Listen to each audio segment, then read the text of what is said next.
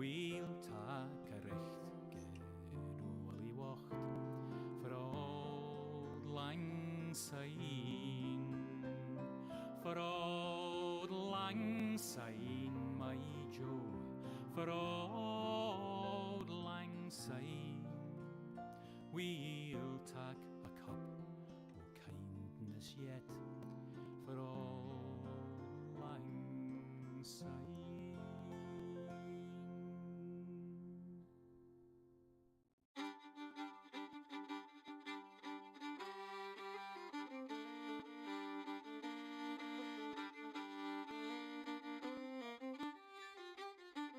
There were two little sisters a-walking alone, hey, the gay and the grinding. Two little sisters a-walking alone by the bonny, bonny bowls of London. And the eldest pushed her sister in, hey, the gay and the grinding. Pushed her sister into the stream by the bonny, bonny bowls of London. Oh, she pushed her in and she watched her down, hey, the gay and the grinding. Watched her body floating down by the bonny, bonny bowls of London. Oh, they laid her out on the bank to die, hey, the gay and the grinding. For with the fiddle came riding by the bonny, bonny bowls of London. And he made some strings from this yellow hair, hey, the gay and the grinding. Made some strings from this yellow hair by the bonny, bonny bowls of London. And he made fiddle pegs from a long finger bone, hey, the gay and the grinding. Made fiddle pegs from a long finger bone by the bonny, bonny bowls of London. And he made a fiddle out of her breastbone, hey, the gay and the grinding. Sound would pierce the heart of a stone by the bonny, bonny bowls of London. But the only tune that the fiddle would play was Ho, the bowls of London. The only tune the fiddle would play was the bonny, bonny bowls of London. Where the wind can cut you like a knife, and nights are colder than the purser's wife, sir, do we dream of sunny skies of blue and sipping on some fancy foreign brew, sir? No, sir, no.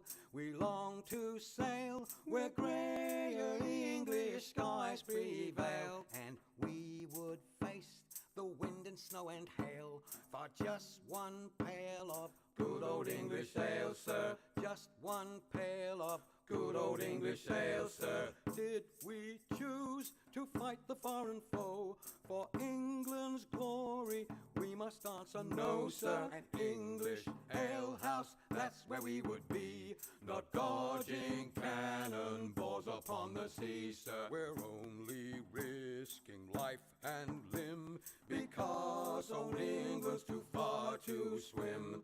But we would chance an iron arm or leg for just one keg of good old English ale, sir.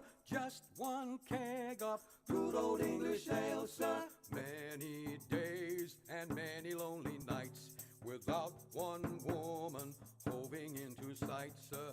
Now it won't be long till we see our wives and sweethearts lined up on the quay, sir, with their arms all open wide. But we will push them gently aside, for they will have to wait for us until we've had our fill of good old English ale, sir.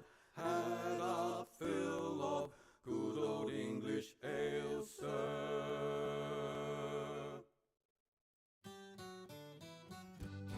Come landlord, fill the flowing bowl until it doth run over. Come landlord, fill the flowing bowl until it doth run over.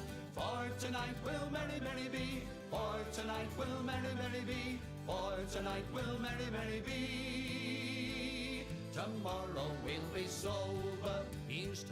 who drinks strong ale and goes to bed quite mellow. Here's to the man who drinks strong ale and goes to bed quite mellow. He lives as he ought to live. He lives as he ought to live. He lives as he ought to live.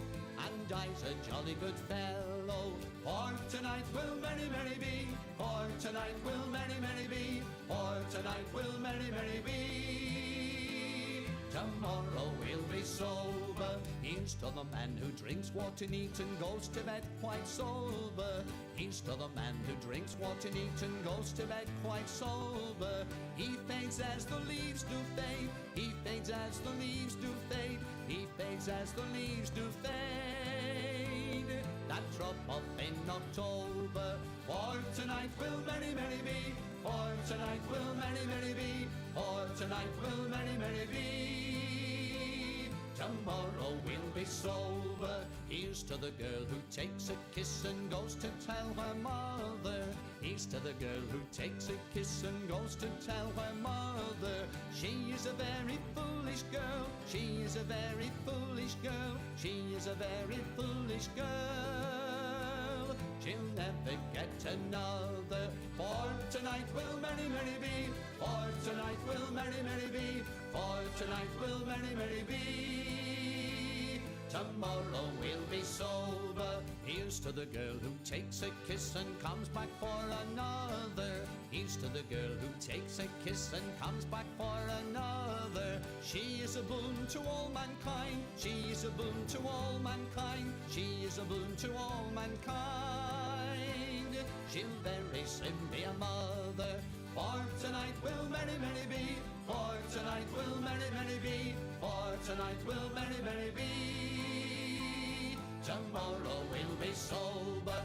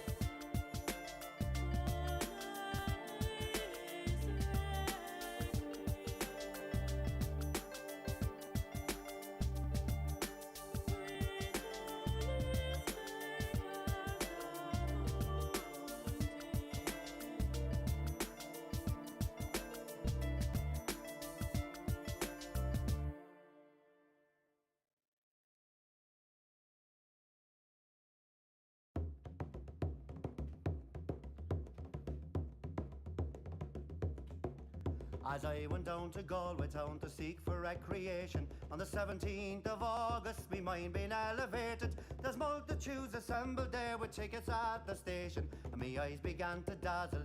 I'm going to see the races with me whack, fall the two, fall the tittery and dame. There's passengers from Limerick and there's more from Tipperary. There's lads from Connemara and a flare of married ladies, and people from Cork City who are true and loyal and faithful, who brought home the Fenian prisoners from dying in foreign nations. With me whack, fall the two, fall the tittery and dame. And it's there you'll see the pipers and the fiddlers competing, the nimble-footed dancers a tripping o'er the daisies. There's others crying cigars and likes and bills for all the races, with the colours of the jockeys and the price and horses' ages. Me whack, fall the two, fall the tittery and dame. And it's there you'll see the jockeys and they're mounted out so stately, the pink, the blue, the orange and green, the emblem of our nation. When the bell was rung for starting, all the horses seemed impatient. I thought they never stood in ground, their speed was so amazing. With me whack, fall the two, fall the tittery and dame. 500,000 people there of all denominations. There's Catholics, there's Protestants and Jews and Presbyterians. There's yet no animosity, no matter what persuasions, but sportsman's hospitality, those Indians fresh acquaintance. With me whack, fall the two, fall the tittery and day. August fire Marish and Krushki in his beer on.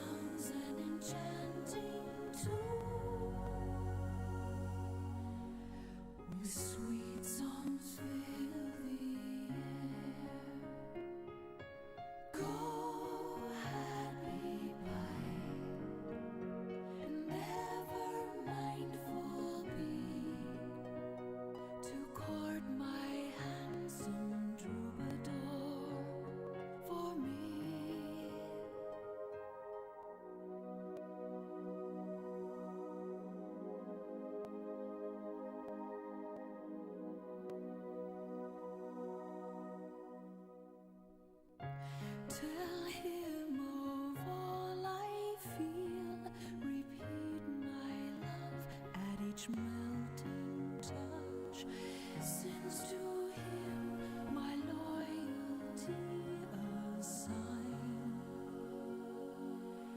Take thou care to tune his heart, tune his heart to mine.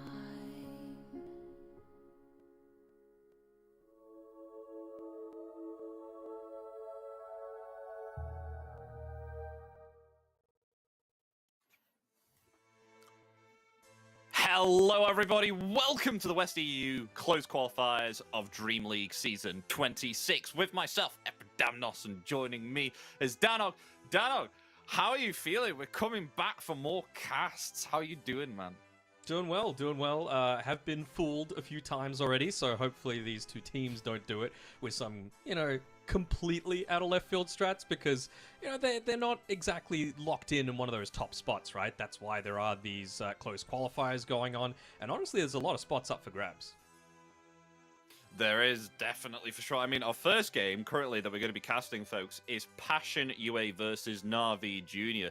And I'm pretty excited to see some of these quite new teams that we don't usually see within the actual, the playoffs and the group stages here of DreamLeague actually have the opportunity to get in. It's going to be quite exciting and see what they'll bring against the pro teams that have already got themselves in there, awaiting groups, awaiting playoffs. And this first game, not much very aware of Passion UA, but Na'Vi Junior we're very much aware of, aren't we, Danog? Yeah, for sure. I mean, they really gained notoriety with being able to, beat a bunch of people in open qualifiers. Apparently, a bunch of the top Western European teams were just regularly scrimming them and saying, these guys are damn good. They're taking series off of us in our scrims. So, they're just keeping on building and building and building. And, occasionally there'll be a player that gets sniped here and there. But what better player to have than Zayats to be able to just kind of take the reins, use that experienced head, and really shape these younger players into a really dynamite team. Yeah, Zayats has had an absolute career so far. I mean, going all the way back to how long? It's quite a long way. I mean, 2015, maybe 2016, if I can recall. Somewhere around there. So much experience, as you said, Danog. Yeah. I remember there was a hero before we spoke about before we went live, which you said needs something doing to it, and we most likely will see it quite a lot. Jakiro, for sure. I think it's Jakiro. just way too busted. I'm really not seeing enough variability with a lot of the supports in particular that are being played. Like, it feels like if you're not picking, a Warlock or a Jakiro or, something along those lines, you're kind of just standing behind the 8-ball from the very beginning, just because there is this huge window where you really want those 5s that can secure the lane. Not only that, but be able to go through the twin gates still, even though things have moved around, still going through the twin gates, because in my opinion, taking the enemy safe lane tower is by far the biggest objective. And with heroes like, your Chens, your Enchantresses, your Jakiros, your Warlocks, you can do that at 10 minutes. Not only take safe lane tower, but also mid at that 10-minute mark, which is huge. I'm seeing quite a lot of control heroes as well, like Moeta and the Dark Willow as well. I mean, Bramble Maze being an absolutely underrated spell. It is absolutely fantastic. Along with what they've done around with Curse Crown now, that's pretty good. I mean, especially with the Moeta Rod of Atos within the Calling as well. Calling, very underrated spell here too. I think pros are starting to realize this and pick up these heroes now, which have quite crazy teamfight control. Yeah, for sure. And you even get to see like Glipnir actually be bought into by someone like that Muerta, right? Because it is a little bit less of that damage item and a little bit more of the utility item, a little bit cheaper, so it becomes a whole lot more applicable to be able to build it on these supports that can still use it for, a little bit of damage, a little bit of lane push, all that sort of stuff. So I'm interested to see where the strategies are in that regard.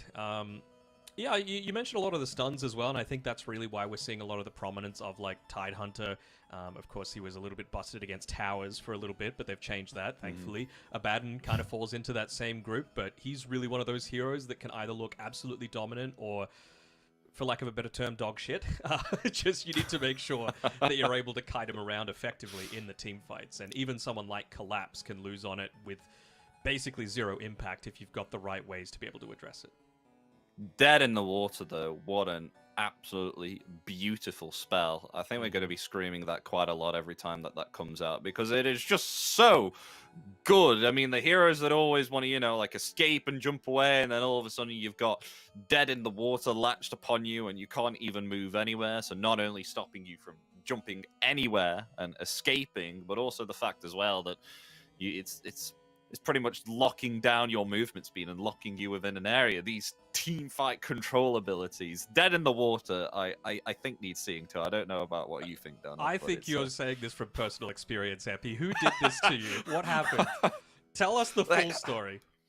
It's just so good. I mean, especially like putting it on a Lycan as well. It feels so powerful if you're ever playing Lycan and locked down by that bloody anchor. Although speaking of Lycan, I feel like we're going to see a whole lot more of Lycan, Beastmaster, Enchantress. Really? Well, anyone that just builds into Helm of the Overlord, right? Because they changed in 7.38c, the mini patch that came through. The dominated creep is now considered a creep hero, so it can't be Midased, it can't be, enchanted by an enchantress, so it's actually a really, really big buff to that. Like, normally you would pick a Mirana, for example, against it, because you can just deal with it instantly. Can't do that anymore, so that's a really big change, and honestly, I hate Zoo meta. Thankfully, there's no more Necro Book 3, which you just couldn't run away from as a support, but this is kind of easing back towards that sort of mentality.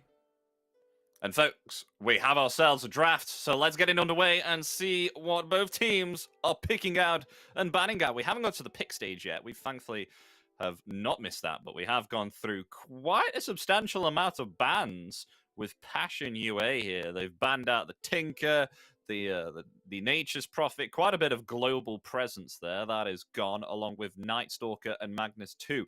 Actually, quite powerful heroes within this meta at the moment. I mean, especially the Night Stalker 2. We've seen that be played even position 4, and Danog, the hero comes out that you definitely think needs some work on it, the Jakiro.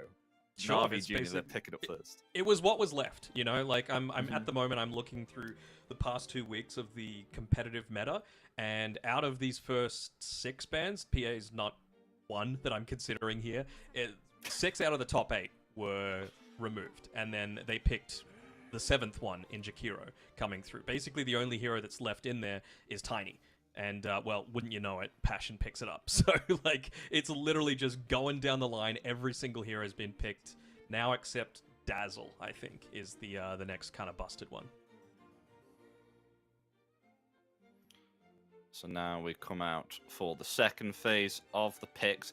AA ban as well. I actually wanted to highlight that here. I mean, not exactly control, but let me try and explain so you know what I mean. So a lot of people, I feel, tend to be picking these lot of strength heroes that always have so much HP to the point, oh my god, I can't even deal with it. But now you've got Ancient Apparition, which can not only, affect those heroes with the regen, but also actually reducing their strength too. Do you feel like this is quite a significant hero also within the meta?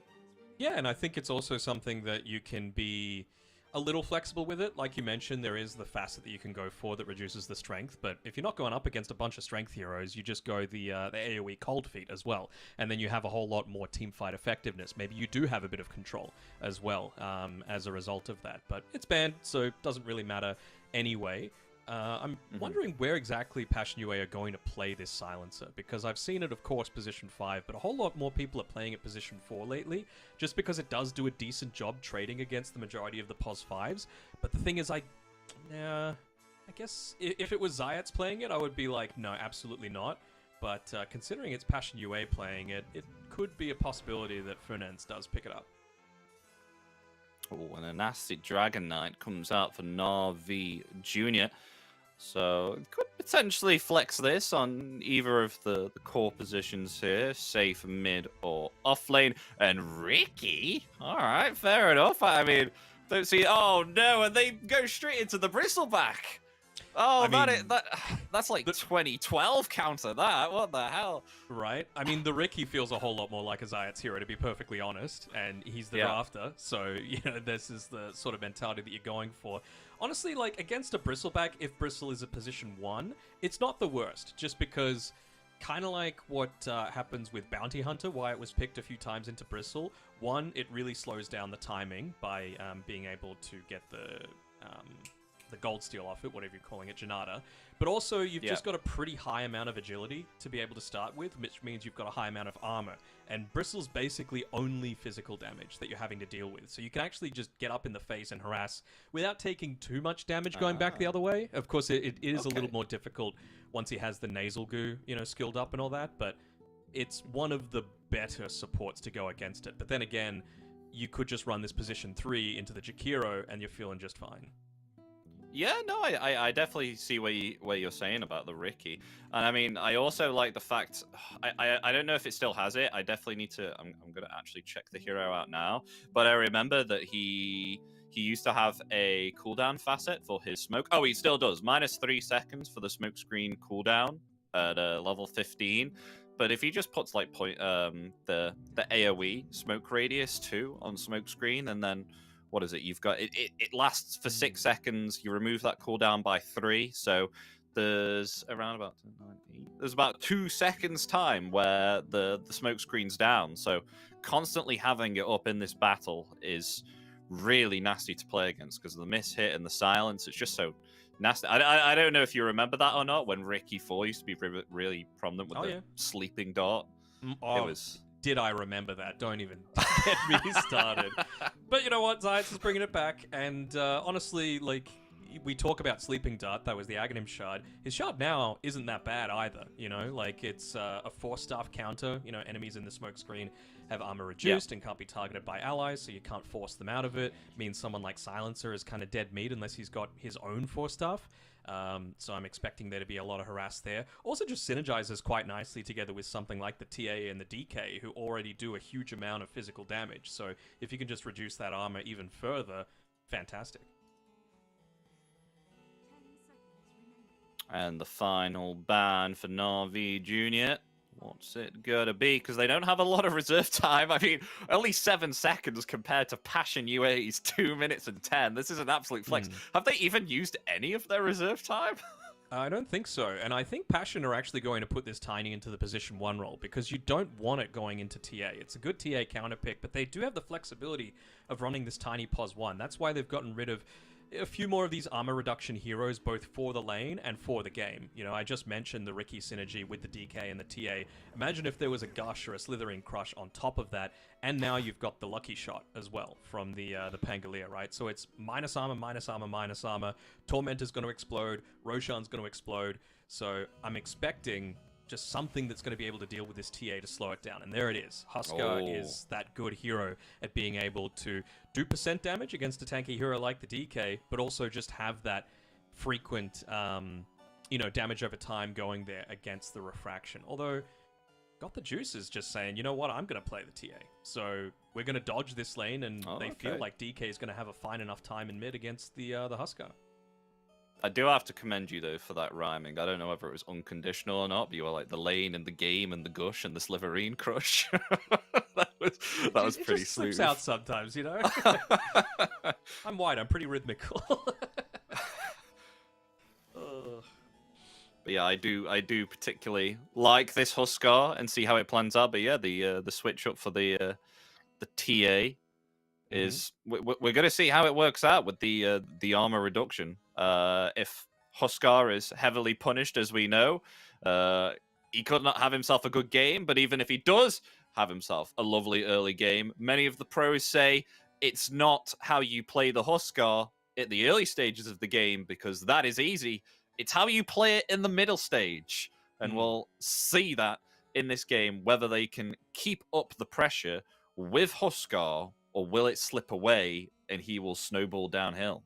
And that's the thing, right? Like, it's so important that they stay on the front foot on Passion UA, because if you don't, I've just mentioned how easy it is for Na'Vi Jr. to be able to take objectives, right? Like, towers will melt, Roshan will melt, Tormentor will melt. So any small little misstep is going to be punished heavily. So you really got to make sure that these lanes go exceptional for them. I think they've put themselves in a pretty decent spot, to be honest, but I feel like Na'Vi Jr., like, I love Tide and, not Tide, Tiny TA, just because of that flex that you have with being able to throw whichever one you want into the position 1 or position 2 role, depending on, you know, the situation that the game unfolds into. And folks, let's head into the game. Game 1 out of this best of 3 between Na'Vi Jr. and Passion UA. Quite a interesting Ricky. I'm excited to see this Ricky. I don't know about you, Dunno, but never excited Ricky to on see my it. dread. I mean, I'm happy that at least they increased the radius on the sentry wards. So, you know, it's obviously a lot easier to cover a bigger area of the map. But the fact of the matter is, it still costs money. You still got to go out there to place it. It can still get dewarded. So it's like not even a guarantee that it's going to make it easier to find him because the map's just so goddamn huge. Oh, look, he even has the old cosmetics Zayats does on the Ricky. It's flexing a bit. I remember when that cosmetic was like the cosmetic for Ricky back in the day. Mm-hmm. Because do you remember how like little cosmetics were back then, and then everyone was like, "Whoa, Ricky glowing eyes! Oh my god!" No way, I want that. And then now you've got absolute insane disco balls of cosmetics now, which just stomp. What was that then? I mean, it's just, it's a lot to have to deal with for sure. Yeah, I'm interested to see how Zayats plays this one, because Pangolier, you can kind of solo lane with it, but it's not necessarily that you want to a lot of the time, right? Like, you are going to be suffering. Maybe he's just going to say, you know what, as long as he's able to manipulate the lane to give me a bunch of solo experience, I'm going to be fine. And you can leave him on his own, where it's kind of a situation like the old suicide tri lanes that they used to have way back in the day. Like, you can see, while there is a skirmish going on at the moment, Zayats is actually at the very bottom of the map, just trying to get a little bit of this experience for himself, but also kill the range creep so that the wave kind of shoves itself out and into a better position for Na'Vi Jr. Very nice there from Zayats then. Let's see how this bottom lane will go then. I mean, particularly they have themselves a silencer. How would you rate silencer on this lane, particularly as a support? Because sometimes people say he's not all that great, but what do you think of him now within this meta? Is he still kind of meh? Annoying out of 10, basically, is the... Oh, really? Oh, okay. I mean, it's just so annoying to have him constantly throwing these Glaives of Wisdom at you. And I feel like it's easier and easier these days for supports to get a lot of money. So we're seeing not too hard to get the Aghanim Scepter. And Silencers is pretty damn good as well. Also, just having something that does counter the BKB, like you will be silenced at least for a couple of seconds with that reverberating silence, feels really good. I mean, already pushing away Zayats here, actually. And not even going the Glaives of Wisdom, actually going the Arcane Curse level 1. Yeah, sure. I mean, against Ricky in particular, right, with the Blink Strike, it's something that he wants to be spamming. He's not got the greatest ability to just trade with you one-on-one in, you know, hitting your face. So if you could force him to hit you, if you could force him to use his abilities, that Arcane Curse is just going to get stronger and stronger.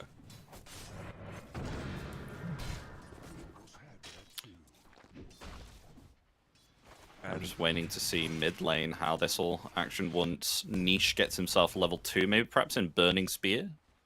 Start pushing away Niku. Yeah, wow, look. I mean, this is what you're forced to do against a Huskar, right? And it's something that a TA just cannot do. Look at him, he's even bought Boots of Speed early on. So just realizing that he needs to stay the hell away from this Huskar, and he's trying to, like, double up the creep wave so that he can, you know, have it push back into his tower, be in relative safety. Although Huskar still can kind of dive the tower, right? He's got that orb walking effect of being able to use the Burning Spears, not grab tower aggro, and he might even be able to make these two waves connect still. So nicely done by Niche. Oh my gosh, still chasing him there with the Burning Spear. Yep, level 2 Burning Spear. Niku, you better watch out.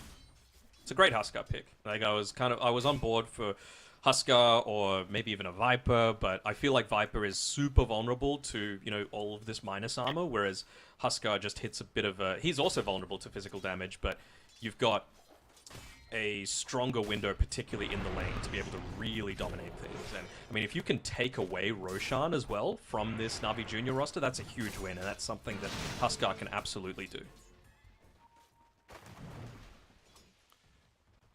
I'm wondering whether we'll see maybe perhaps a spirit vessel later on Zayats. I do remember Ricky's building into Urn of Shadows from time to time, POS4 Ricky's, but would you really go now?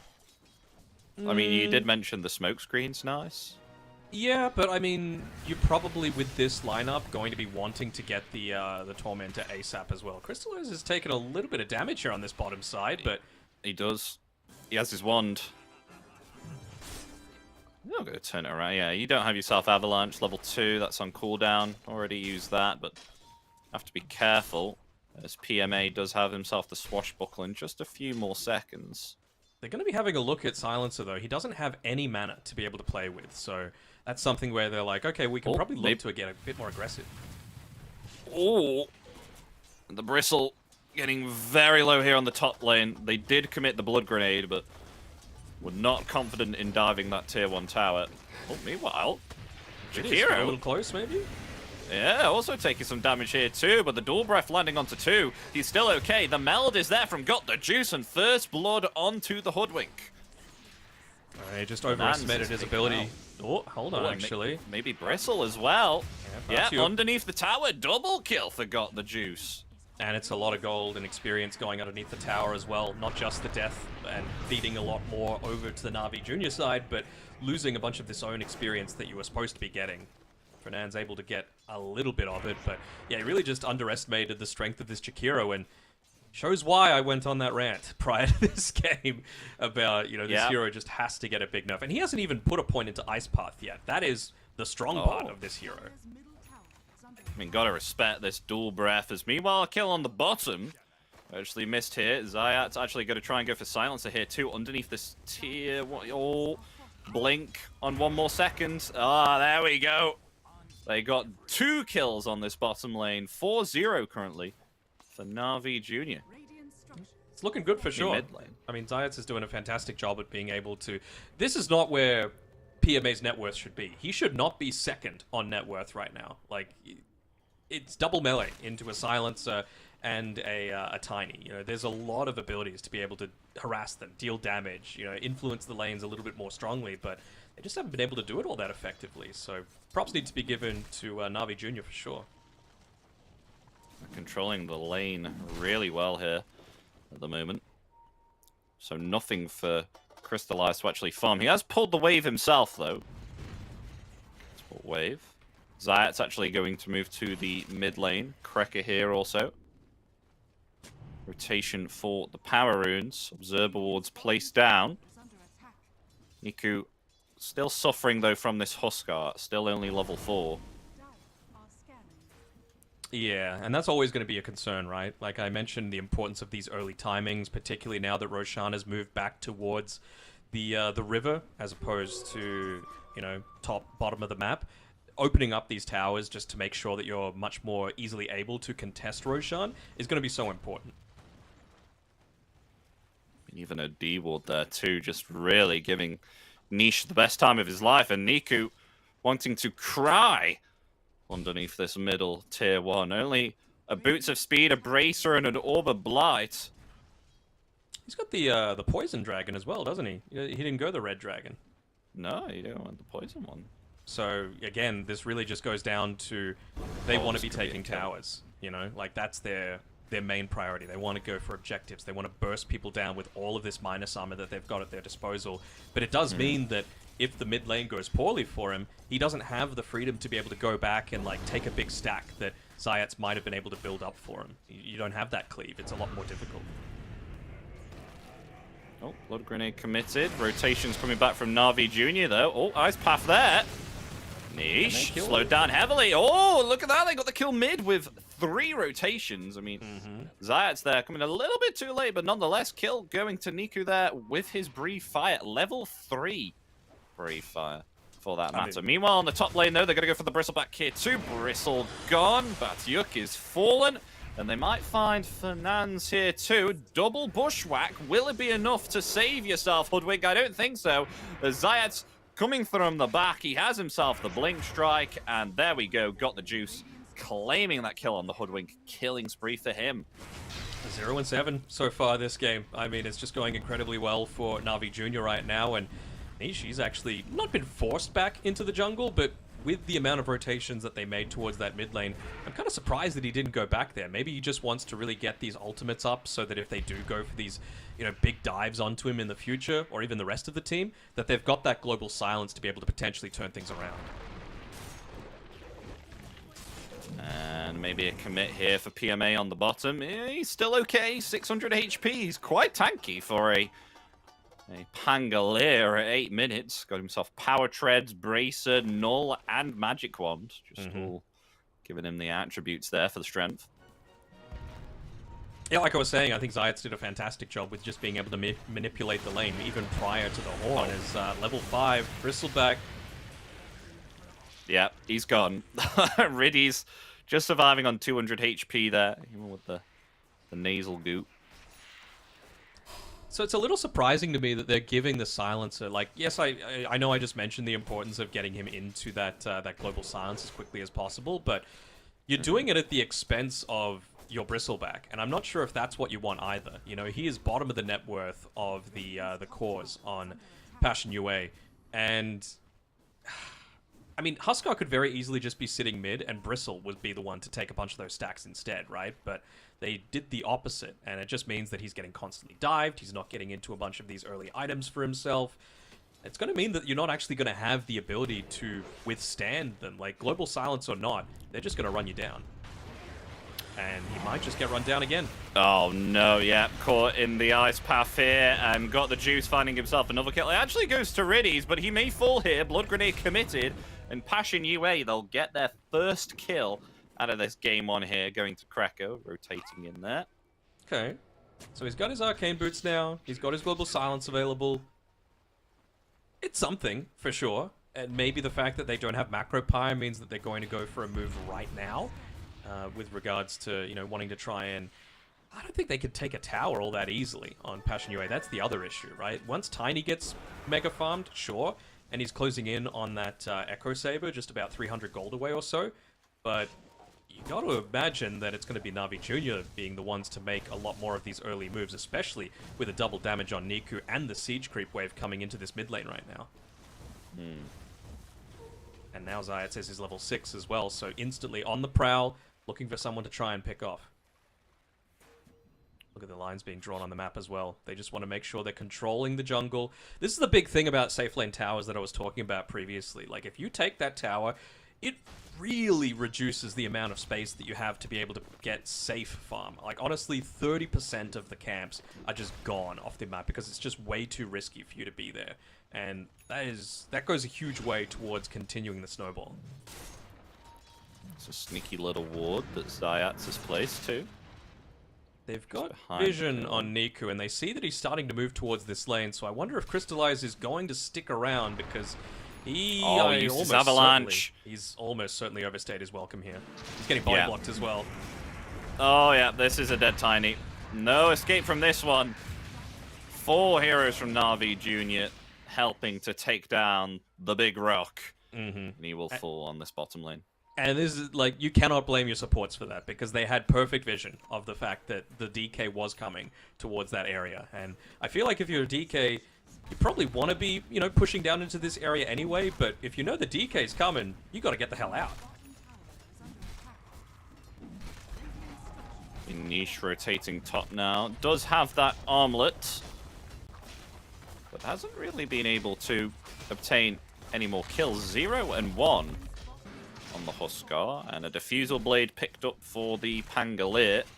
So PMA having a fantastic time here.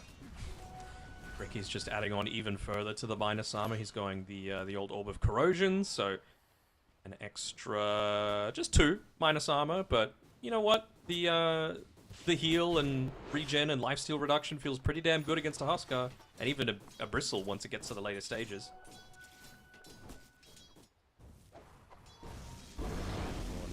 Dagger on Niku, so he is a utility DK, realizing that, you know what, didn't have the greatest game, I'm not going to be able to pick up a ton of farm all that easily, but a lot of my farm is going to come off the back of successful team fights and pickoffs into those big objectives like I've been mentioning. So He's just looking to try and join in with the rest of his team.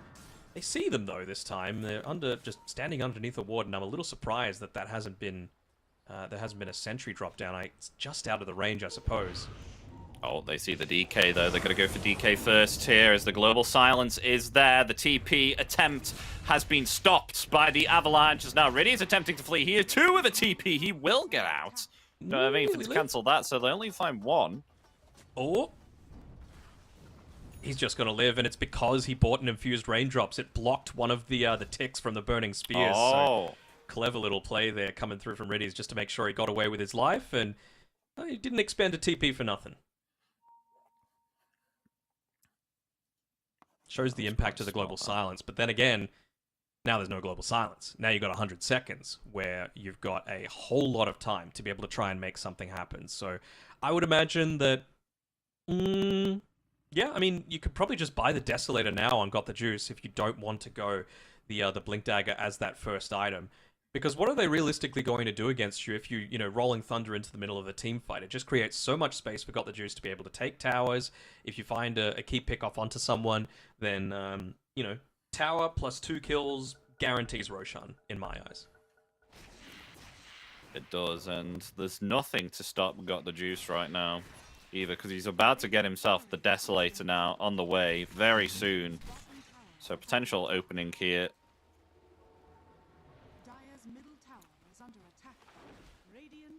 I think they just scattered out Zayats as well. He's not going to walk into the dust, is he? No. Place an observer ward. His second round of being annoying, though. Just sticking around this Wisdom Rune. Making sure that... Are we calling it a Wisdom Rune now? Like, what's the... Wisdom Shrine? Shrine of Wisdom. Wisdom Shrine. I'm calling it the Wisdom Rune. It's still the same thing. Shrine of Wisdom, it calls it. There you go. Just call it Wisdom. Just call it Wisdom. But yeah, this is what I was talking about, right? Like, Zayats just gave them so much information so that now Got the Juice was able to just walk into mid lane with that Desolator, no cares in the world, because he doesn't have a global silence to deal with, so they know they've got the superior team fight. I was almost wondering, is he going to go into Roshan, but I feel like maybe they want to wait for it to go top first. This may be a dead Hoodwink here too. On the cliff, it is indeed. We'll find Fernand's there. With thanks to the Dragon Tail and the level 3 Ice Path placed down there by Riddies. So quite substantial amount of control here, only at 15 minutes. Just looking at the movement coming through from Na'Vi Jr., look at the time. It's dead on 15 minutes, and everyone is going to be there at that first big objective. And I mean, this is big, right? Like, Tormentor used to spawn at that 20-minute mark, now it spawns at 15. I know it has for a little bit, but it just shows the importance of being able to have a lineup that can just very, very easily take it down. And, yeah, they really make good use of it. That's going to be really nice for Riddies here, too, just removing the cooldown between both Liquid Frost and Liquid Fire. So now both having independent cooldowns and able to use both of them. So that's going to be very nice, especially against this Huskar, just reducing the attack speed and also slowing him down. Maybe perhaps they'll go for him here too as they see him farming. Here they come. They got the Rolling Thunder and they've got the smoke, and there's enough burst damage to take him down even through that armlet as they may find themselves more rolling upon Basyuk. He's out of no mana remaining. Can't even TP if you wanted. That Diffusal Blade slowed down by the shield crash as Niku comes blinking in. So they find themselves a second kill there with the Bristleback falling down also. Liking this from Got the Juice as well. He knows that the rest of his team aren't there to immediately join him in the Roche Pit, so he goes and just scouts out a couple of ancient camps just to see if they're there. They won't. They were taken previously, but it's just going to be so quick for them to be able to pick this one up. And, well, Zayats actually did go and buy the Aghanim Shard as well, because it was the Jakiro that ended up getting the one from the Tormentors. So it's all of this minus armor that I keep talking about, right? Roshan had minus 24 at one stage there at the 16-minute mark. This is an incredibly fast Roshan take. And of course, it's just what your lineup was designed for. I mean, they at least delete Riddies there. They get themselves at least something from Passion UA, but they're all grouped up as 4. Are they going to go for this tier 1? I think they need confident. They need to open up the map a little bit. You know, they've only been able to take that tier 1 tower up top. They need to just a little more easily be able to invade into the enemy ancient camp area, for example. As actually getting a little bit ballsy there, Cracker, with a bunch of his movements, but I suppose he had the haste rune to be able to survive through it. So at least they get that middle tower now. What's next for Passion UA to try and come back from this? Because at the moment, the momentum from Na'Vi Jr. is staggering in terms of they just feel like they're getting pickoffs every time. Like, who are we waiting for here? Because Batyuk is really feeling pressured here with the mana burn from the Pangolier.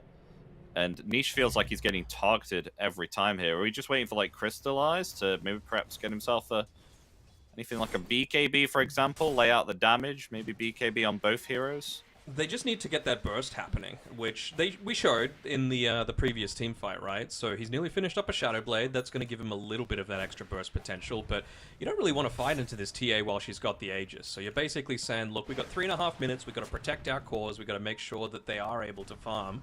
And if that means putting our level 10 Silencer in harm's way, that's what we got to do, because, you know, as long as he doesn't panic pop his global silence, he's going to respawn pretty quickly and be able to still have that global for the next team fight. Hell, he's even got enough to buy back at this stage, and I'd say that's far more important than a 4-staff. But I think Na'Vi Jr. are doing exactly what they need to as well. You know, they can quickly shove out lanes just because you've got Splash on the Green Dragon now that he is he is level 12. You've got a TA that can incredibly quickly push out lanes, and towers should just continue to fall. So all they need to do is stick together.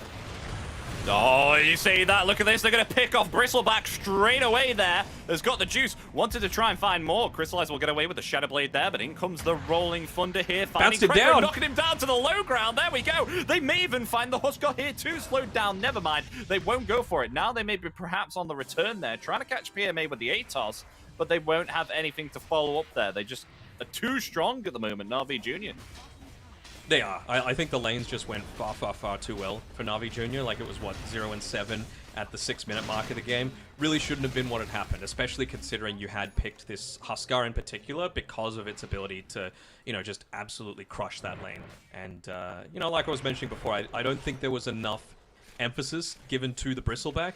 You know, if he's a few more levels, he probably has a couple more points in the actual Bristleback skill. Maybe he has, if not the full Blade Mail, at least the Chain Mail, so he's able to withstand a little bit more of this burst damage that they've got coming through, because at this stage, he's only got 8 armor.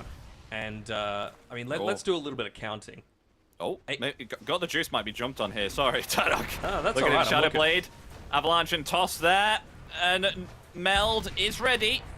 Still going to try and turn it. It's down here, but the rest of the team coming in here.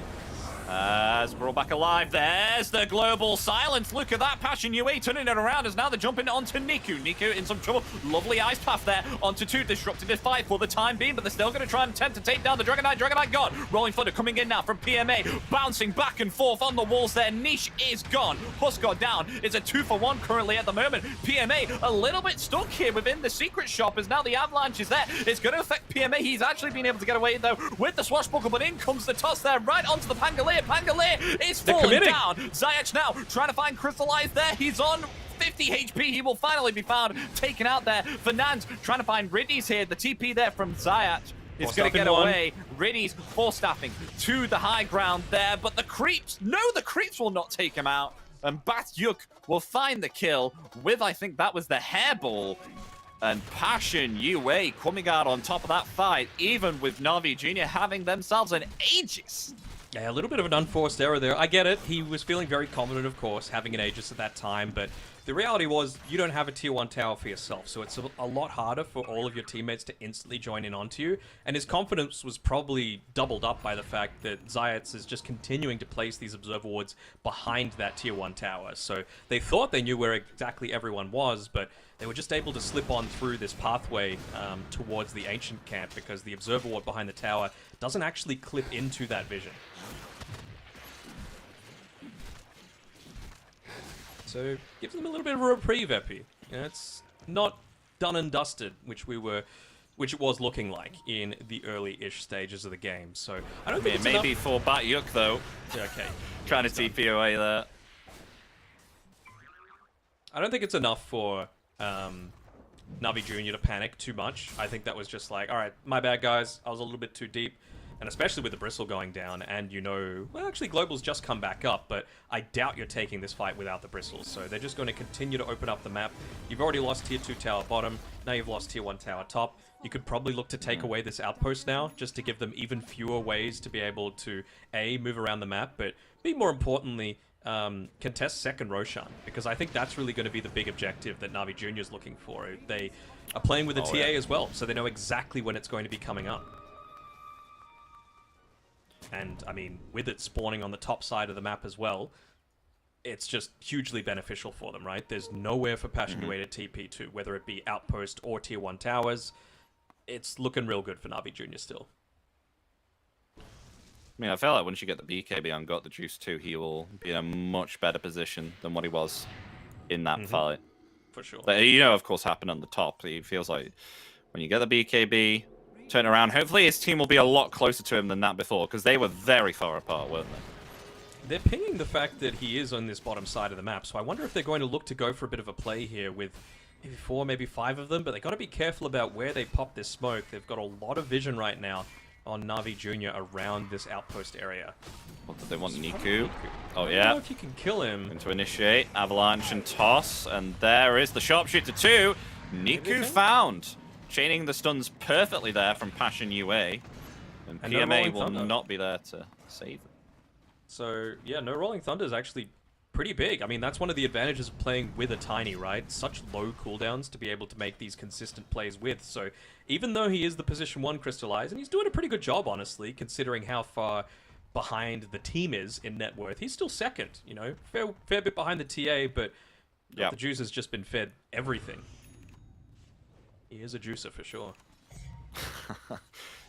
Double BKBs now. Got the Juice and Crystallize, so both carries having a BKB. They're just looking for a freebie here, Zayats. On the prowl. Oh. Fernandes. Oh, still Artyom okay. cannot go that deep. Ooh. Does have the blade mail, still survives actually. Gets forced out to the low ground, never mind. Got the Juice with the meld. No, Bristle still surviving through it. Those Zayats will be found. Global silence is there now. Cracker going to attempt to TP away, but the physical damage is too strong as now they've caught themselves Crystallized here too. Not able to activate the BKB. And will be found there. Also 2 down on Passion UA. As Na'Vi Jr., they're hungry.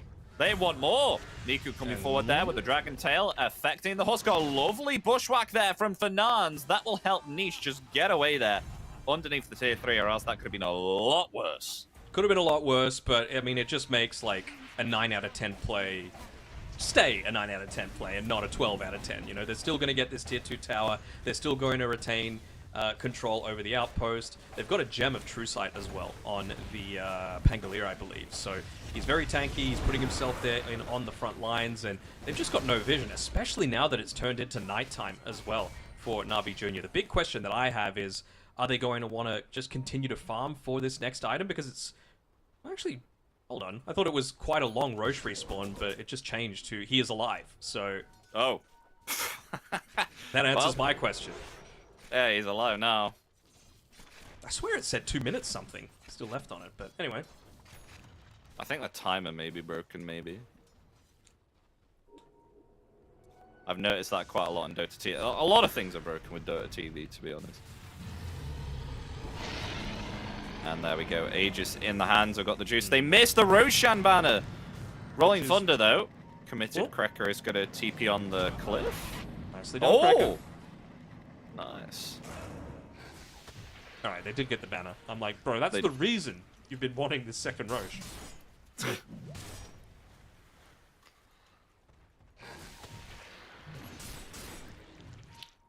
If only they had a caster in the ear like I did to tell them to use Roshan banner to I attribute that win to me. I mean, it's just one of those things that you're constantly forgetting about unless you've got a full team together where they can be saying, all right, let's do this next. And you're like, oh yeah, we do that. I mean, Got the Juice is on his own, again. A long way on his own. But this is the thing, they're scared. They're playing scared right now. It's nighttime, they have no vision because there's the gem, and they've got a 9k advantage. They're like, you know what, why not go and try and find someone else and get a free pick off? So It was a good response from Passion, but it does mean that they're not exactly going to be recovering their net worth either. And look at this, just another free Tormentor for themselves. Ah. Just didn't even get it. Probably Pango? Nope, DK gets it. So Dragon Pango, Knight. the only one still yet to get it, and he had it queued up in his quick buy anyway, and he's about 80 gold. So basically the entire team's kitted out. This is their strong point, this next 3.5 minutes while they've got this Aegis. It's just What a is, question of how well will they respond? what's Zayat's going here? He's got a Sacred Nullifier. Relic in his Nullifier. So again, just another little bit of armor as well to be able to withstand the burst from the Tiny, the burst from the Bristleback, you know, be that annoying presence on the front lines. Hell, even the Acorn shot can be incredibly annoying for a Riki if you get revealed under that vision. So I feel like Fernandes is honestly the one that they want to get onto at the start of a lot of these engagements. Either him or Batyuk, and I feel like they've done a great job of targeting Batyuk up to this point. It's 1-7-4 at this stage. And there's that banner. I mean, you gotta respond to this somehow. I don't think you can afford to give up this full set of racks. You want to try and delay this for as long as possible. Not fight into the Aegis plus everything else beyond that. And honestly, pretty good spacing as well to be able to... Oh! He went in for initiation there with a blink, and the Ice Path stopped him, but the BKB is there. Rolling Thunder coming out there too. So Rolling Thunder down, but BKB also down for Crystallize. Didn't use the global though on Kreka, and he's got his own 4-staff as well. So if he's the one that gets jumped by the Riki, he can still save himself. And more importantly, they don't lose the tower, they get rid of the Roshan's banner, and this Aegis, while it still has 2 minutes left, hasn't really gotten the big amount of effectiveness that you've been wanting.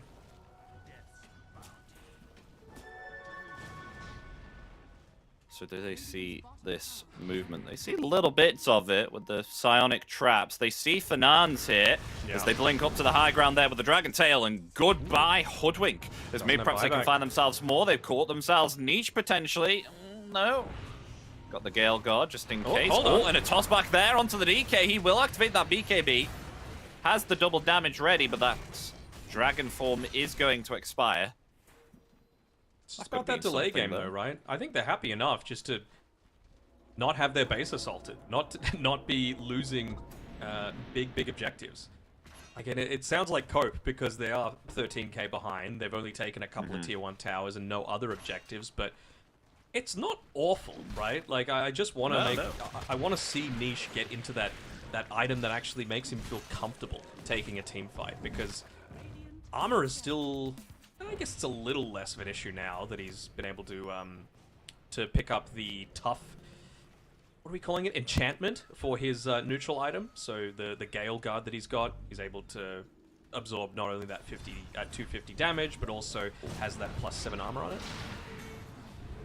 Ooh, is it going to help him though? Ooh, not enough. No. And the break as well, so not even getting the regen coming through from the Berserker's blood. So he really needs that BKB so that break isn't going to be affecting him. Fernandes is being chased here too. Niku coming in, wants to try and get the Dragon Tail, but able to scurry into the trees and TP away. So at least they won't lose the Hoodwink there either if they want to go for the high ground. Oh no, but they have found Batyuk. What are you doing? I mean, Blade Mail there, but that is not going to save you. Got the Silver Edge there from Got the Juice. Found and taken out. Easy peasy there by the TA. And yeah, I believe now, you know, the Demon Edge was for the Silver Edge, so I don't know if you want to wait for level 25. Like, force him to buy back. Force him to be even further behind in net worth is what I would be considering right now, but I suppose Passion have done a fairly decent job of just shoving these waves out, right? Fernandes, he's 3, 4, and 5, so not the most impressive score overall, but he's shoving out that bottom lane. You know, he's putting himself in harm's way to prolong the game for as long as possible. Up top as well, Crystallize using that Shadow Blade to be able to just shove in top every single time. You know, they can't push into your base if they don't have a creep wave. Even Krek might be in trouble. Oh no. Not gonna get punished. Yeah, I'm just seeing, as you said, Fernandes now moving to the top lane now. and taking out the creep wave there. It's just a game of cat and mouse at this point, Epi. You know, they really are just trying to avoid any fights possible. And I would have to imagine that they're trying to manufacture a team fight around the Roche pit. Because I really feel like they're guessing at the moment where Na'Vi Jr. are going to be. Whereas they know they're going to be going for this next Roshan, right? It's going to have the banner. It's going to have either an Ags or a Refresher. It's going to have, of course, the Aegis as well. So it's one of those few times where you've actually got a bit of a guarantee as to where the enemy team is going to be. Because you've only got like one observer ward out on the map because you've just been playing into this gem for so long. So it takes a lot of the uncertainty out of it, which is huge. So are Na'Vi Jr. just waiting out the Roshan for the third time? Is that the way for them to go? They know exactly when it's spawning, so sure, why not? Maybe, yeah, like just I was saying before, the level 25 on Copper Juice would be nice too. I'd even be considering the Meld Hit Bash, to be honest. Considering, you know, there's Matyok's Courier. What did it have on it? Not much, I don't think. It was going out to probably buy the, no, he's already got the plate mail, so... Yeah, I don't know where it was going. It was going for a casual stroll. They are sieging the high ground, though. This is without Aegis, so Na'Vi Jr. feeling strong enough to go without the Aegis of Immortality. Hold on. And a nice Manta Dispel there. Crystallize hiding in the trees. He's ready to pounce, but now they've actually pulled themselves back with everyone rotating for the defense. Yeah, I mean, you force them back, you know, they're not farming, you just want Roche control. That's the main thing that Na'Vi Jr. are looking at right now.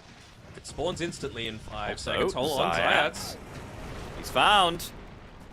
Nice timing. And he has been able to survive through it all as the Dragon Tail is there now to crystallize. Global silence in return, and a big damage there done to Zayats.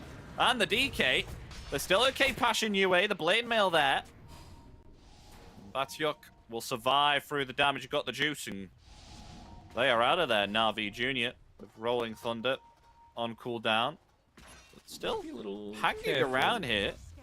Yeah, I mean, if you've got that high ground control without the global silence, that's really the thing that you're just saying, you know what, I'm good. But, you know, we can look to take these fights pretty consistently. What Passion are hoping for is that Roshan is up right now in this bottom side of the map. You know, it has a chance to be spawning right now, but it was actually one of the longest spawns possible. I think it was 2 minutes, 50 seconds. So, a little unfortunate for them that they can't capitalize on being able to get a pick off into Roshan, but it does mean that they prolong the game a little bit more. The net worth lead isn't getting worse.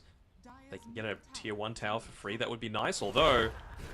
Oh, TP for Nuns! Dragon Tail just comes out in time.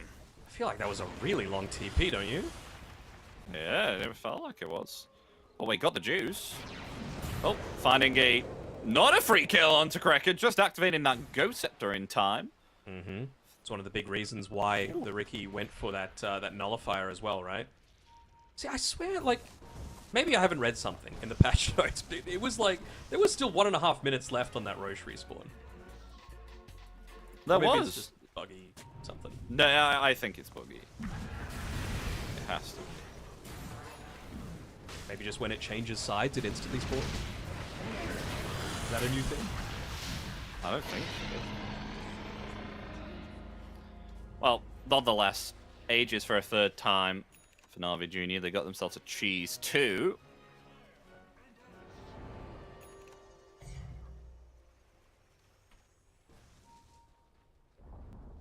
Dire's bottom tower has fallen.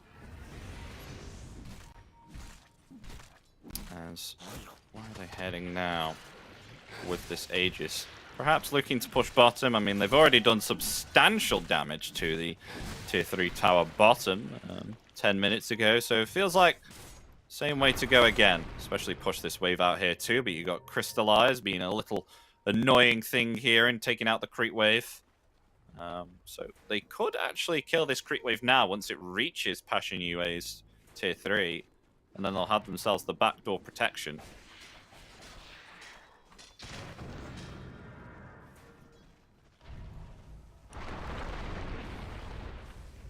See how it all turns out. I mean, you really don't have many answers for this silencer. You need to almost play inside of the fountain just to make sure that you're not getting caught out by this smoke screen, because no one else can force you out of it, and you're going to have a nullifier on you, and we know how important that is for him. Oh, Ooh, Dragon that's a lot Tail of there, damage. all instantly burst down there. The Bristleback as the Global Silence out there now. Niche trying to get himself away there with the 4 staff. PMA turning it back around there with his driving license.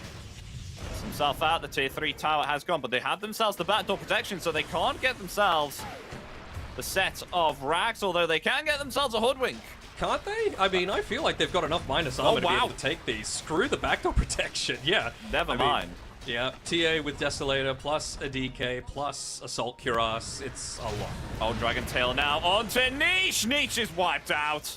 Oh my gosh. Na'Vi Jr. just going to clean up the base now with 2 cores down with no buyback. I'm not sure what Crystallize can do here on his own. They still have themselves this Aegis going for the final tier 3 and got the juice. Not a care in the world. He's just going to go for the Raxus now. All Crystallized, getting stunned there. He has to get himself back, and even committing the BKB. Plus, no one jumps upon him. As yet. They have to do something, but it's all just going to be in vain. I mean, yeah, they're calling GG. Props, in my opinion, of course, need to be given to Na'Vi Jr., but I thought they were in an almost, like, completely unrecoverable spot on Passion. And for them to drag that game out for another 10, 15 minutes, not make the net worth get too much worse over probably the first 7 or so minutes of their big deficit, I think is a big credit to them. You know, that's something that their coach is going to be able to come back and really hang his hat on and say, look, great job, guys. Obviously, lanes didn't go how we were planning them to, and it was a really good, nice little switch up to be able to have the DK and the TA where you can just kind of flex them around position-wise, but it's not as disheartening of a loss as it might look. No, but I do have to commend Na'Vi Jr. for the rotations that they made, especially against Niche on the Huskar, because indeed Niku was not having himself the greatest of time on the mid lane as the Huskar, was he? So they're actually able to kind of pressure him a little bit to the point where he didn't feel as strong to push that against Na'Vi Jr. within the early stages. So they did a good job at kind of pushing away this Huskar. Yeah, and I mean, Huskar is pretty good at being able to, like, dominate lanes and, you know, get quick pickoffs in team fights and really dominate the start of them, but it didn't really feel like the big weakness for mine for Passion's draft was the fact that they didn't have someone that was going to be able to embrace the fact that you had so many different heroes converging on one location. Like, the Na'Vi Jr. lineup is tale as old as time. It's a minus armor lineup. You know, even Passion knew this. They banned out the Slardar, they banned out the Tidehunter as well, because they just didn't want this to happen to them, but it kind of just did. You know, they didn't have the juice to be able to stop Got the Juice when they eventually did all converge on these big objectives. But folks, we're going to throw it to a break now, so stay tuned, because in around about 5 or 10 minutes, we'll be back with Game 2. Don't go anywhere, and we'll see you for that next game.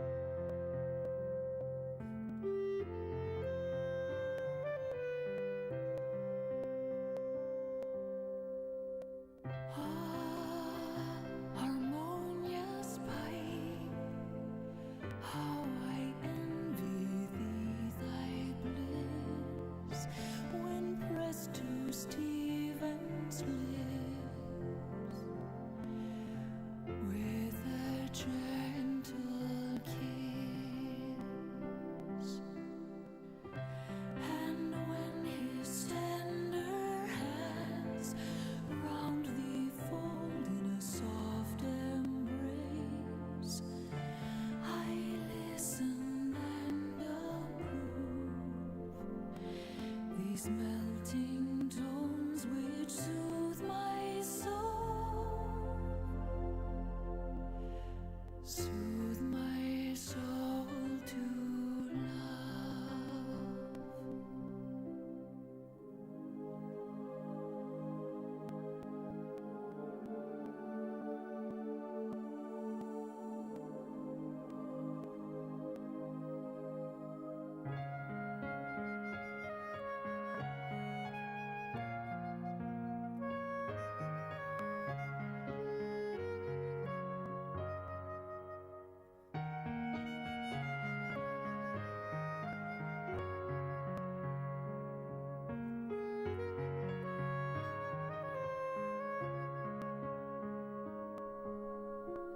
Alive with passions from his breath that flow, healed your music when his breeze to blow.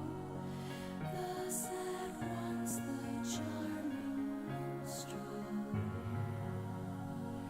delights with sounds and enchanting tune,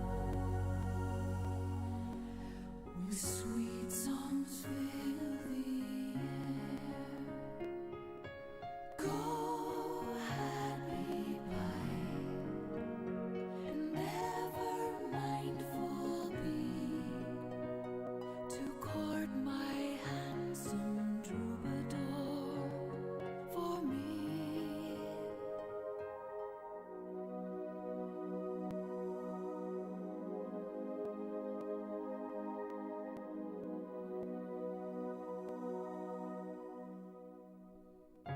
Tell him of all I feel, repeat my love at each melting touch, since to him my loyalty assign. Take thou care to tune his heart, tune his heart to mine.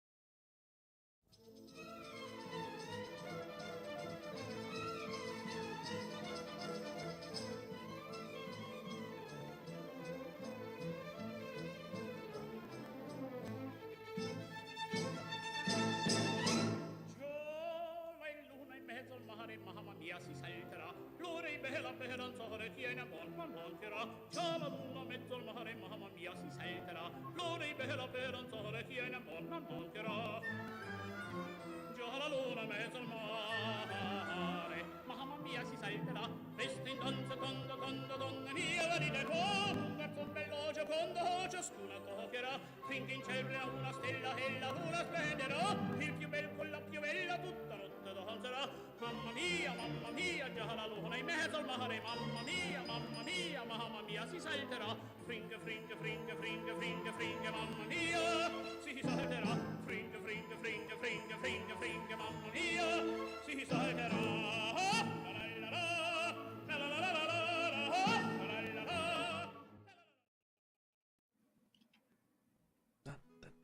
Hello, everybody. Welcome back to the West Europe Closed Qualifiers of DreamLeague Season 26. We're coming in for Game 2 between Na'Vi Juniors and Passion UA. Draft is getting under the way, folks, so let's see how that draft is coming out.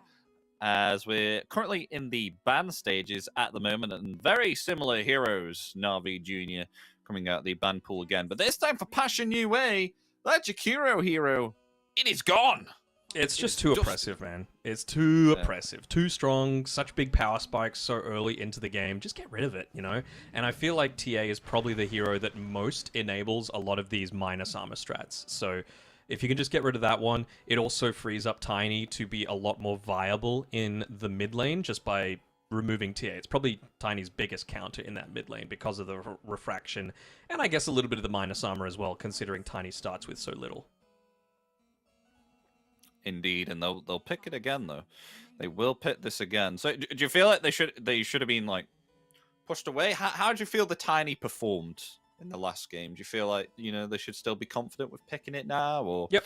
feel like they should have picked something else? No, Tiny is good. I like Tiny is just so flexible that you can put it into pretty much every role. Like obviously it's more of a core these days than it is a support, but I just feel like it's got everything that you could possibly want, right? He's tanky, he's a good laner, he has crowd control, he's got a forced movement spell, tons of burst, really flexible item choices. It's just, he's a good hero. He's one of my, I almost never play it myself, but game recognized game, basically.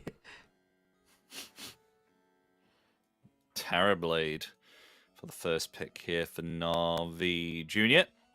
So they could possibly make this a position 4, a position 3. So a little bit more like a, not as flexible as Tiny, but a kind of flexible hero nonetheless. I suppose, but do you really want to be playing that into a Tiny? I guess if it is a position 1 Tiny, then you've got that potential to have to put a few more points into the tree grab as opposed to Avatos, and so you're not exactly going to punish a Terrorblade 4 or 3. I feel like it's just more likely to be a TB1, just based off of like what I feel this hero is strong at. I feel like Navi Jr.'s style is just beat them early in the lanes and then snowball and put the foot on the throat and don't let them breathe. And, you know, that's something that TB can do pretty well. They almost did pretty much that in game 1. Mm-hmm. Yeah, they let their foot off for about half a second and they took a deep breath and survived for another 10 minutes, but then, you know, throat was crushed after that. It was. So now what do you look to run against this Terrorblade? Obviously, magic damage, always a good option.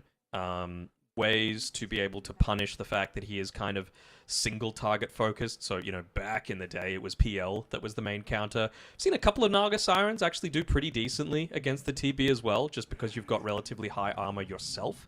Yeah.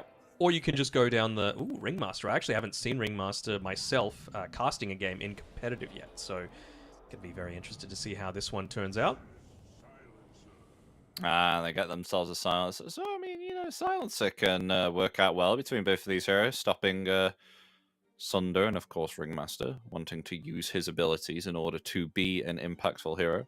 It really puts the TB in a bit of a difficult position, right? Like, with the Reverberating Silence, even if you save the Manta style or save your BKB, you're still going to have that 1 to 2 seconds where you can get blown up before the Sunder. So you really need to be on point. It puts a whole lot more pressure onto TB as to having to play perfectly, essentially.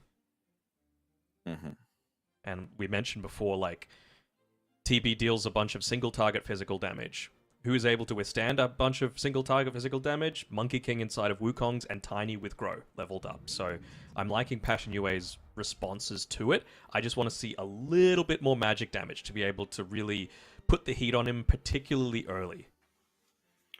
And Ricky Maru comes out once again for Navi Jr. So Zayat's most likely going to be playing this Ricky again.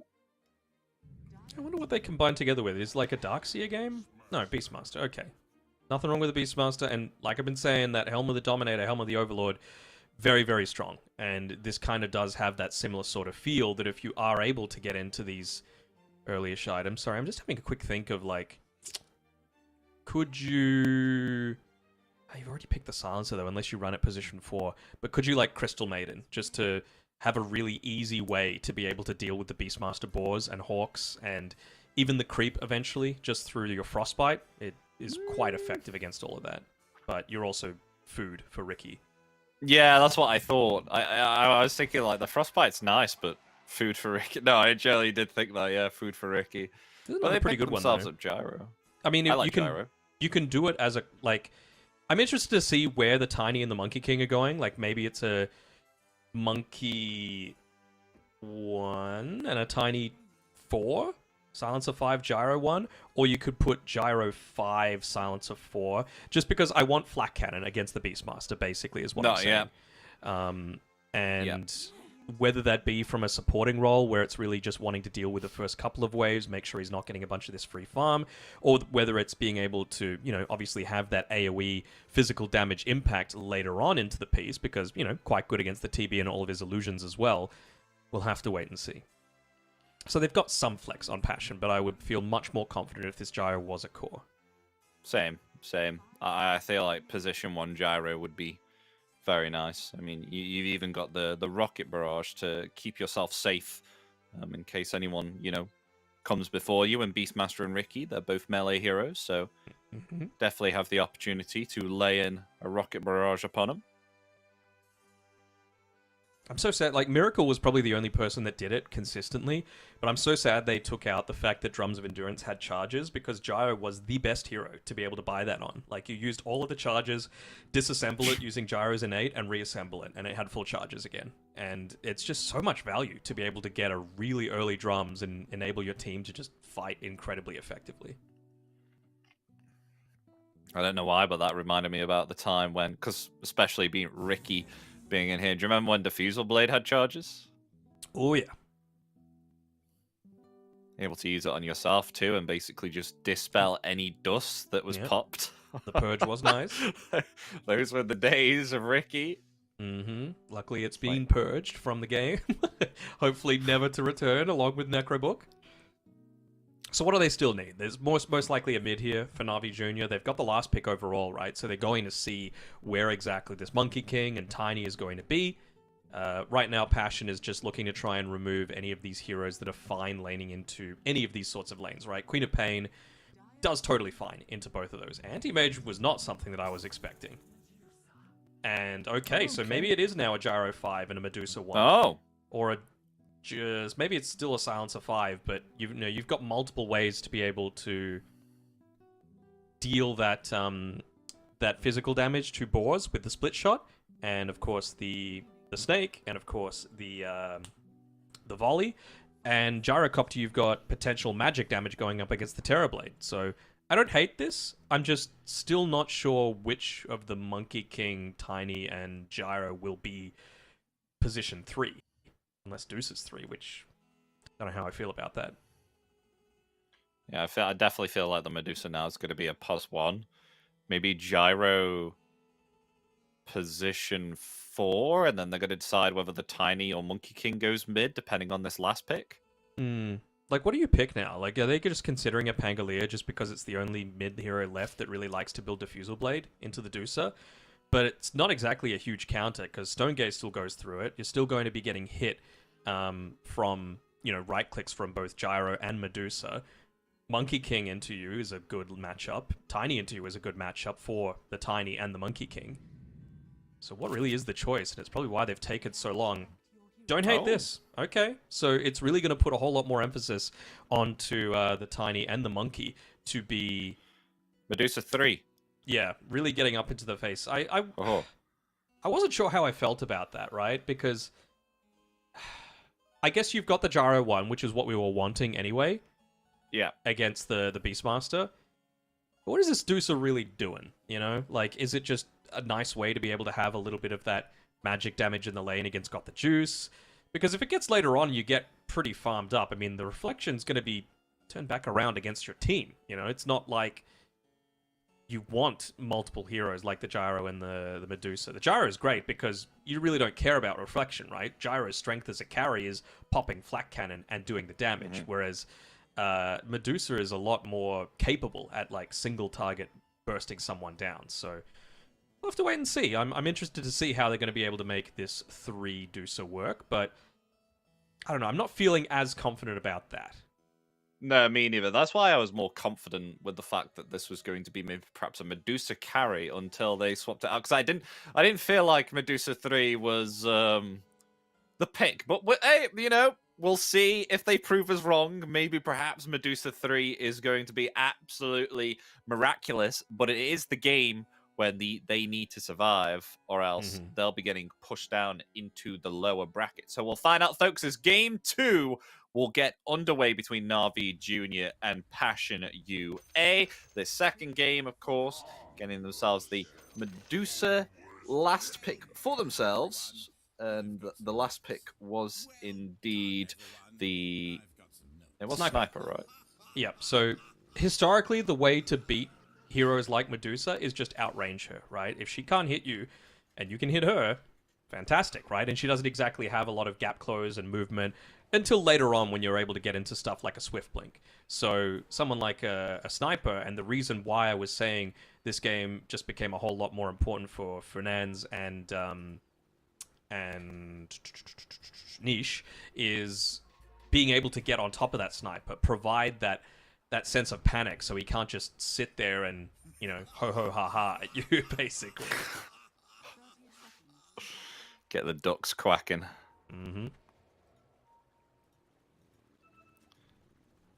But yeah, I agree. I like the Sniper last pick, because definitely thought that this Medusa was going to be safe lane, but turns out nope.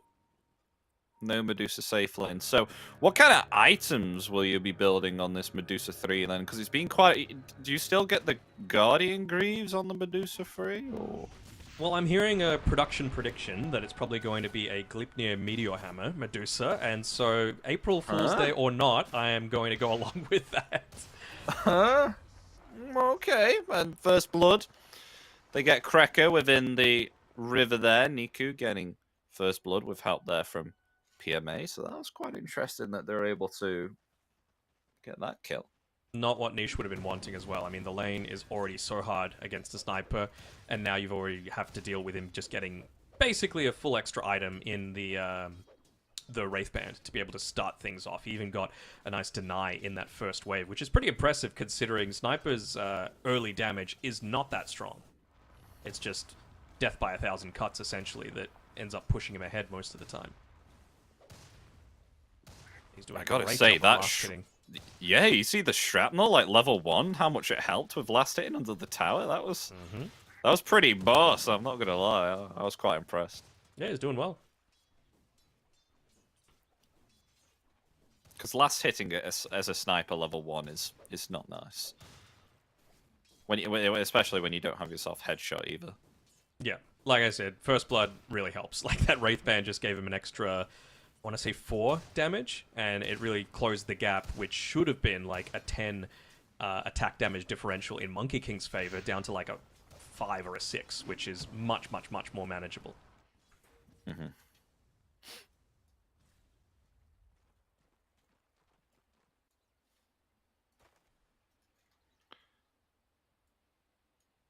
An interesting place for Batyuk to hang around. Look at him.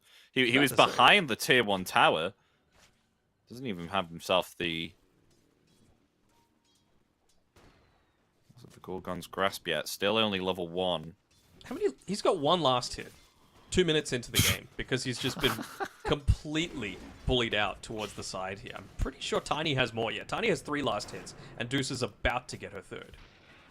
So, not the greatest start for the Medusa to be able to start this one off, for sure, but now the lane's pushing in.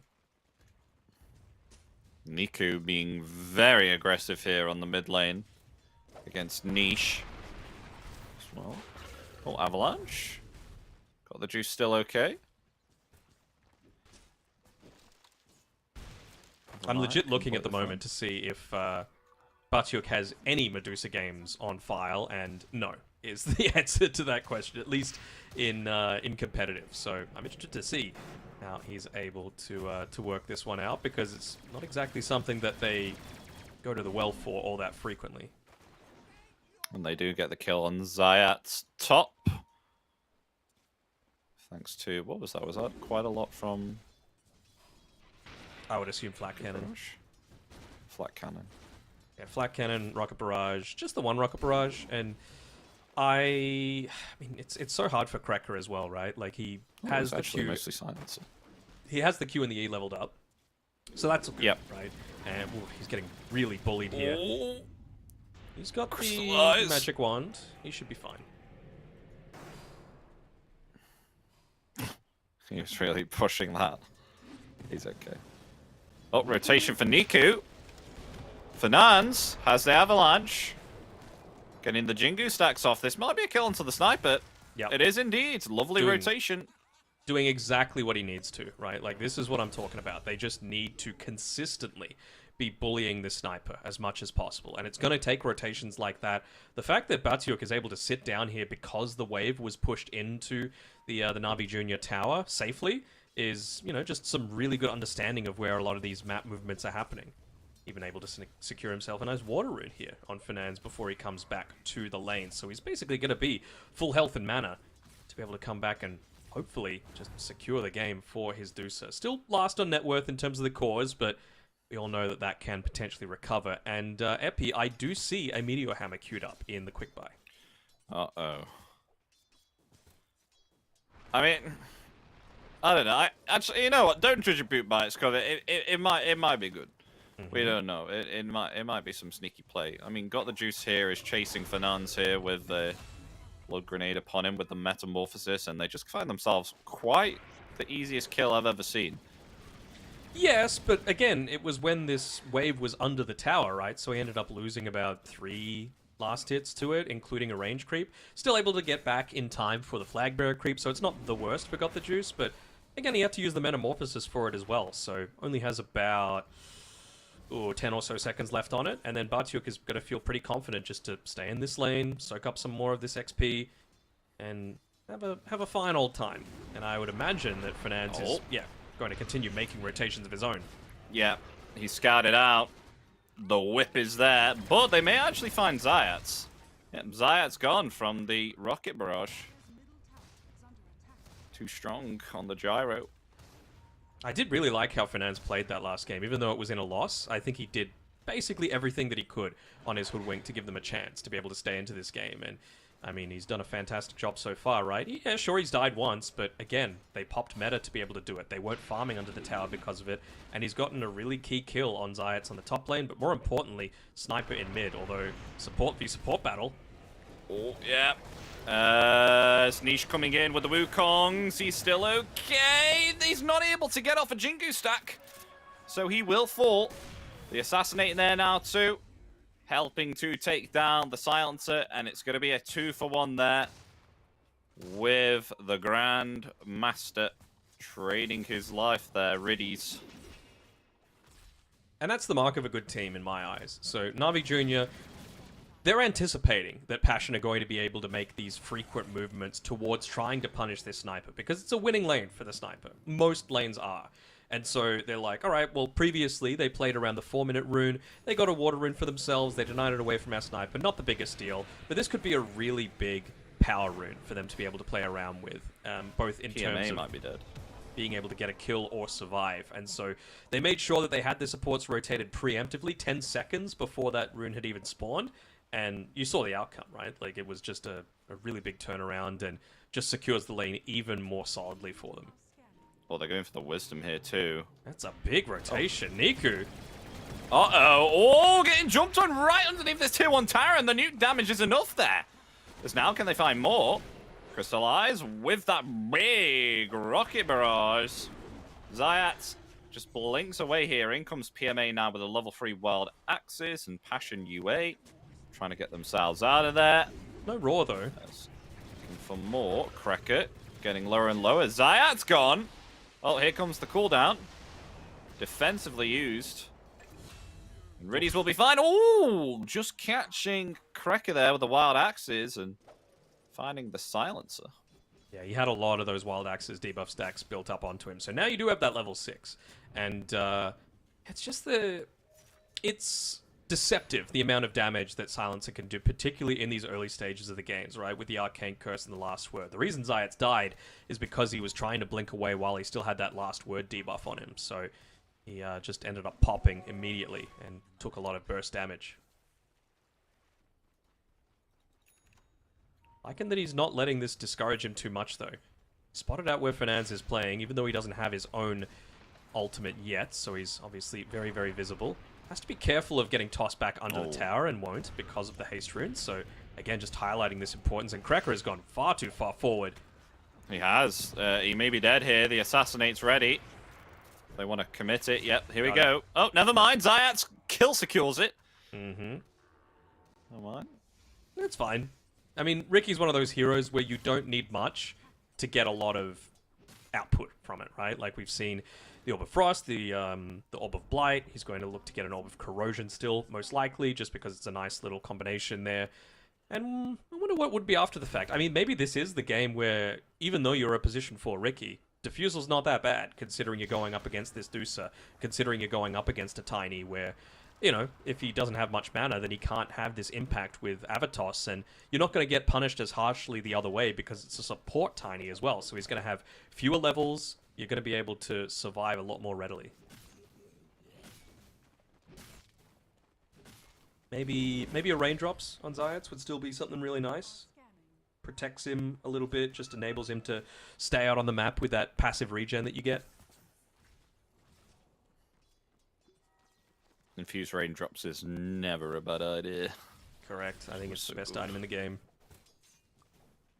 For what you buy, you know, for what you pay for it. 60-minute Infused Raindrops, oh my god. You joke, but I've done it. Hold on, got the juice. Wukong's command, Boundless Strike. Got the juice, has got himself out. Oh. Fernandes. Okay, just Tossing walk away. Cracker there. Easy clap. Oh, maybe a kill onto Riddies. Oh, just able to actually get away there with the escape act. Cooldown is there. Riddies finally falling. Crystallize. Oh, man fighting got the juice. Who's going to win the fight here? Oh, it's going to be the Gyro. Enables to survive the Assassinate. On the high ground. Goes the Gyro. Yeah, but he's been affected there he's by surrounded. the Avalanche. As Niche coming in now. Zayat is dead. Sorry, Zayat. And Batyok falling there too. Niku in trouble. Niche pursuing him. Fernandes getting the final physical attack. And Crystallize hanging around. And the Gyrocopter gets taken out. And a triple kill for PMA. Bit of a messy fight, to be honest. You know, there was about 3 or 4 different little skirmishes going on everywhere, and I'd have to imagine that that's not something that Na'Vi Jr. in particular would be wanting, because the one thing that their lineup is lacking quite heavily is control. You know, they want to make sure that the fights are happening in an enclosed space, so they're not having to constantly, you know, chase around and try and hopefully get some kills. And I mean, it was a really ballsy play by Niku to just walk into the middle of everything, because, yeah, he got surrounded by 3 different Passion heroes and got blown up pretty fast. Let me, your hammer's channeling in the mid lane. Let's go. Oh, and they're going for Crystallize now. The whip is there, but he's too tanky. 1,500 HP. It's a lot to get through. So they won't pick up a kill onto Gyro. He will be fine. Wonder as well when, like, Ringmaster got the Escape Act at level 3, and I feel like it's something he probably should have got at 4. You know, he didn't have it for the start of that previous fight, where he could have potentially saved his Terrorblade without him taking too much extra damage, and even when they were invading around the Wisdom Rune, he didn't have it leveled up at that time, so that ended up getting them killed on the... I want to say Sniper died as a result of that. Mm-hmm. Oh, and Niche. Scouting out Niku there. Fernandes is coming in. Oh, Zayat. He got the Coiling Blade cut onto the tree. The whip is there too. The Global Silence also. Niche in trouble. He's going to try and activate the Wukong's command and turn it around here. Can he get himself the Jingu stacks? No, he cannot. You will be found. Taken out. Down for 25 with the rotations here from Na'Vi Jr. It's twice now that he's been so close to being able to get it off. There was 3 Jingu stacks there on Zayats, and I think he dodged one of the hits just with the Blink Strike as well. So very, very nicely done by him to be able to dodge out all that. And he just stayed inside of the Blink Strike during that Global Silence as well. So it wasn't like he was just a lamb to the slaughter. And he is indeed going for that Diffuser Blade that we were talking about as well. So legitimate way to be able to punish these heroes on the back lines, you know, whether it be the gyro or the silencer. And, you know, I've mentioned, again, the Tiny. His impact is going to be seriously lessened once this diffusal blade becomes available. So I see him going for the phase boots and then the blink dagger. I really want him to just rush that blink dagger because I feel like he's not going to be able to get a bunch of farm as easily once this diffusal blade's online. So to me, it feels like a bit of a race for it. No, I agree. I definitely think you should get the blink dagger as soon as you can. Will really start to help the team, not just himself too. Yep, you were right. This Meteor and Gleipnir. I mean, it's enabling them to push towers because they don't exactly have too many other heroes that are super capable of doing it.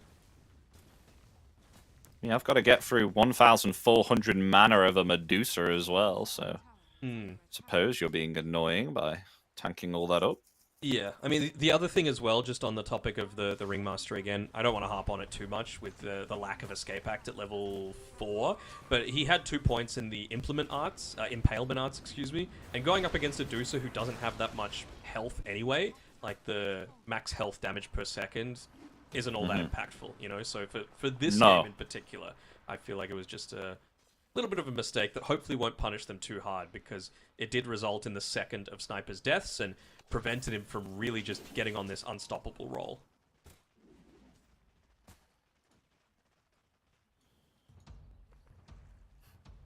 So if you got the Ringmaster get these abilities as well, like the whoopee cushion or the funhouse mirror. He's got himself a whoopee cushion at the moment. I never look whenever I'm playing in pubs, and I always get caught out like, oh, he's dead. Oh, okay, no, he's very much alive. Well, smoke play from Passion UA. Real deep. PMA is playing it safely. Doing a good job. I mean, he's level 12, so if he's able to get off that Primal Roar, he's actually going to be dealing out a decent amount of damage, and that Spark of Courage that saved him last time will end up doing a pretty similar sort of thing, as they get a nice D-ward off there, so it's not a completely wasted movement coming through, and this Meteor Hammer is continuing to give them value, pushing into this bottom tier 2 tower now as well. And I wonder if they're going to stick around. I think they want to force them to pop the glyph, and then they're all, as a team, going to go and take that Tormentor that just spawned 45 seconds ago, but doesn't seem like they're taking the bait, and then they're just going to go there anyway. They know it's happening, though. And so look at what they're doing on Na'Vi Jr. They just go to Roshan saying, you know what? We value this higher than a Tormentor. So they're going to get the Tormentor, and they're going to get the Aegis. Everyone wins. Except maybe Krekker if he dies to this Tormentor. Oh! Yeah, careful. But yeah, there we go. And it's Fernand that gets the shard, so... Pretty bad, really, honestly. Yeah, is that really the hero that you want to shard on? No, I don't think so. Not as a support, Tiny, unfortunately. He's got that Blink Dagger coming out to him, though, but it's the same time as PMA's got his. He's actually traded in that Spark of Courage for the Tumbler's Toy, so getting a little bit more of that surprise jump to be able to start out a lot of these fights is going to be obviously key for them. I'd say their main priority is going to be taking away some of this control that they've got on Passion UA. Because they've got a decent amount, right? Like, Stone Gaze, Avatos... yeah, no, they have. Boundless Strike, it's alright. I don't think Passion want to get too aggressive. I mean, Bachuk is honestly farming in a very, very deep position right now, but that's just purely because they don't have a tier 1 tower, and I mentioned the importance of taking out that tower. It really reduces the amount of space that you've been able to farm, so he can afford to be this deep as long as he's got supports relatively close by to him, which he does in the form of Fernandes with that Blink Dagger for himself, so it's pretty easy to bring reinforcements there. I would imagine we might see a few more heroes start to move down towards this bottom side, considering they've got the Observer Ward there below the tier 2 tower, they've got an Observer Ward in the mid lane, so they've got a really solid idea of where exactly Na'Vi Jr. are, unless they use a smoke like this to bypass all of that vision, plus the Watcher. That was, and this is a Diffusal Blade on Zayats as well, so if they find someone, it's most likely going to be a kill. Yeah. Oh, smoke didn't pop. Oh, they though. got to go for Cracket. It's something. Wow, easy kill. Not the ideal, of course, but it's something. Popping the Demon Zeal as well to put a little bit more pressure onto this tower. They're going to need to use the Glyph to be able to push this one back, but I think they're just delaying it in time for the creep wave to get there, which they will. There's the Glyph, and we got Batyuk. The Meteor Hammer on the bottom tier 2, and that is the tier 2 dead. Yeah, the final tick of the Meteor Hammer takes it. So both teams getting a tier 2 tower. Feels a lot more even, though, than last game, right? Like, it wasn't this massive draft victory coming out. I was still a little uneasy about how, what exactly this Medusa was going to be accomplishing, but I guess if they thought that a lot more of the pushy style heroes were already removed from the pool, and if they thought that this hero would do decently against the Terrorblade, it works, but I don't know. Just having an extra core can never be a bad thing, I guess. I mean, higher net worth than the Gyrocopter. I'm not expecting that from a POS 3 Medusa that's built into Meteor Hammer. So not even anything like attack, right? No, definitely not. And I mean, PMA, to his credit as well, like, didn't fall for what they were trying to do by putting this gyro there. He's like, you know what, I'm just going to spam axes. Who cares about my boars and my hawks? I might put 1 point into them just to get a little bit of a slow off, but it's not the sort of thing that they're really going to be punishing by having this gyro pick here. So I feel like that impacts it a lot. And I mean, we've seen how many kills PMA has been able to get with like the very tip of the wild axes too. I think 3 so far this game. But not a lot of time remaining on this Aegis. Na'Vi Jr. just been using it to farm. It's been very quiet for these last 5 minutes. I almost wonder what he's going to get next. Like, is it a BKB? Is he looking to get a little bit of lifesteal for himself just to sit in the middle of a lot of these team fights? Because they don't really have any healing reduction at the moment on Passion. Oh. Cracker found again. They have a cracker reduction for sure. And they've got a siege creep. So this is where a death like that means you're forced to make a bit of a difficult decision. And both teams are actually making that sort of forcing that decision to be made. Batyuk is pushing in this top tower. Na'Vi Jr. are pushing in this mid tower. Who's going to be the one to blink first? Because neither team has this reset of their glyph beyond this. So they both use glyph on their tier 2 towers. And it looks like they're going to back off after the fact, or will they stick around? I don't know. Yeah, no, they don't. They're still sticking around. I mean, Metamorphosis committed there too, so they don't have themselves a tier 2 tower bottom either. Only 1 tower remaining on Passion UA. They're legitimately mirroring so much from each other. Like, even both position 4s were on opposite sides of the map with no TP at that time. So it's like, how much more could you possibly be trying to play exactly like each other? And I mean, I guess that's what happens sometimes, right? Yes, you've got, Western Europe, Eastern Europe, certain play styles, but there's 9 Ukrainians in this game. And I'm sure they've played plenty with each other. They know each other's play styles, and, this is just plan A for them.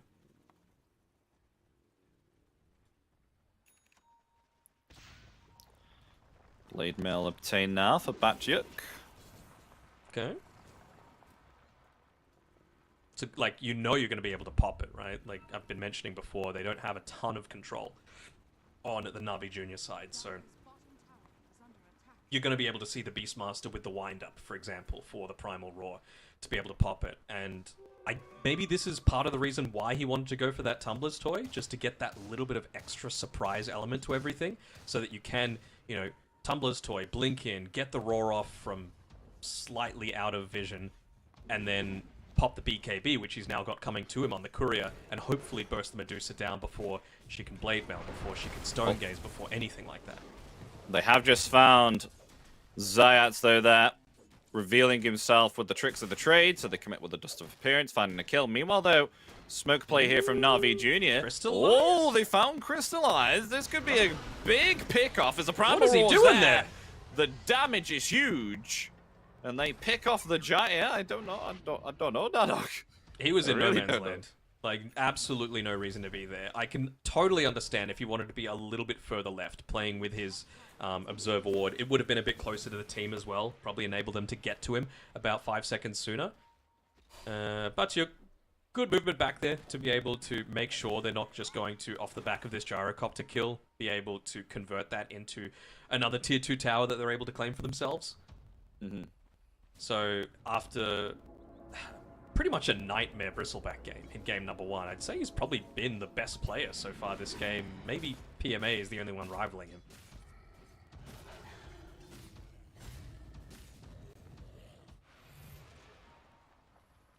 Don't hate the Shivas either. Lots of physical damage that you're going to have to contend up against with this team. Plus, of course, the healing reduction coming from the Shivas is going to be nice. Going up against the Monkey King with that Jingu. Just say that Batyuk is 3k ahead of the Gyro. Mm-hmm. Doing great. Almost 3k ahead.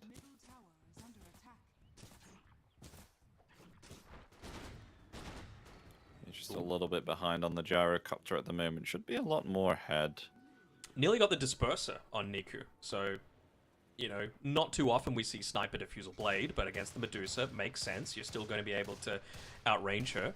And now with the Disperser as well, just making sure that you've always got that little bit of extra movement. Already has the Force Staff. I'm sure he would love to... Actually, what's the situation looking like? Unfortunately for him, even if the next Tormented did go their way, unless either Ricky or Ringmaster buy their shard, he's got no chance of being able to get a freebie for himself.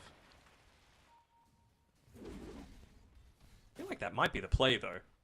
Like, play for the second Tormentor for yourselves, because that concussive grenade is going to be so vital for keeping Nico Going alive. for Cracker again. Zayat's helping out, but in return he will trade his life, I think. Yep, being rooted in place. Batyuk getting the kill. Oh, instant bought back there from Cracker is now an assassinate coming in onto Fernance. Fernance found. It's all crumbling. I mean, you used the buyback, you didn't use the global silence, you used the stone gaze. And what was like a 2k net worth lead is just blown out to 7 as a result of that. More importantly as well, one of your main damage sources in the grave only has a Blink Dagger, really, at this point with the Tiny. And of course, we've highlighted how important that magic damage in particular is going to be against Got the Juice's Terrorblade. Oh, they're going Roche here too. They're backing off, actually, despite the fact that they've got this Observer Ward outside of the pit at nighttime, so you know that they've got the vision advantage. They're still giving some respect over to Passion UA. Okay. Maybe just a little antsy over the fact that they didn't know exactly where Niche was, but Zayats does. He's chasing him down with that Diffuser Blade.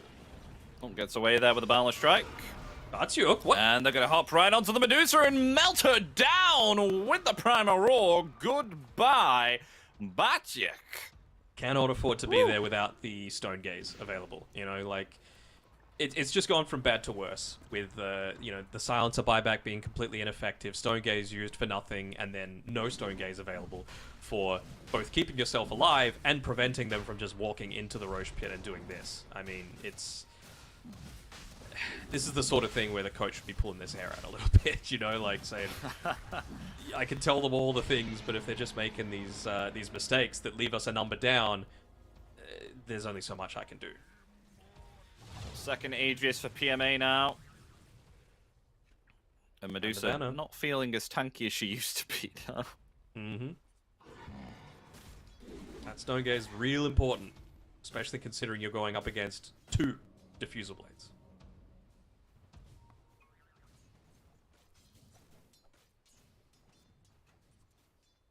Doesn't look like Zayats is keen to buy the shard, though. He's going straight into the Nullifier, so remember, it's all about just managing where you can attack people on this Medusa. And if you're not going to be able to use things like Force Staff to be able to help her out, then she's kind of like a fish out of water. Do they even have anything that can be purged right now with Nullifier? I think the Jingu active stack's probably the main thing, honestly. Yeah. There's that. Can't really think of anything I think else. that's it at the moment in terms of the items that they have. No, you're right, you're right. Oh, wait, Gale God hovering over Observer. The old Gale God can be dispelled.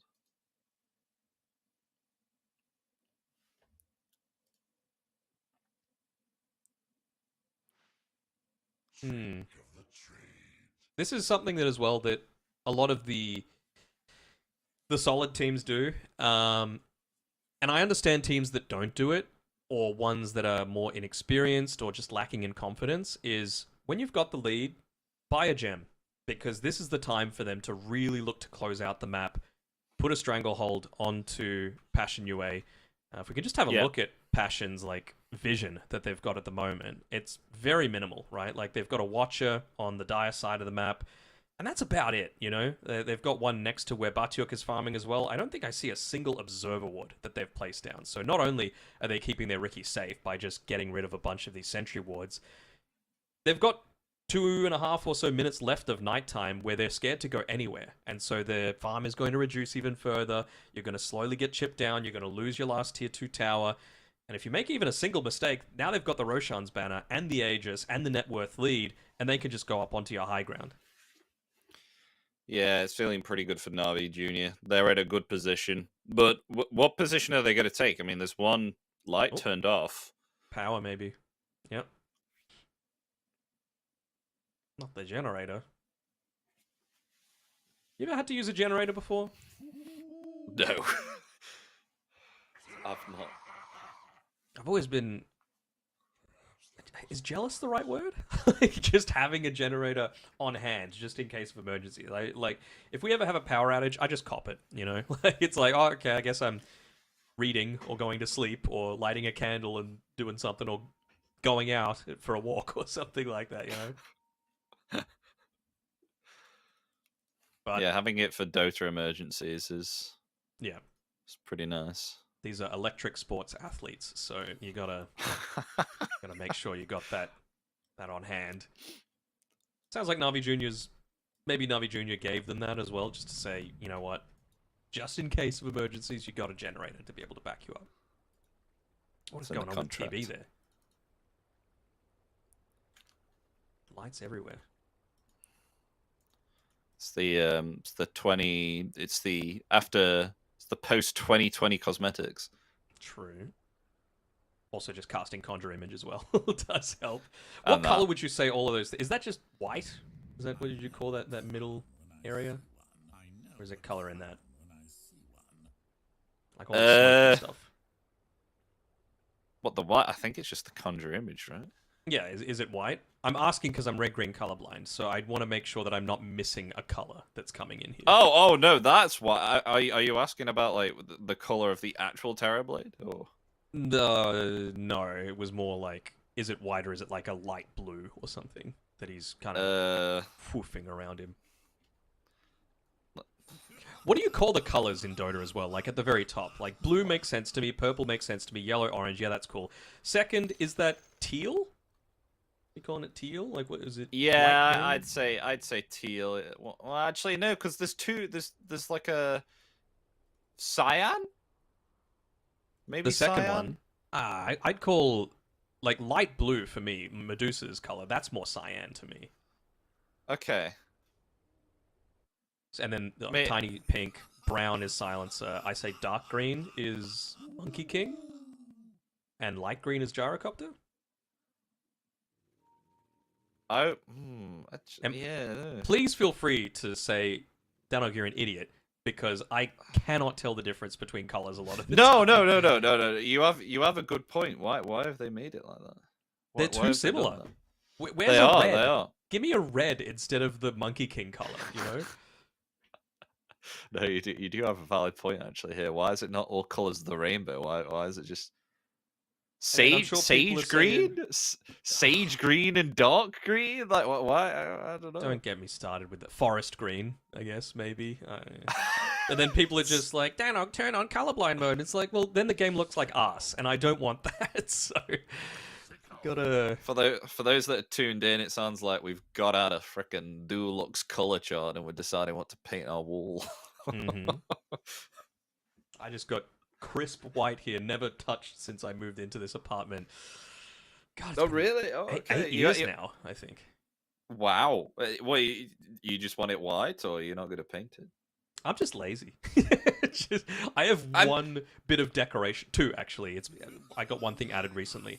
I have a plush moose head, like a trophy, but it's obviously not a real moose head. It's just a cute little moose head that a friend gave me when I left Canada when I was 15 to come back and live in Australia.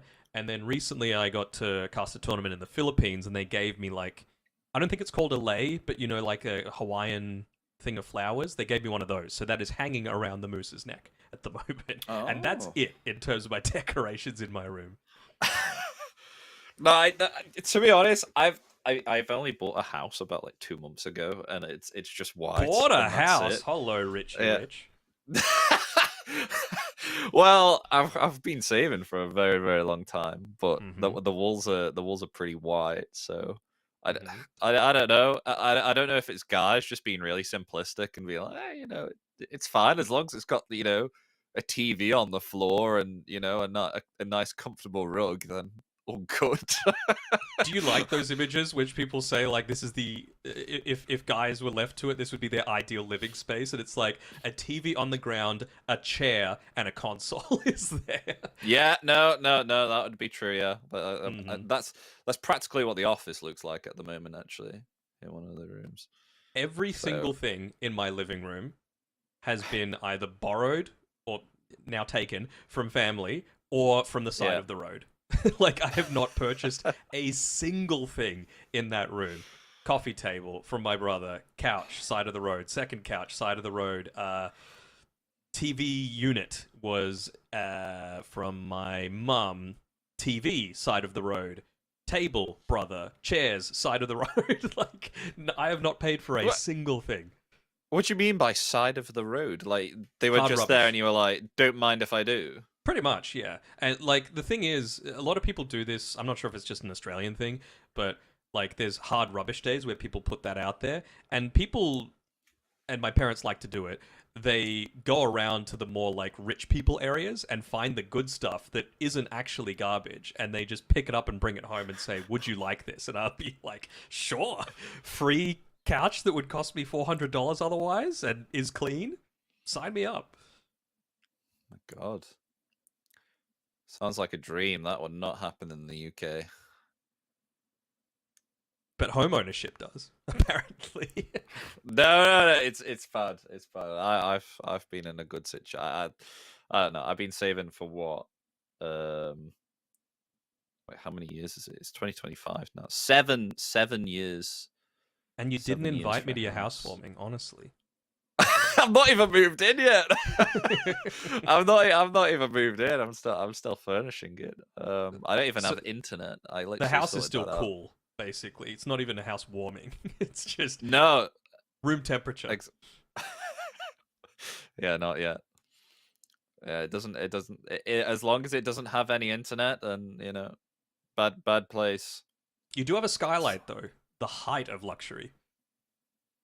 Well, it might. Yeah, no, that's not in my new house. That's in my. It's in my bedroom. That's in my bedroom with my parents.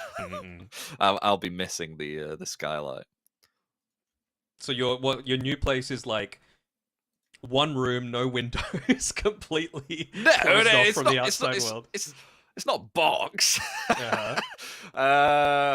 No, it's got 2 bedrooms and a kitchen and a living room and a little bit of a garden. Honestly, that's all I want. I made sure to get myself a drive because I live, as you know, Brits are really fond for going to a pub, and unfortunately, I live next to a pub, and I don't have anywhere where I can park. So every time I'm coming back from work at 5 or 6 o'clock, it's always a battle royale for whoever gets the first space wins, and then I'm having to park. You're gunning it down the road to be able to get that first park at the pub. Yeah. So when I was looking for a house, I was like, damn, I need. You know what? I'm putting it down as my priority tick list. I need a drive. If I'm not getting a drive, then I'm not getting the house.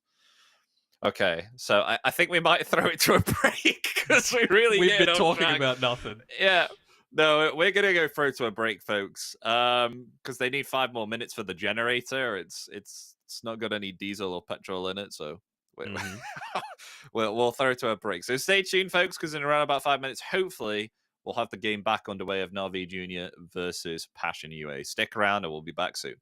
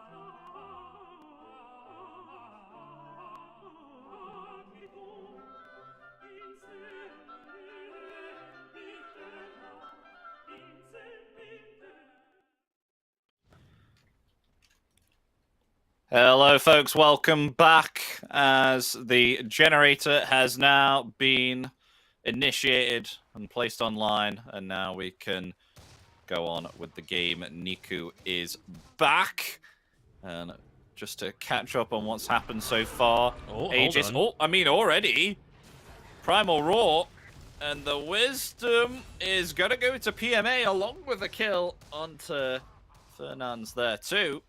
Unstoppable, and with that, I think they may even push the tier 3 tower. Maybe. It was close, though. Like, they were trying to just sneak a little bit of an extra advantage. They know that if someone's coming back, it means that they're not pushing, so you might not get the maximum out of the Aegis. It was a calculated risk. Obviously, didn't pay off, but you can't blame them for wanting to try and just get something extra out of that. They will get this Tormentor as well, which is going to go to one of the supports. Neither has a... Ooh, Release might need to... Okay. Thought he might be forced to pop that Great Healing Lotus, but... Free smokescreen. Never a bad thing. Yeah, no, lovely. That Disperser is going to actually come in real clutch as well. Once Ricky finishes up, he's gone away from the Nullifier. You know, he's just got the Helm of Iron Will in his backpack at the moment. Which I like. You know, you're going up against like Global Silence. You're going up against the Gorgon's Grasp as well. So it's going to be a really nice, extra tool just to give yourself some mobility in these fights. And now Cricket getting pounced upon there and is found and cleaned up instantaneously. Down for actually 65 seconds. Wow. Okay. That was because of the buyback, right? Yep. So that's pretty damn significant, to be honest. I mean, how long's left on the buyback? 3 minutes. So Bartyuk needs to be. Oh, hopefully that's okay. It's not an auto DC because an auto pause because he's DC'd at least. So might just be lag as opposed to nothing. But Bartyuk needs to be very careful here. I mean, what defensive tools does he really have? And I feel like PMA, he is totally within his rights to just blink in and roar. You know, he's got the Aegis, he's got a Shiva's Guard, he's got a BKB, and they're going to have a lot of damage if they choose to commit it onto this. Yeah, they can follow it up with the Tame the Beasts. They've got Metamorphosis available. Oh, oh. Yeah, there we go.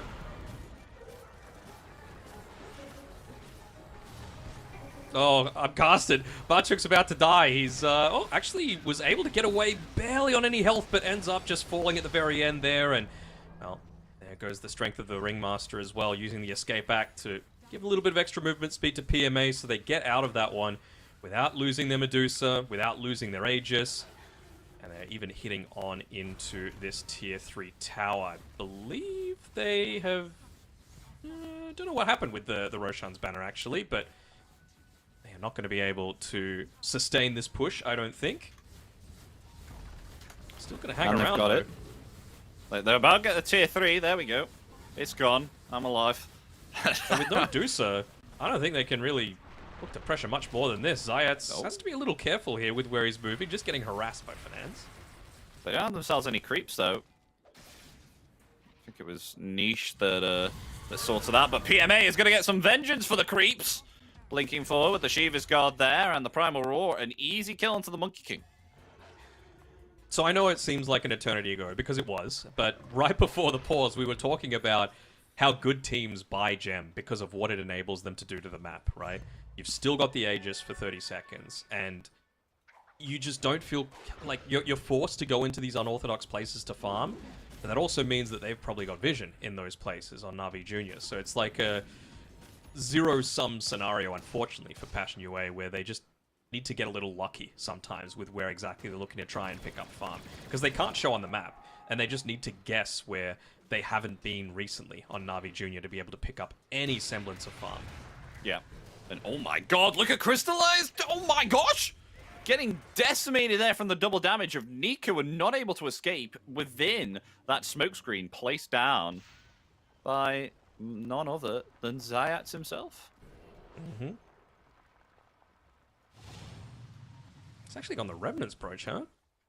So just a little bit of that magic damage being dealt in onto the TB, I guess, but This is the BKB timings that they're going to be able to play around a whole lot. TB doesn't have it yet, sure, but you've got Sniper with a 9-second one, you've got Beastmaster with an 8-second one, and about 1,600 gold away from a refresher, so double BKB. I'm not sure if that Revenant's Brooch is actually going to give you too much value on this Gyrocopter. Like, it's basically only a TB addressing tool at this stage. I mean, being absolutely decimated too with the physical damage. Do you think it would have been better if maybe perhaps he just should have gone like something like a butterfly? Yeah, wouldn't have hated it. Just to enable himself to, feel confident with standing his ground and fighting. He doesn't even have any, like, actual lifesteal. It's spell lifesteal that he has at this point. Oh, so PMA. Finding Finance. Yep. Easy kill for him. Level 24 now on this Beastmaster. 200 gold away from that refresher. So he's doing very well for himself. He'll have it picked up by the time he's going to join the rest of his team as Krekker. He just dies. He can't even walk forward. He's getting really greedy with these item choices, going for a refresher, where, a 4-star potentially saves him. The fact that you went away from the nullifier on Zayats, and you still haven't bought this item to be able to protect not only yourself, but the rest of the team is a little bit of a concern. Yeah, now they're going to go for the melee racks. Not really anything that Batyut can do. Look at that mana getting melted already. Half mana. So they'll just go for the middle set. Perfectly fine. Pretty strong to just keep on going. Yep, and now the Primal Roar coming out there straight onto the Medusa, and that is going to be the Medusa's dead. Down for 70 seconds. Niku in some trouble, will be able to get away as we've got ourselves Niche trying to get the kill, but he comes back here with that Boundless Strike, and the Wukong's command is out there, but he's not being able to do very much here. It's now the Sunder there from Got the Juice. Helping there. The Beastmaster survive for it all. PMA will be fine as now Fernand's getting caught out here. As Zayat's getting the kill as Crystallized. Look at him being slowed down heavily here by headshot after headshot after headshot after headshot. There we go. Gyro gone. Found by the sniper. And not one person was lost here on Na'Vi Jr. And they get the victory here against Passion UA. They'll get themselves a 2-0 and knock them down to the lower bracket. But they will be moving on forward. Na'Vi Jr. Really clean display from Na'Vi Jr. across the board. And I think, credit needs to be given to Passion UA. I'm sure they could have really been dicks if they wanted to just say, no, you've used up plenty of pause time, let's go. But Ukrainian brethren wanting to, stay strong, they realize that it's nothing in their control, it's nothing malicious or anything like that. So, good on them for being good sports, even if it meant that they did take the 2-0 loss. And that one, I feel like it was a lot more unforced errors that Passion UA were making. So,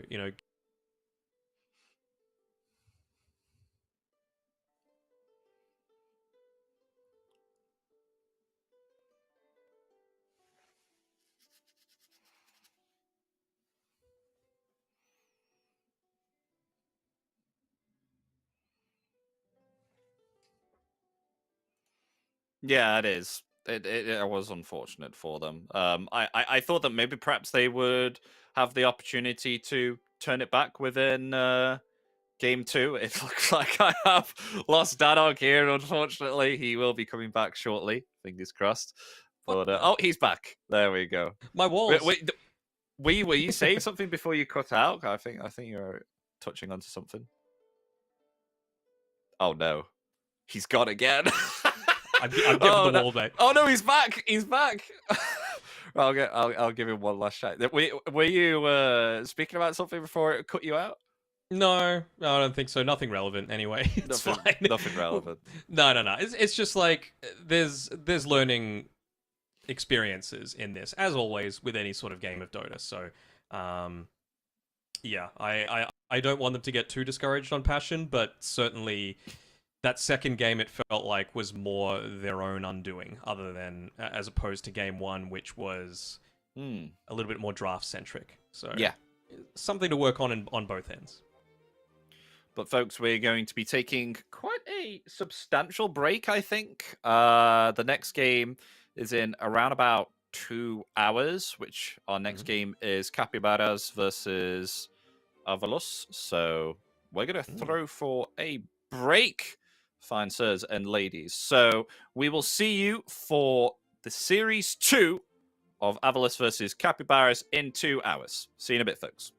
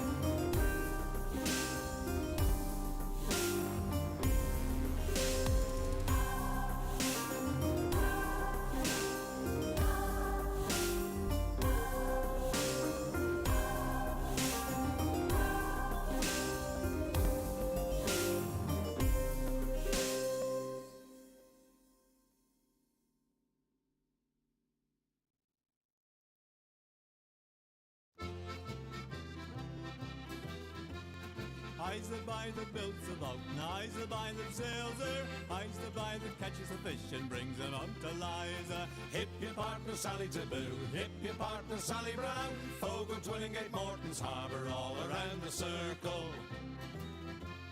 Sods and rind, the covey a flake, cake and tea for supper. Codfish in the spring of the year, fried in maggoty butter. Hip your partner Sally Taboo, hip your partner Sally Brown. Fogo, Twillingate, Morton's Harbour, all around the circle. I don't want your maggoty fish, that's no good for winter. I can buy as good as that down in Bonavista. Hip your partner Sally Taboo, hip your partner Sally Brown. Fogo, Twillingate, Morton's Harbour, all around the circle. I took Liza to the dance, and faith but she could travel. Every step that she did take was up to her knees in gravel. Hip your partner Sally Taboo, hip your partner Sally Brown. Fogo, Twillingate, Morton's Harbour, all around the circle. Susan White, she's out of sight, her petticoat needs a border. Old Sam Oliver in the dark, he kissed her in the corner. Hip your partner Sally Taboo, hip your partner Sally Brown. Fogo, Twillingate, Morton's Harbour, all around the circle.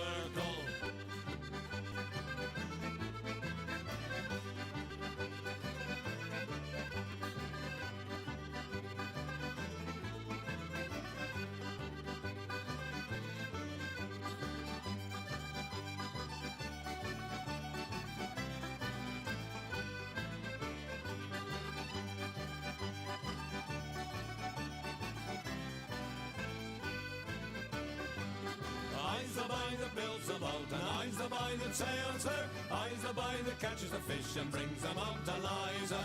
Hip your partner Sally Taboo, hip your partner Sally Brown. Fogo, Twillingate, Morton's Harbour, all around the circle. Hip your partner Sally Taboo, hip your partner Sally Brown. Fogo, Twillingate, Morton's Harbour, all around the circle.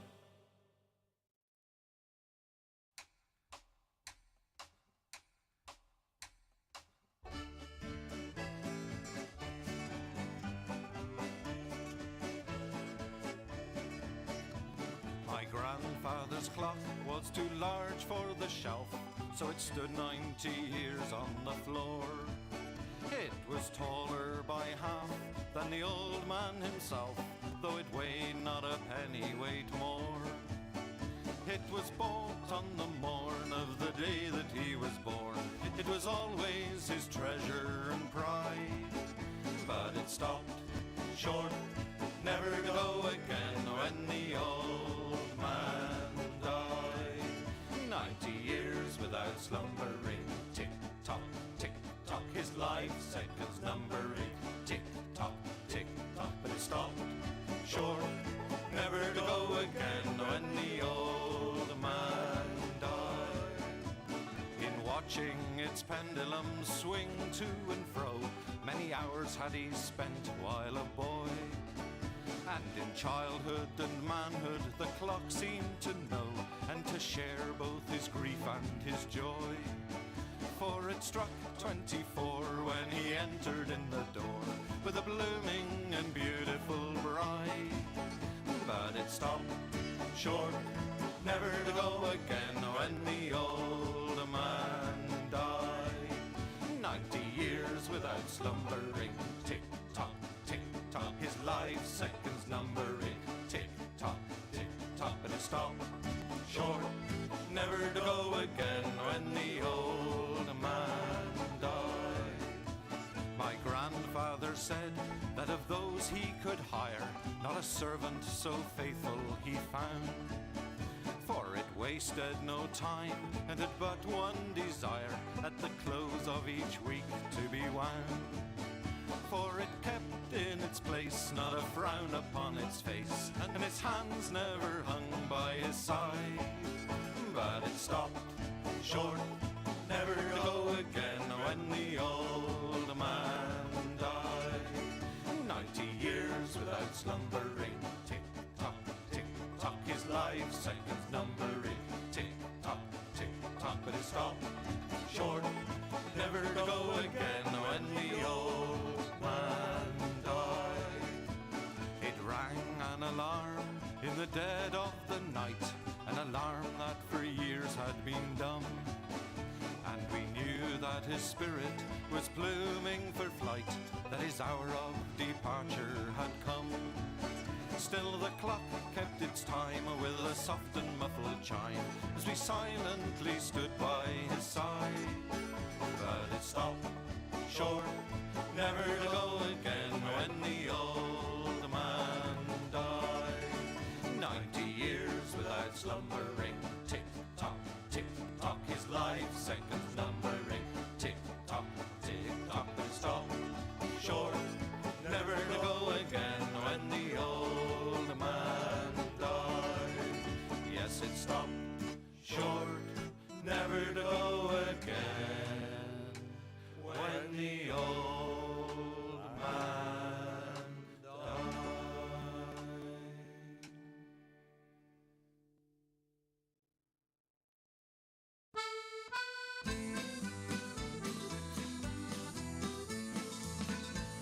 As I was going to Derby, 'twas on a market day, I spied the biggest rancer that ever was fed on hay. And indeed, lads, it's true, lads, I never was known to lie.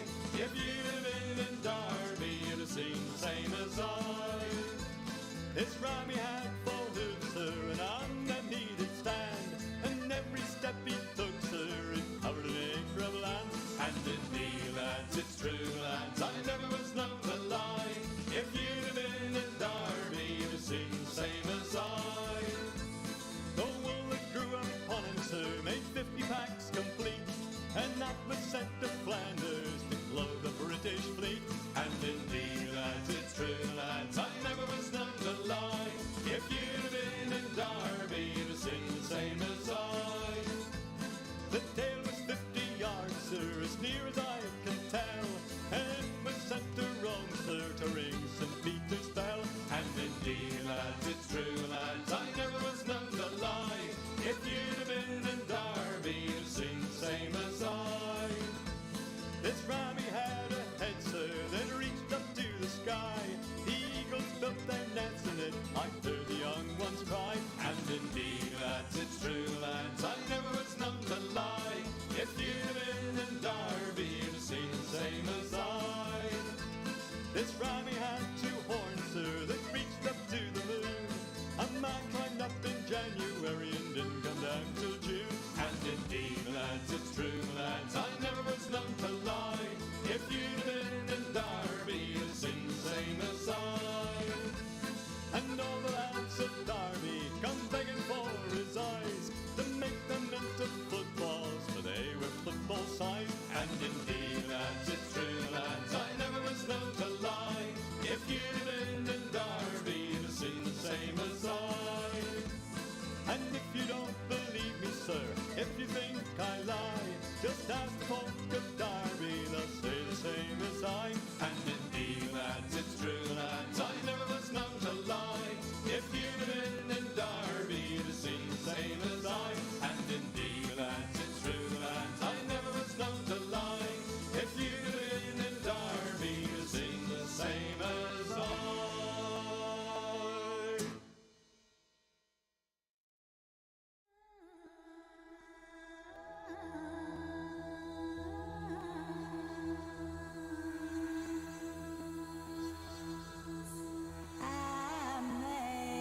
Amazing grace, amazing grace, amazing grace, our Lord.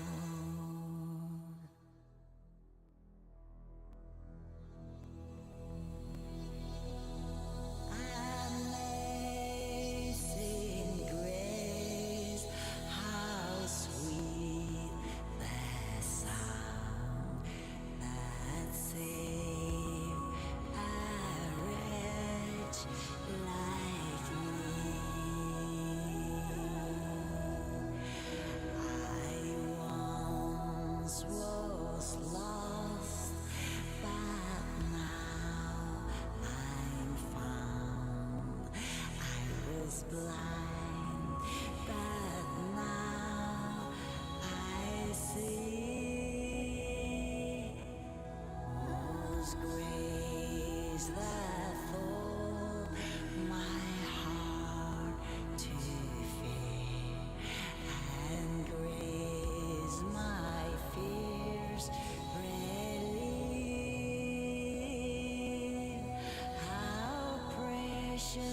thee that I grace appear, the hour I first believed.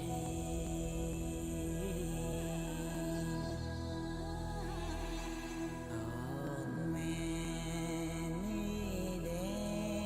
danger toils and snares we have already come. Was grace that brought us safe so far, and grace will lead us home.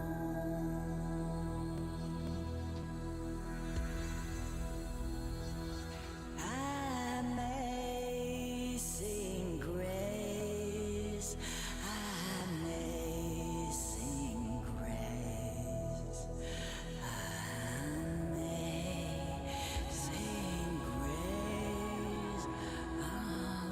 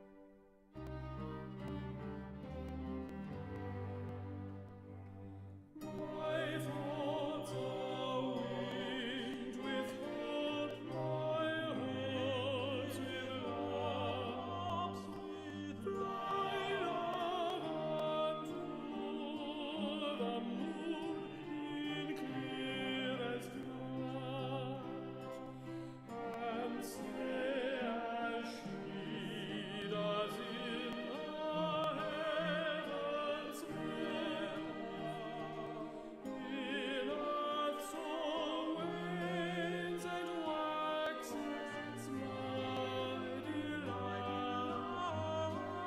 and whisper softly to her ears. Hope often hangs the head, and thus shed and in my thoughts you may mistrust my love.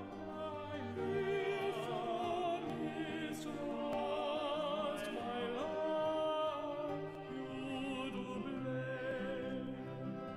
Say though you alter, yet you do not know. As she does change and yet remain the same. Let us at love return to lead on home, till my love shine as she has done before.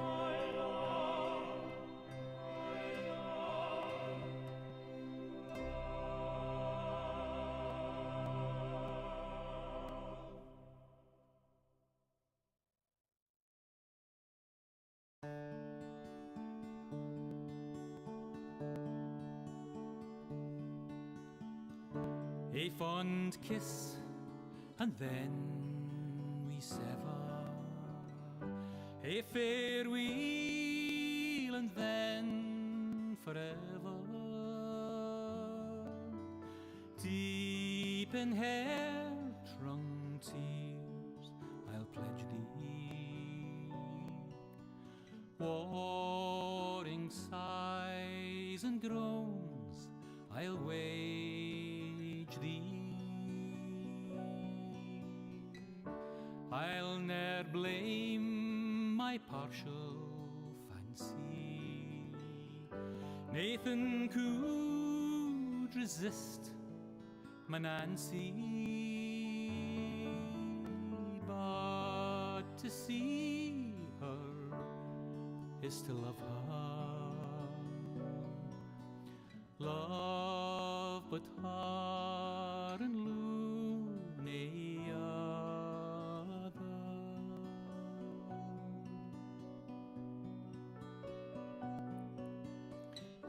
Who shall say that fortune grieves him, while the star of hope she leaves him? Meany chief a twinkle lights me, dark despair around benight me.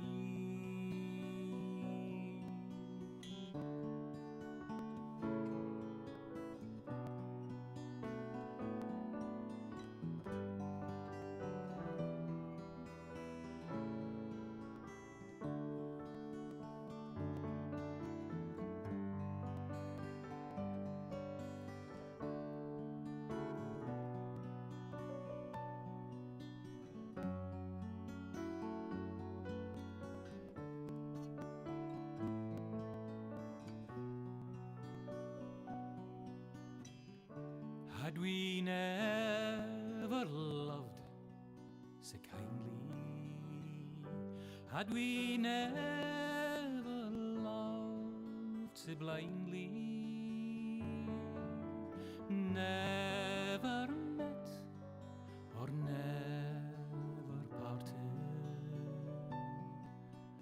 we would ne'er been broken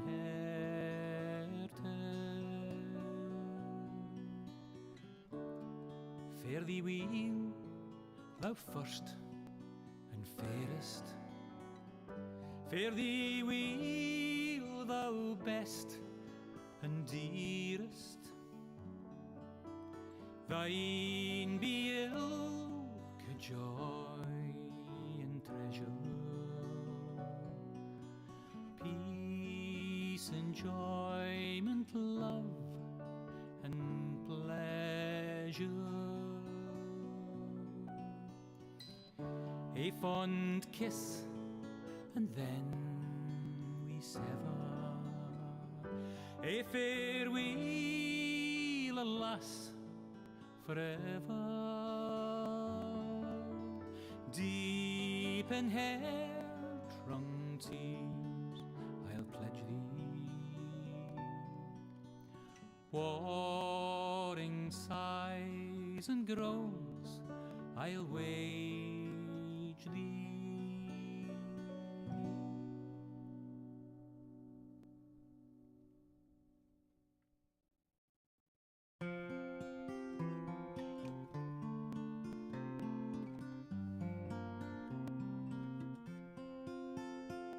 Should old acquaintance be forgot and never brought to mind? Should old acquaintance be forgot and old lang syne? For old lang syne, my Joe, for old lang syne, we'll take a cup o' kindness yet for old lang syne.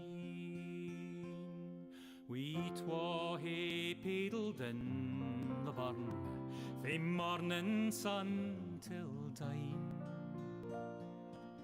We've wandered mony a weary fit sin old lang syne.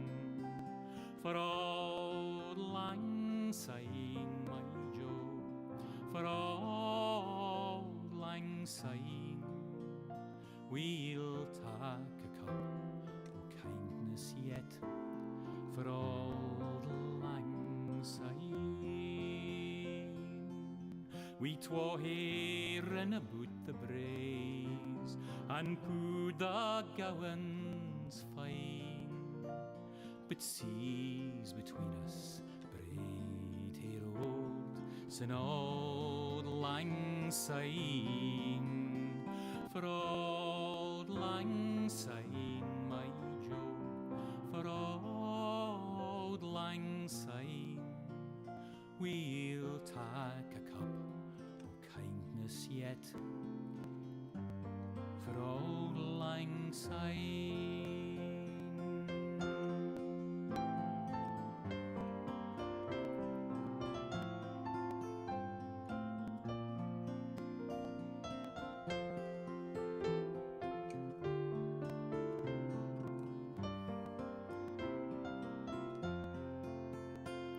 And surely you'll be your pint stout, as surely I'll be mine. We'll tak a recht good wally wacht, for auld lang syne, for auld lang syne, my Joe, for auld lang syne, we'll tak a cup o' kindness yet, for auld lang syne. So here's a hand, my trusty fear, and gie's a hand o' thine. We'll tak a recht good wally wacht, for auld lang syne, for auld lang syne, my Joe, for auld lang syne, we'll tak a cup o' kindness yet, for auld lang syne.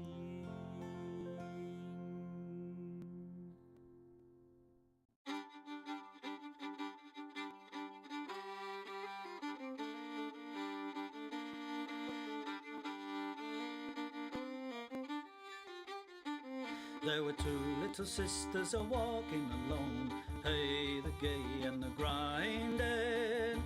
Two little sisters a-walking alone by the bonny, bonny bowls of London. And the eldest pushed her sister in, hey, the gay and the grinding. Pushed her sister into the stream by the bonny, bonny bowls of London. Oh, she pushed her in and she watched her down, hey, the gay and the grinding. Watched her body floating down by the bonny, bonny bowls of London. Oh, they laid her out on the bank to die, hey, the gay and the grinding. For with the fiddle came riding by the bonny, bonny bowls of London. And he made some strings from this yellow hair, hey, the gay and the grinding. Made some strings from this yellow hair by the bonny, bonny bowls of London. And he made fiddle pegs from a long finger bone, hey, the gay and the grinding. Made fiddle pegs from a long finger bone by the bonny, bonny bowls of London. And he made a fiddle out of her breastbone, hey, the gay and the grinding. Sound would pierce the heart of a stone by the bonny, bonny bowls of London. But the only tune that the fiddle would play was Ho, the bowls of London.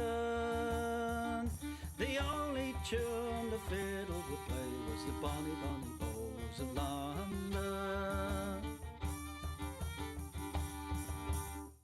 Where the wind can cut you like a knife, and nights are colder than the purser's wife, sir, do we dream of sunny skies of blue and sipping on some fancy foreign brew, sir. No, sir, no, we long to sail where greyer English skies prevail, and we would face the wind and snow and hail for just one pail of good old English ale, sir. Just one pail of good old English ale, sir. Did we choose to fight the foreign foe for England's glory? We must answer no, sir. An English ale house, that's where we would be, not dodging cannonballs upon the sea, sir. We're only risking life and limb because old England's too far to swim.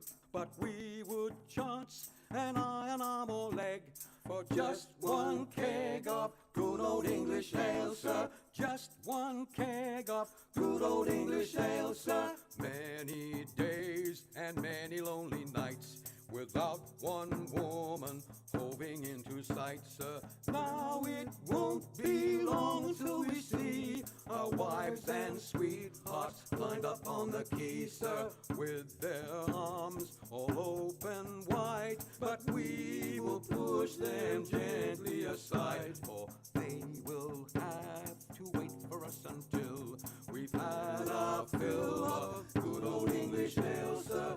Had our fill of good old English ale, sir.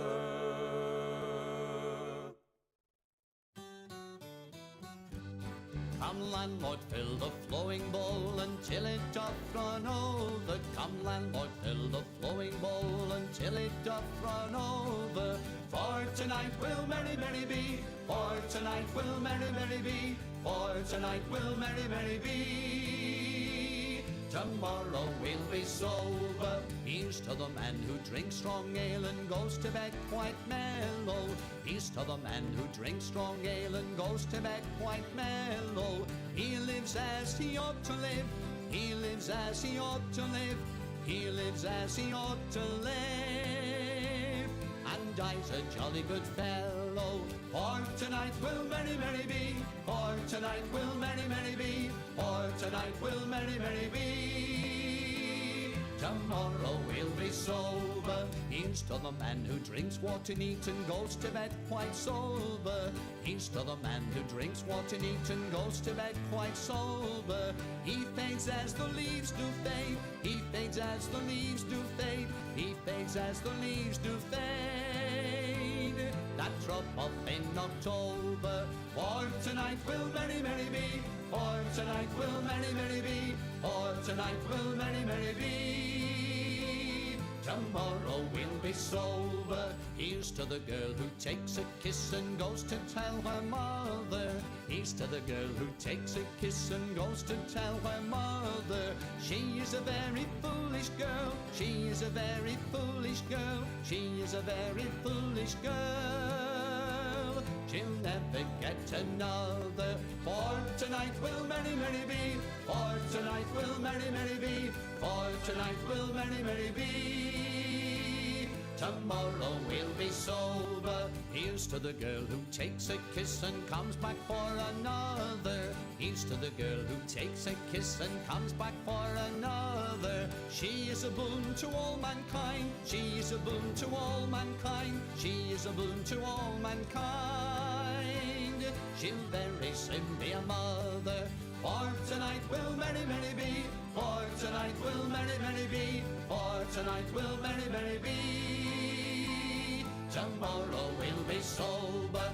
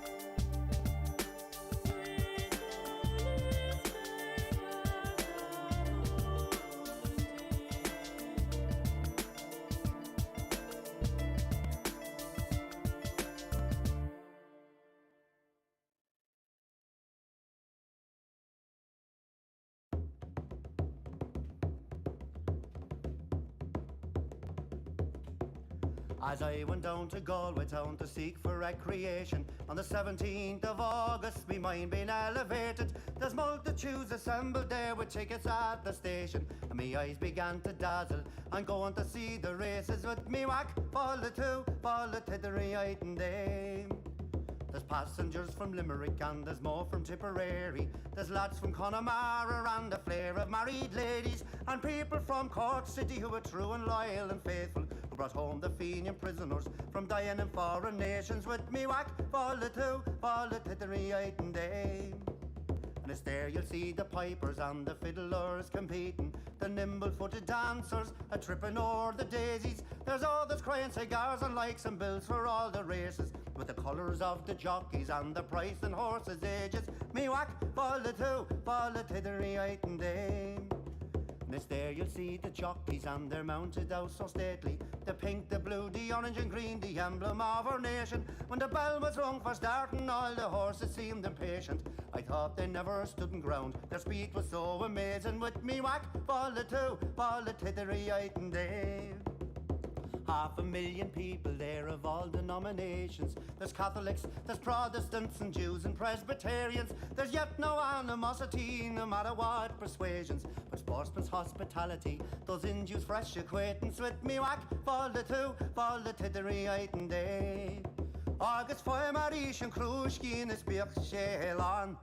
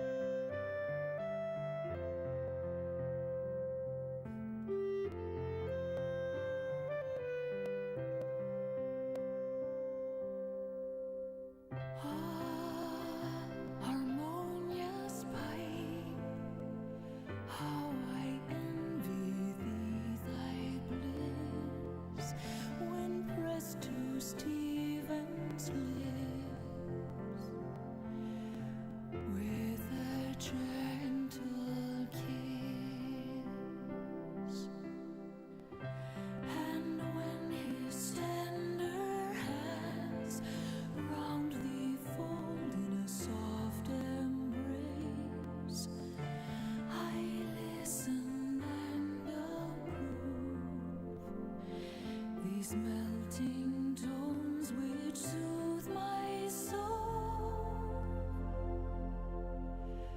soothe my soul to love.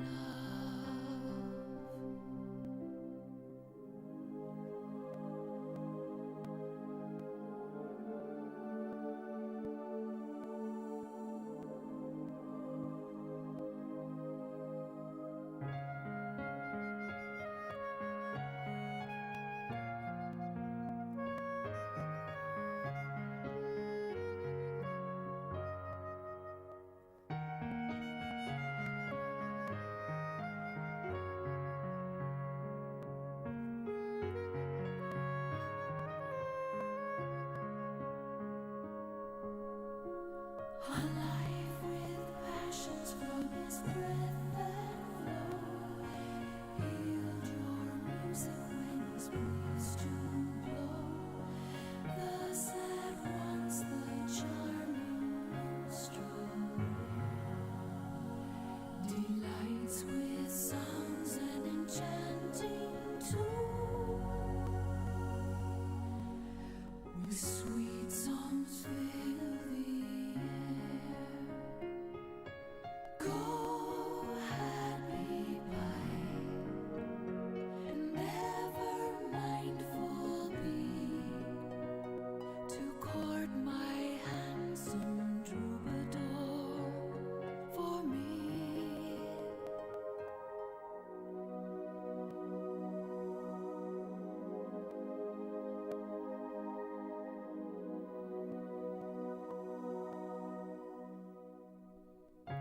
Tell him of all I feel, repeat my love at each melting touch, since to him my loyalty assign. Take thou care to tune his heart, tune his heart to mine.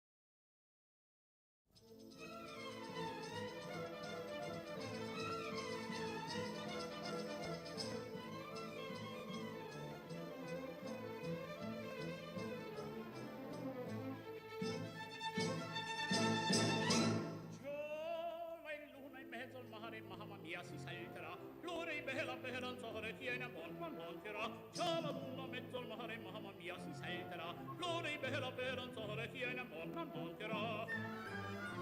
Giova la luna in mezzo al mare, mamma mia si salterà. Resta in danza donna mia, venite qua. Un garzon bello giocondo, ciascuna toccherà. Finché in cielo una stella e la luna splenderà. Il più bel con la più bella tutta notte danzerà.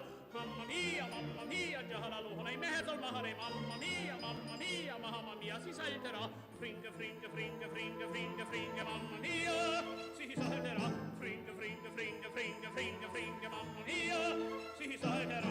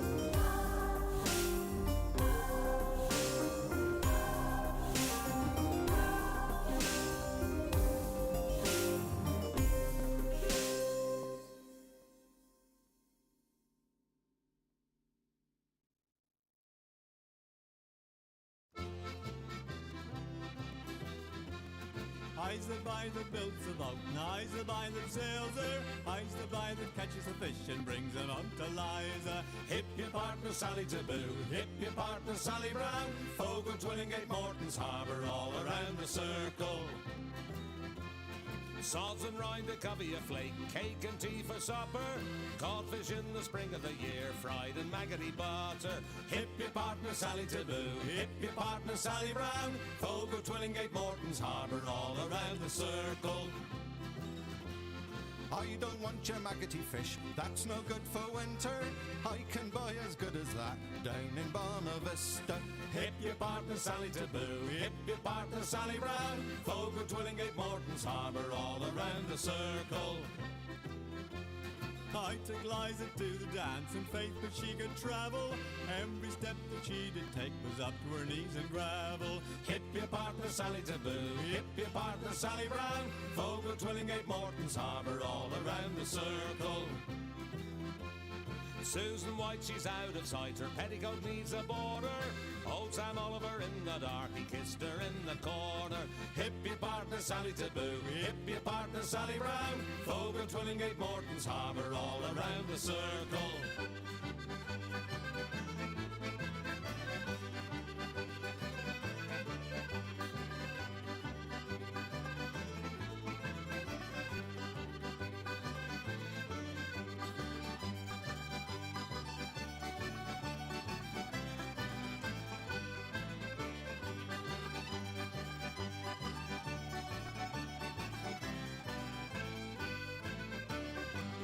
I's the boy that builds a boat, and I's the boy that sails her. I's the boy that catches the fish and brings them up to Liza. Hip your partner Sally Taboo, hip your partner Sally Brown. Fogo, Twillingate, Morton's Harbour, all around the circle. Hip your partner Sally Taboo, hip your partner Sally Brown. Fogo, Twillingate, Morton's Harbour, all around the circle.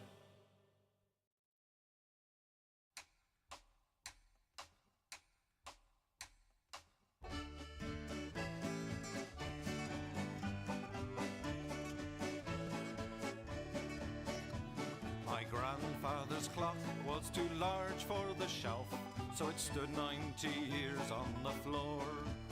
It was taller by half than the old man himself, though it weighed not a pennyweight more. It was bought on the morn of the day that he was born.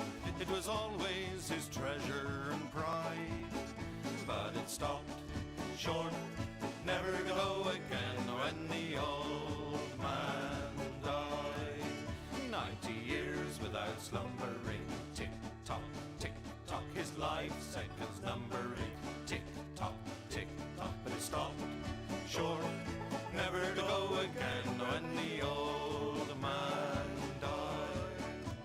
In watching its pendulum swing to and fro, many hours had he spent while a boy. And in childhood and manhood the clock seemed to know, and to share both his grief and his joy. For it struck 24 when he entered in the door, with a blooming and beautiful bride. But it stopped short, never to go again when the old man died. 90 years without slumbering, tick-tock, tick-tock, his life seconds numbering, tick-tock, tick-tock, but it stopped short, never to go again when the old man died.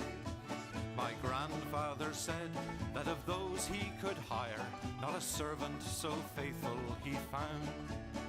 For it wasted no time and had but one desire, at the close of each week to be wound. For it kept in its place, not a frown upon its face, and its hands never hung by his side.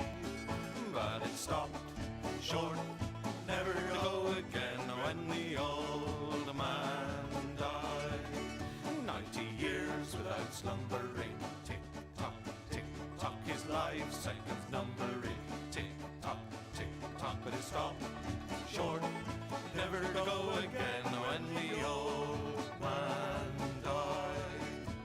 It rang an alarm in the dead of the night, an alarm that for years had been dumb. his spirit was pluming for flight, that his hour of departure had come. Still the clock kept its time with a soft and muffled chime, as we silently stood by his side. But it stopped short, never to go again, when the old man died. 90 years without slumbering, tick-tock, tick-tock, his life seconds numbering, tick-tock, tick-tock, but it stopped short, never to go again, when the old man died. Yes, it stopped short, never to go again, when the old man died.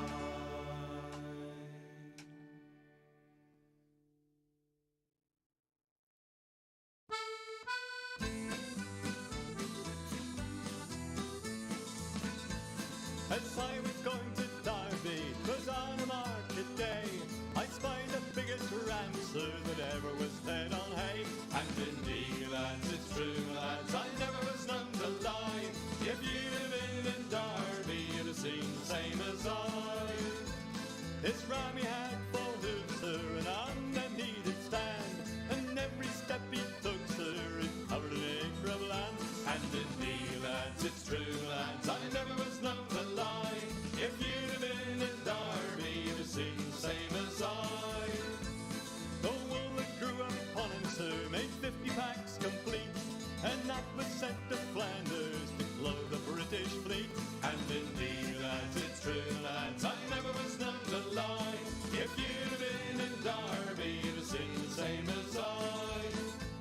The tail was 50 yards, sir, as near as I can tell, and it was sent to Rome, sir, to ring St. Peter's bell. And indeed, lads, it's true, lads, I never was none to lie. If you'd have been in Derby, you'd have seen the same as I. This ram he had a head, sir, that reached up to the sky. The eagles built their nets in it, I heard the young ones cry. And indeed, lads, it's true, lads, I never was none to lie. If you'd have been in Derby, you'd have seen the same as I. This ram he had 2 horns, sir, that reached up to the moon. A man climbed up in January and didn't come down till June. And indeed, lads, it's true, lads, I never was none to lie. If you'd have been in Derby, you'd have seen the same as I. And all the lads at Derby come begging for his eyes, to make them into footballs, for they were football size. And indeed, lads, it's true, lads, I never was known to lie. If you'd have been in Derby, you'd have seen the same as I. And if you don't believe me, sir, if you think I lie, just ask folk of Derby, they'll say the same as I. And indeed, lads, it's true, lads, I never was known to lie. If you'd have been in Derby, you'd have seen the same as I. And indeed, lads, it's true, lads, I never was known to lie. If you'd have been in Derby, you'd have seen the same as I.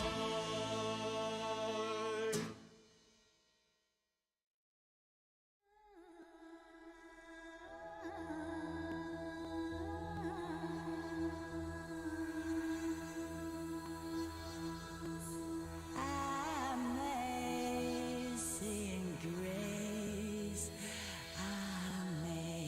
amazing grace, amazing grace, our Lord.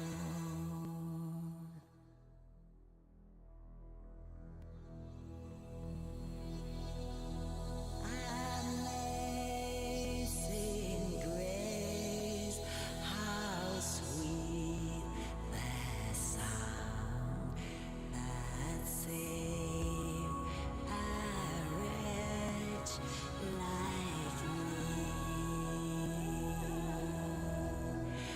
I once was lost, but now I'm found. I was blind, but now I see. Was grace that for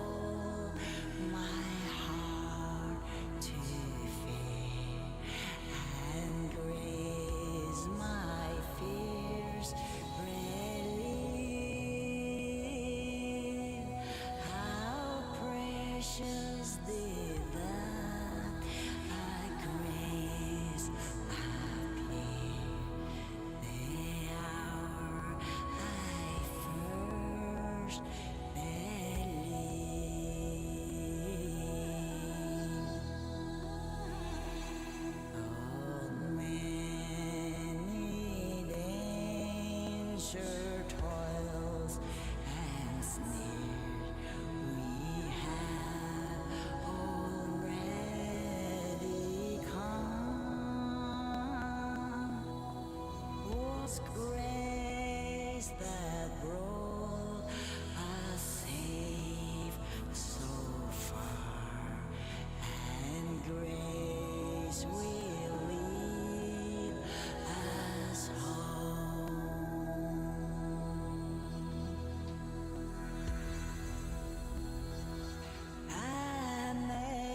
Amazing grace, amazing grace, amazing grace, our Lord.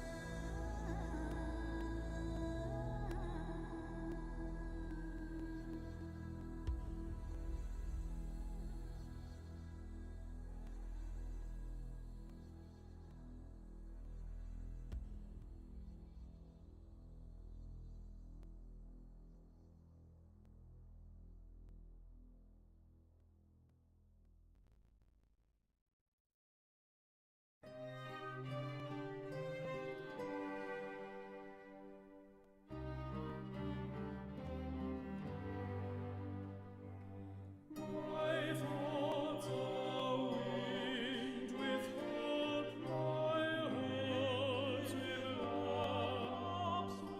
Fly on unto the moon in clearest night, and say as she does in the heavens there. In earth's own winds and waxes my delight, and whisper his God softly to her ears. Hope often hangs the head, and does shed and in my thoughts you may mistrust my love. If thou mistrust my love, you do blame. Say though you alter, yet you do not look as she does change, and yet remain the same. Let us at love return to lead on all. Dear my love, shine as she has done before.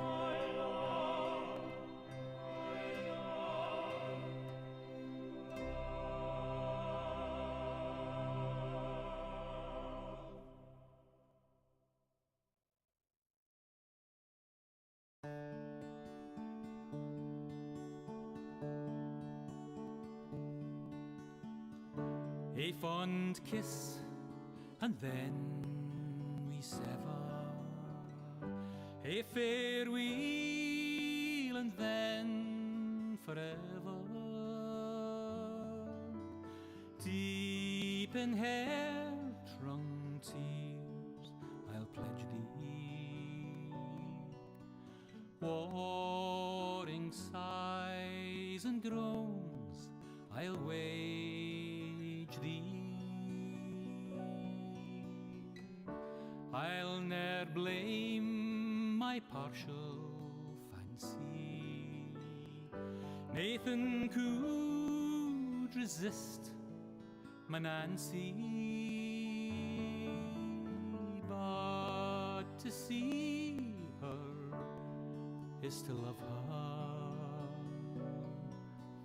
Love but her and loony other.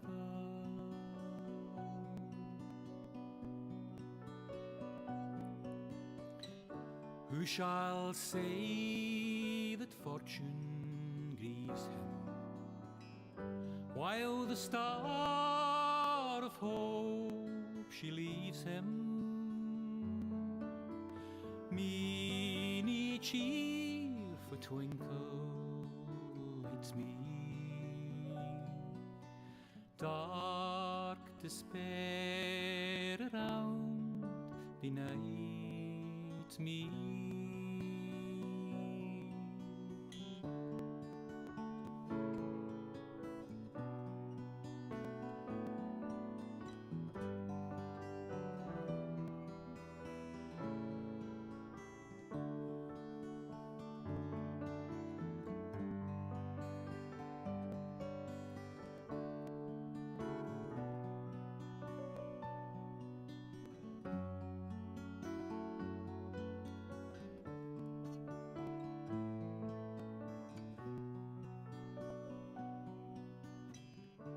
Had we never loved so kindly, had we never loved so blindly, never met or never parted, we would ne'er been broken hearted. Fare thee weel, thou first and fairest. Fare thee weel, thou best and dearest. Thine be ilk joy and treasure, peace, enjoyment, love and pleasure. A fond kiss and then we sever, a farewell, alas, forever. Deep in hair-wrung tears I'll pledge thee, warring sighs and groans I'll wage thee.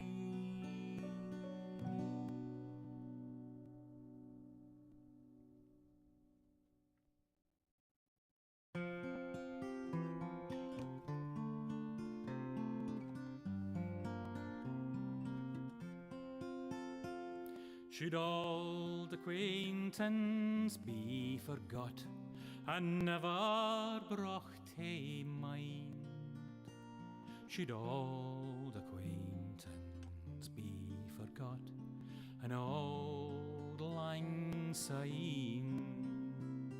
For old lang syne, my Joe, for old lang syne, we'll take a cup o' kindness yet for old lang syne. We twa hae paddled in the burn fae morning sun till dine. We've wandered mony a weary fit sin old lang syne. For old lang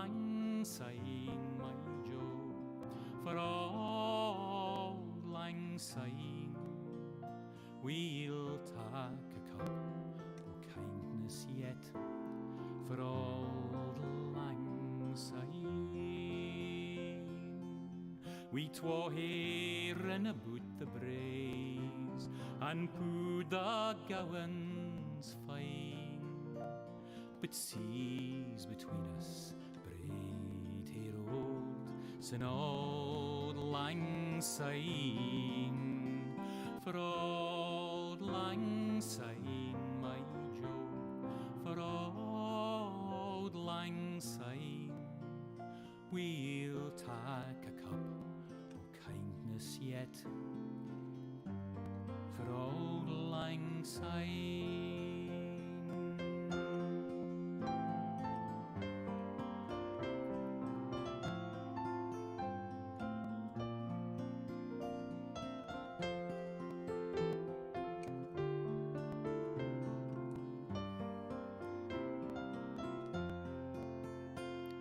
And surely you'll be your pint stout, as surely I'll be mine. We'll take a right good wally wacht for old lang syne, for old lang syne, my Joe, for old lang syne. We'll take a cup of kindness yet for old lang syne. So here's a hand, my trusty fear, and gie's a hand o' thine. We'll take a recht good wally wacht for old lang syne, for old lang syne, my Joe, for old lang syne. We'll take a cup of kindness yet for old lang syne.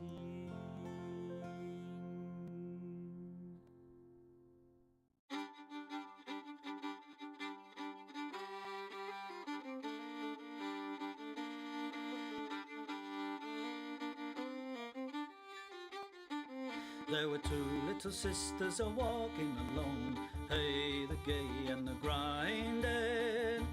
Two little sisters a walking alone by the bonny, bonny bowls of London. And the eldest pushed her sister in, hey, the gay and the grinding. Pushed her sister into the stream by the bonny, bonny bowls of London. Oh, she pushed her in and she watched her down, hey, the gay and the grinding. Watched her body floating down by the bonny, bonny bowls of London. Oh, they laid her out on the bank to die, hey, the gay and the grinding.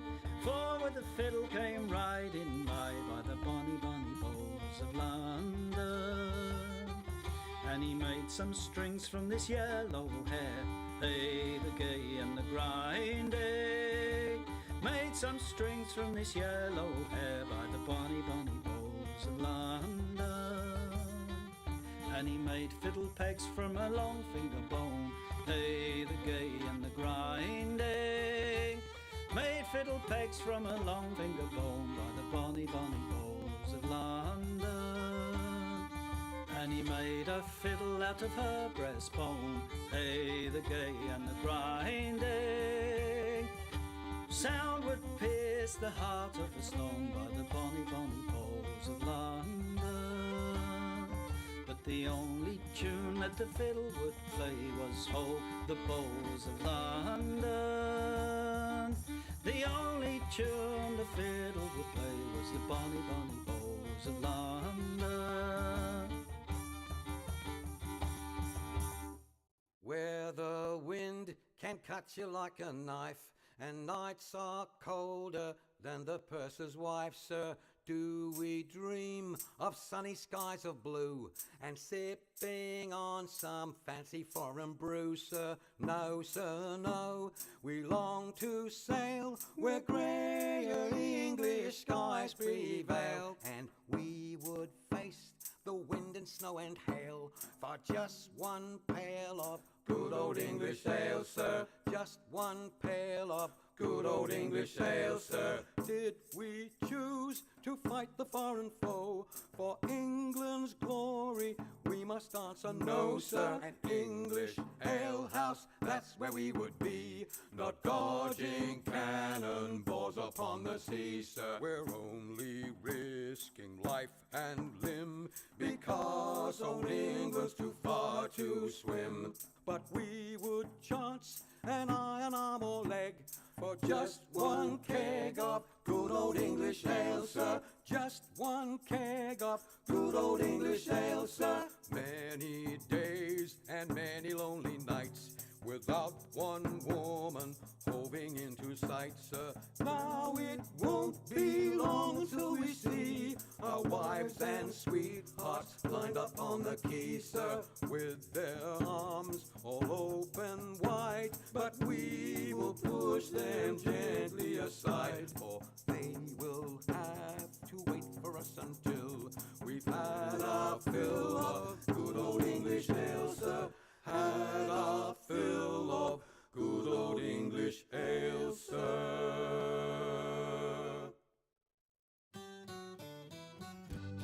Come landlord, fill the flowing bowl until it doth run over. Come landlord, fill the flowing bowl until it doth run over. For tonight will merry, merry be. For tonight will merry, merry be. For tonight will merry, merry be. Tomorrow we'll be sober. Here's to the man who drinks strong ale and goes to bed quite mellow.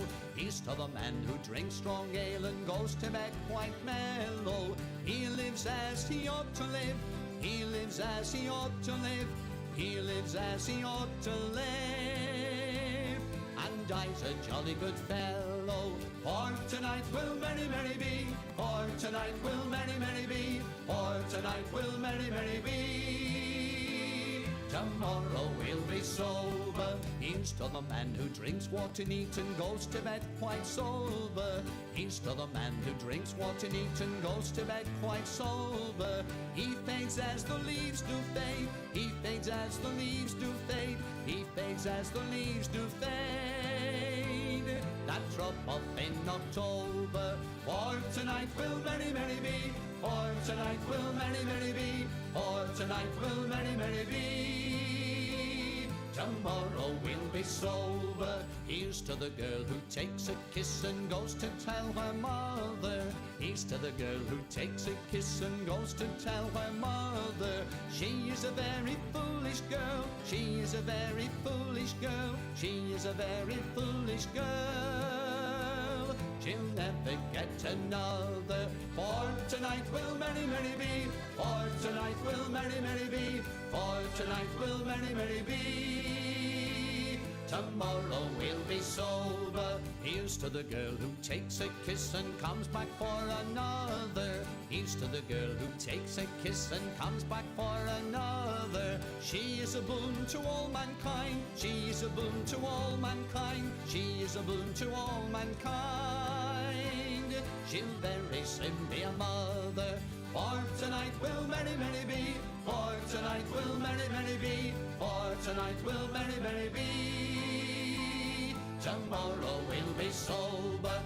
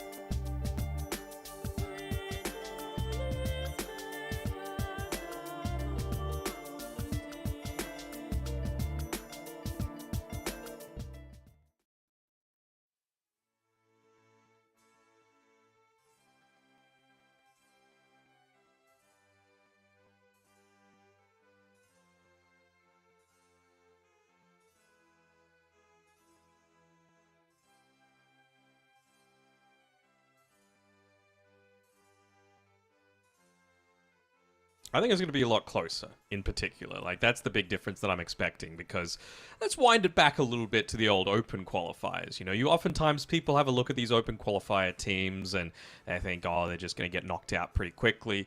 Hopefully not, because we've got 3 good ones. Zero Tenacity, they're always around, coming through those OQs. Team Secret as well. They came through Open Qualifier 2, and I believe they got pretty quickly dispatched by Tundra, though, in their first series.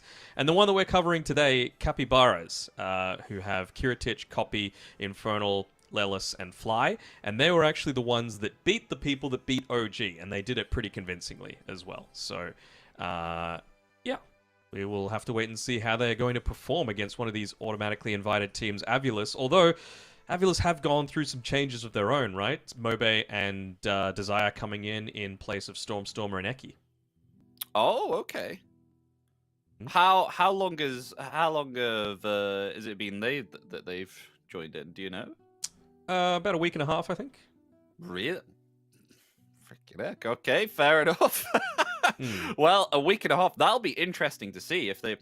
Do you know if they know each other, or because if they've only played for a week and a half, then it's going to be safe to say that we may see some maybe perhaps difficulties in terms of matching, you know, like communication and team fighting. I get what you're saying, but like these are the guys that are just constantly playing with each other, and they would have played, more importantly, against each other a lot during Div 2 DPC, where like Desire was on Manaspa, for example. Ancient Tribe, I think, is what Mobe was on, and Shibe was on Into the Breach and Chicken Fighters and these sorts of things. So they know their playstyle, they know what they're going to get, they know how they are in lane and that sort of thing. So even though they haven't like been on a team before together, it's still going to be like not too hard, I think, to be able to, get an understanding. Okay, fair enough then. But it's still quite exciting to see whether they will, up the antics here and actually do really, really well, even though they've only been in the team for, well, you said like a week and a half. But in terms of draft too, do you think we'll see similar heroes here? Because we were saying in the previous series that it was, what was it, nine Ukrainians? So it felt like kind of a little bit like East Europe. So I was wondering whether we're going to see very similar picks within this series compared to the previous series, considering it was kind of a little bit like East Europe.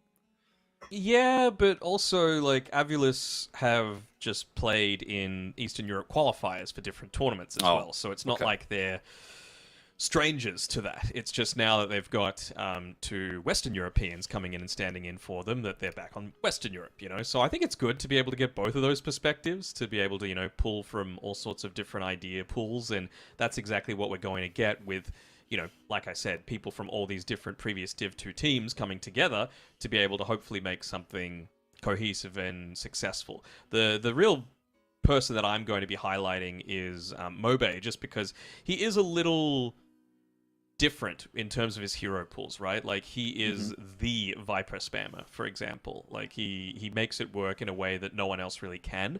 He goes a build where it's like really early Boots of Travel, and he goes into a Manta style and an Aghanim Scepter, and he just uses that buffed up version of everything to be able to like farm tons of different creep counts at once, just using the corrosive skin, basically. So I'm interested to see how he's going to go, although Viper isn't necessarily that strong in the meta right now. I want to see what his take on this patch is, because I haven't seen him in particular play on this patch yet. That will be interesting if we come out as a Viper, because Viper is not a hero I tend to like or favor. Because I don't know if you agree. I feel like he has problems if he is not able to snowball in the lane. He just feels like a very weak hero. You're able to punish him quite easily. So it's a little bit like a Huskar. Like, if you lose lane and you're having yourself a horrible time, then it feels like you're not having any impact, right? Yeah, I think there's certainly situations to pick the Viper. Like, if you just want a guaranteed early break, great, the Viper Strike is going to be able to provide you that. And you do have a longer range than Huskar as well, so you can kind of act as a turret that's just moving from lane to lane and being the thing to hit towers, and have the rest of the team kind of back you up in that way. But also has a lot of similar weaknesses to that Huskar, right? Really weak against physical damage, not really that mobile, doesn't have a lot of, like, control in a lot of these fights. Sure, slow is nice, but if you can't even start hitting someone, then you're kind of out of luck. What other heroes does Mobe play? You know, we're A lot of the saying normal stuff. a lot of the normal stuff. I'd say Viper's not kind of well. Sure. Learning the game, Viper would be quite normal, but Mm. in this kind of scenario, in the pro stage, I don't think it's kind of normal, right? It's quite Yeah, no, it's obscure. definitely a niche hero, but I like people that aren't just full slaves to the meta. You know, I want to see some individuality come through here. So, you know, for example, he plays mid Tiny plenty. Actually, he breaks out the mid Zeus a decent amount too. I think I've seen him play mid Nature's Prophet as well, and that is the most contested hero across the entire patch. So I'm kind of surprised. I will be surprised if we see it slip through. It was, I think, first banned in the previous series. Yeah, it was. Yeah, and then it was banned in the second. Yeah, it was banned throughout that first series. Yeah, you're correct. And Jakiro is the first hero to be banned the second time, which we saw in Series 2. It's Game 2. It slipped in Game 1, but it'll be banned this time along with Tinker. This is the third time that Tinker's been banned. Is it really that nasty right now? It's so obnoxious. Like you can't dive into people. You can't fight all that effectively. It's so much healing early on into the game, and you act as a support that can just farm on your own. It's just way too good. Defensive bubbles around everywhere, giving the blind out as well in a lot of these engagements. It's way too good. So I never want to see this hero again. I liked it when it's like super niche pick. If it's like the perfect Tinker game and Nothing to Say is playing it, then I want to see Tinker, you know? But not if you're seeing it every single game and it's just cheesy. Speaking of some of these other bans, like we saw PA get banned out in the previous series, but this Enigma is particularly like Jibe respect. Jibe plays Enigma very, very well, and he plays a pretty good Brewmaster as well. So they're just really giving him the early respect this time around. And you know what? TA can be vulnerable.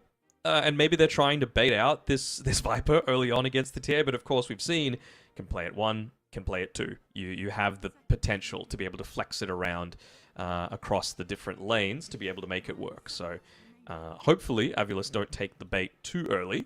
If I'm them, I would just look to pick something just really solid overall, like let's say a Muerta, for example.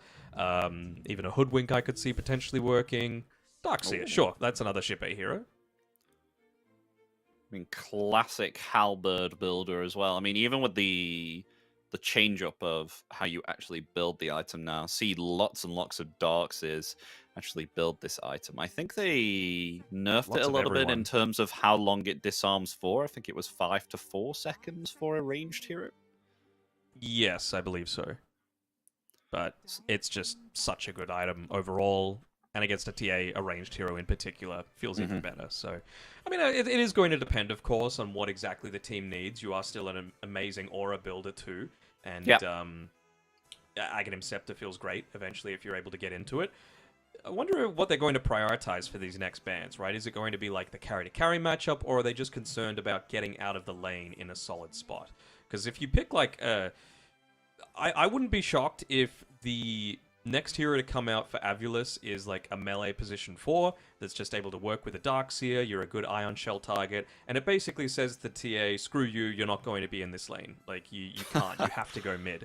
And then if they haven't addressed it in time, that's when you can potentially pick the Viper for Mobe, right? Because you know the TA can't lane into 2 Ion Shells, and you can't lane into Viper either. So it's like, what are you going to do to address that on Capybara's side? Is this something big that they do then? I know you said that Mobe plays like the Viper, but is it something that Avulus do quite often? Not particularly. I think it's just a way to punish a first pick TA. Right, okay. So banned, Dragon Knight banned, and Tiny, flex hero coming out. Mm-hmm. Again, something that Mobe can play, but again, melee position 4 feels good.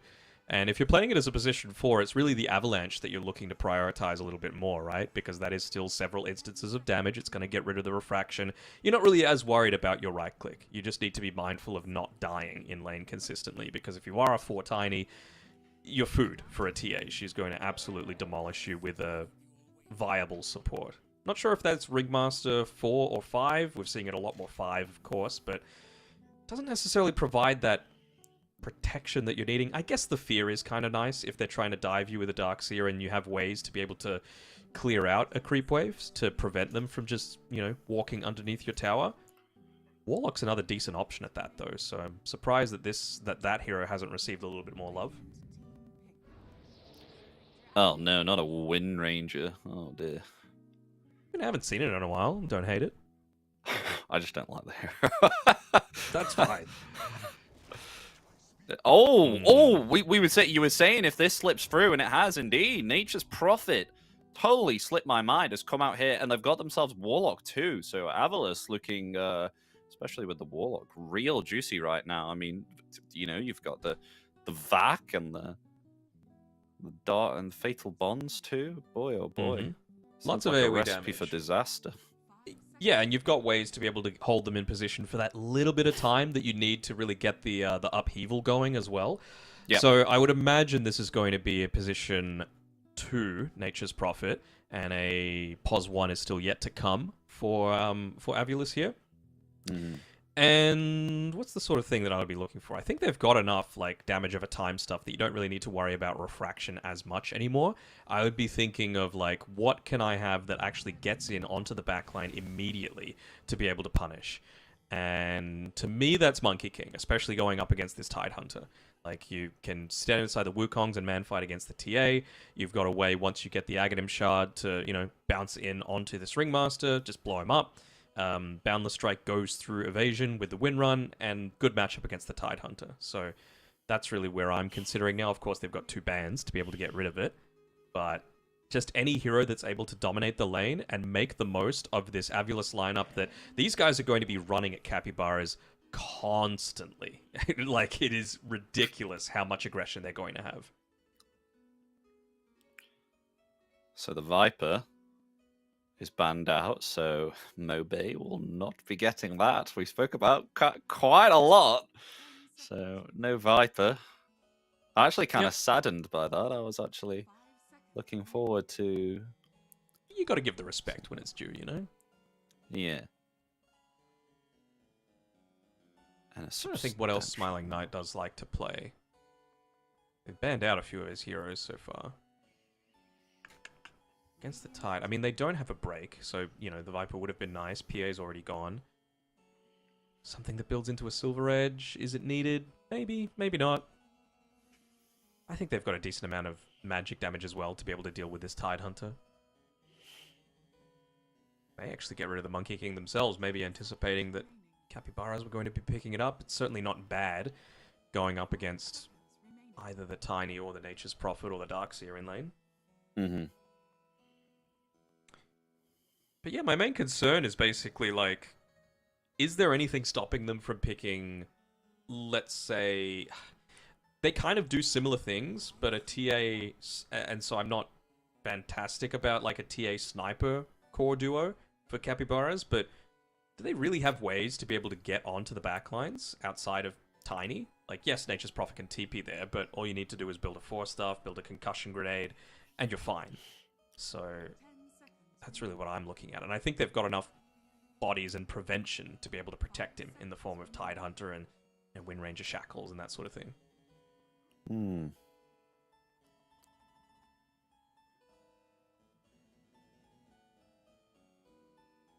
What are they still concerned about? Maybe are they thinking about every single source of break that exists in this game?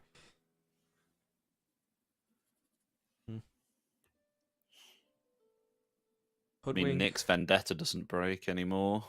Nope. That used to be a big one. Mm-hmm. And Slark, okay.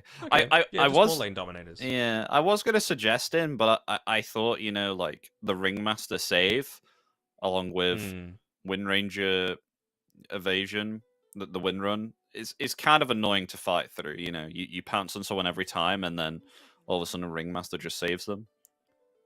So what real lane dominator heroes are there still there that are good against Tidehunter?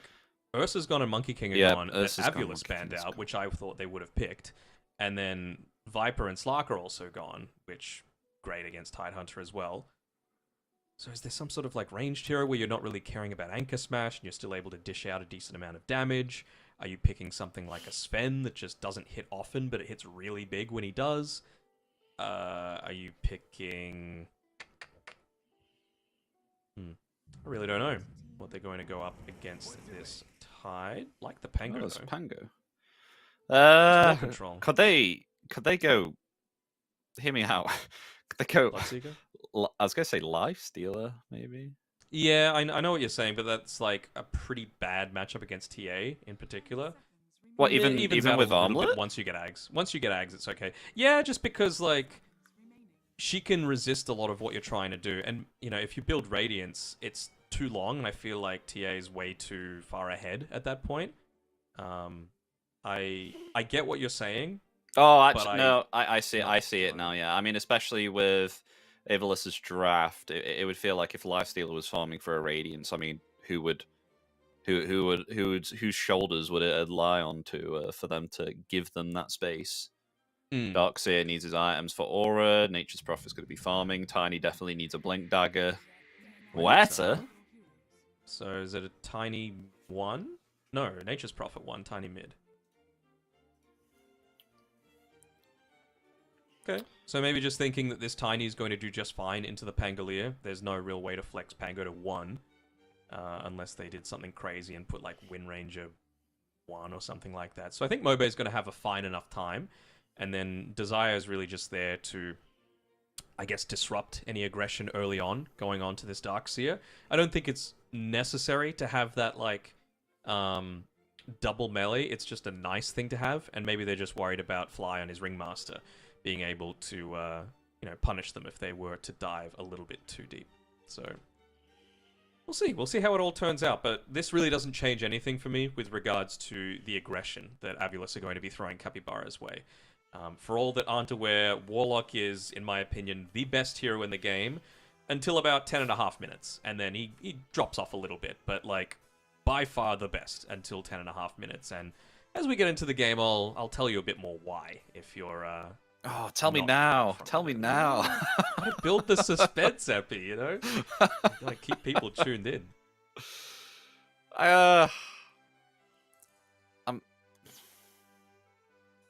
I'm trying to think why you'd be saying that, but there are many points. You know what? I won't ruin it. I'll save it for when we get to have a look at this hero. But folks, let's hop straight into the game. Series 2, Game 1. We shall be throwing you into this right now between Avalis versus Capybaras. Let's see how this game will go. Is there any interesting facets that anyone's gone? Maybe out the ordinary here? I always find the Tide Nanoplankton Eater quite funny because he's always so small. The old Krill Eater. There he is, waddling around. Looking very cute. Kill shot for Wind Ranger, so executes low health. The ranged axe, basically. Oh, okay.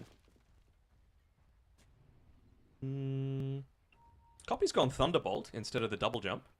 So really just wanting to be that form of control. It prevents the surge from being that, like, guaranteed escape mechanism as well.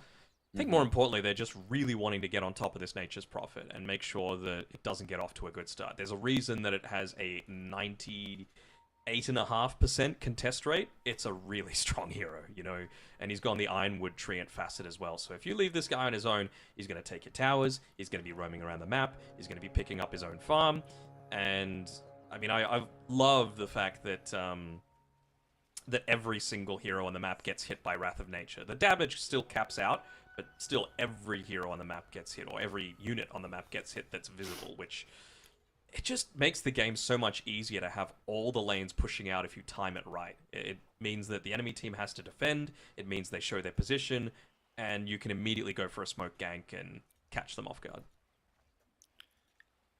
So how are you rating Warlock and Nature's Prophet on the lane? What do you think of this? It's alright. I mean, it's more important just about how you control what the enemy team has to throw back at you. So most of the time when you're playing Warlock, and let's say you were going up against, I'm just going to say like Darkseer Pos 3 and a Doom, or like Doom Pos 3 and a something else. You really want to prevent them from just diving you, and Fatal Bonds is a great way to be able to do that. You know, it pushes the lane out, it prevents them from just running underneath your tower and trying to go for these early kills, which is where I feel that Nature's Prophet might be a little bit vulnerable. So Seneko just wants to make sure that they get a couple of those early levels in, and they're not feeling too pressured. If they were going to be constantly trading, he would have been going for Shadow Word at level 1 instead. So clearly he's got a plan in mind. But remind me about Warlock's strong timing at 6 minutes. 6 minutes, okay. Write that down on my notepad. 6 minutes. Let's see if you remember. No, me probably not, but I'll try my best.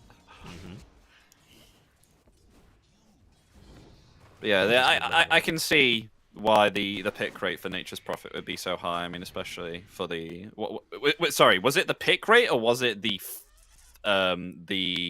Contest rate. Contest rate, right? Both picking and banning. It's 90. Let's just call it 99% of the time. Yeah, because the Ironwood Treant is just so annoying to be having that to hit you. Like, oh yes. Especially with the reinforced, like it just won't fricking die. Like usually you'd able to kill Treants on the lane, and now it's just so annoying. It's one of those things that you're like, okay, you can buy a Midas this game because you just instantly clear it, and it's so valuable to be able to have that tool at your disposal. Also, the Iron Talon, when that was available, that's certainly something that you can look to use to wipe out 80%, I think, of the Treant's HP, and it just makes it so much easier to be able to take it out, especially later on into the game. Yeah. I'm a little low on regen in this top lane as well. Both of them are out of tangos. I can see... Okay, they got a salve and another set coming out to them on Desire's Courier. So they should be okay. Jube has a magic stick charge, so it's okay. Not even going to get the Lotus, though, which kind of hurts. I'm honestly a little surprised at that. I mean, Seneco's trying to go for this one, and that's really, in my opinion, where you are wanting to use the Fatal Bonds most of the time, is to like push the wave out so it's easier for you to be able to walk in and get this. Same sort of thing with the Ion Shell as well, right? But they've really... Hold on, Fly's going to be okay. Been prioritizing getting rid of this Ion Shell creep ASAP. Fly's just been using the Tame the Beasts, the Q, to be able to pop it. Ended up popping his salve, though, so nicely done there by Desire. Oh, but Jube... A few more physical attacks needed. Oh, the dodging. Neo. The meld. Oh, the stick charges and 2 kills on the top lane. Okay. Oh, sorry. No. Wait. Was that 2 kills on the top lane? Yeah, Lelis came in. Rotated in. Very nice rotation as well. I mean, you don't really need to be babysitting a Tidehunter if the lane is almost entirely underneath his tower. So, yeah, he's like, sure. Go ahead. Go nuts. I'm not losing anything down here. I did get bamboozled for a second. I was like, oh, wait a minute, Windranger. She was bottom a moment ago. Why am I hearing her voice? And it's still so early into the game, but honestly, what is a Warlock going to do against a Tidehunter, right? Like, you've got Blubber, so he can't use Shadow Word on you. It's just going to, get shrugged off. He's got Blubber. Same sort of thing with Fatal Bonds. The innate ability. The old Kraken shell. Oh, right, okay. So yeah, like... No. What can a Warlock do? He's literally getting run down by this Tidehunter. He's got double lane now. So yeah, Lelis is freed up to do whatever the hell he wants, essentially. Little surprised that, maybe just because he doesn't have Shackle Shot, he wants to try and get a little bit of just that one more level before he looks to try and commit in. Speaking of Lelis, he's rotating with Desire towards potentially setting up for this 6-minute power rune, which... How is mid lane going? It's pretty dead even between Copy and Mobe. And 2 points into Avalanche and 2 points into Toss. That's a bit unique. Yeah, I think it's fine. He just wants to make sure that he's securing those range creeps without having to toss out his tree all the time. really looking to prioritize just farming early on, right? He's gone Bottle and Soul Ring, and now he's got his level 6, so he's a whole lot less vulnerable to a lot of these rotations, and I wonder if he's potentially pushed out the lane a little bit too early. It means that Copy now has his own level 6, as opposed to not having it when, though, that 6-minute power rune dropped. As Desire, he might actually be the one in danger. Oh, gotta be careful of those big creeps. The big creeps! Oh, he's gonna deny himself. Okay, so no kill with the power shot. So, has Seneko done enough, is my big question. So it's 6 minutes. You forgot to remind me, but don't worry, I reminded myself. Oh! Whoops. The Black Grimoire has 35 seconds cooldown on it, so it's going to be active at 7 minutes. That's also when the Wisdom Rune becomes active. So you should be... That is your absolute priority. Get the Wisdom Rune on your team, even if it costs a core coming to that area to be able to do it. Xiebe is in position to be able to take it anyway because the lanes were looking rough, and he's actually pinging it out now saying, hey, Fly could be looking to try and come here and save me, so Desire, you need to be coming and helping me, and that's exactly what he's doing.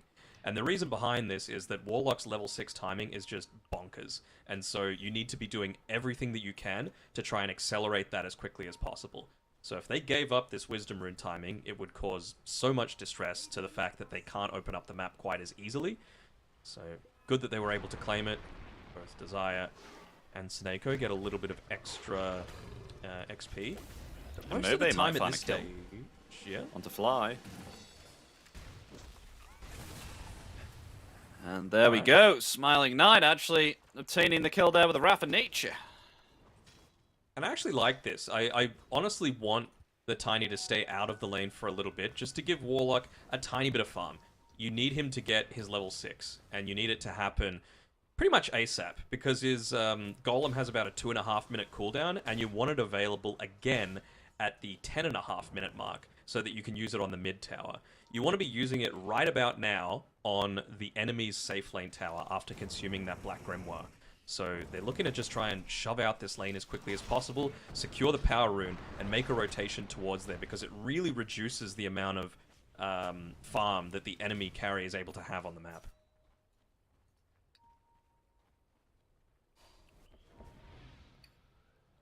Doesn't look like they're going to be able to do it, though. So, might need to just hold on to all of this until that 10.5 or so minute mark. It's a bit of a delay, and it's unfortunate because you should have 2 towers by that stage, but it's only going to be 1. They're still prioritizing giving Seneko that XP. They realize how important it is. Oh, Infernal's been so annoying here. And Mobe's rotating in, but so is Copy with the Rolling Thunder.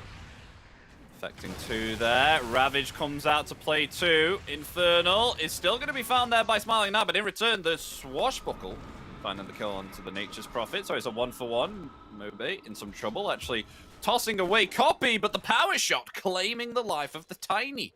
So it's a 2-for-1. 2-for-1 indeed, and this is one of the downsides if you do need to give your position 5 all of this extra farm, right? He's got the Black Grimoire ready to use, and they've given him about 4 waves of XP. I'd be really surprised if Seneko didn't consume that Grimoire very, very shortly, so because he should have his level 6 by about this time. It's just a matter of where they want to use that first chaotic offering. You can't let it wait too long, otherwise it means that you're going to... The enemy team's going to be more capable of dealing with your aggression. You know, at the 8 or so minute mark, no one can deal with a Warlock Golem. It's just way too strong. Yeah, not too long until they get it. That's quite a lot of XP for Seneko there too, taking out that stack. And that was 3 heroes close by. Mm-hmm. Sheesh. I mean, in an ideal scenario, the Grimoire is going to be even stronger because he doesn't... But at the moment, he doesn't have any assists or kills, so... Not too much he can do about that, unfortunately. It was a rough lane to be able to get any.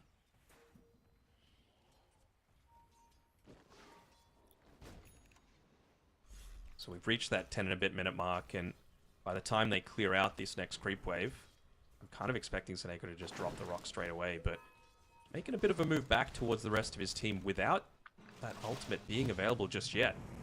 Oh, they're going to initiate onto Mobe. It's been stunned up there by the Rolling Thunder. And will be found by the power shot.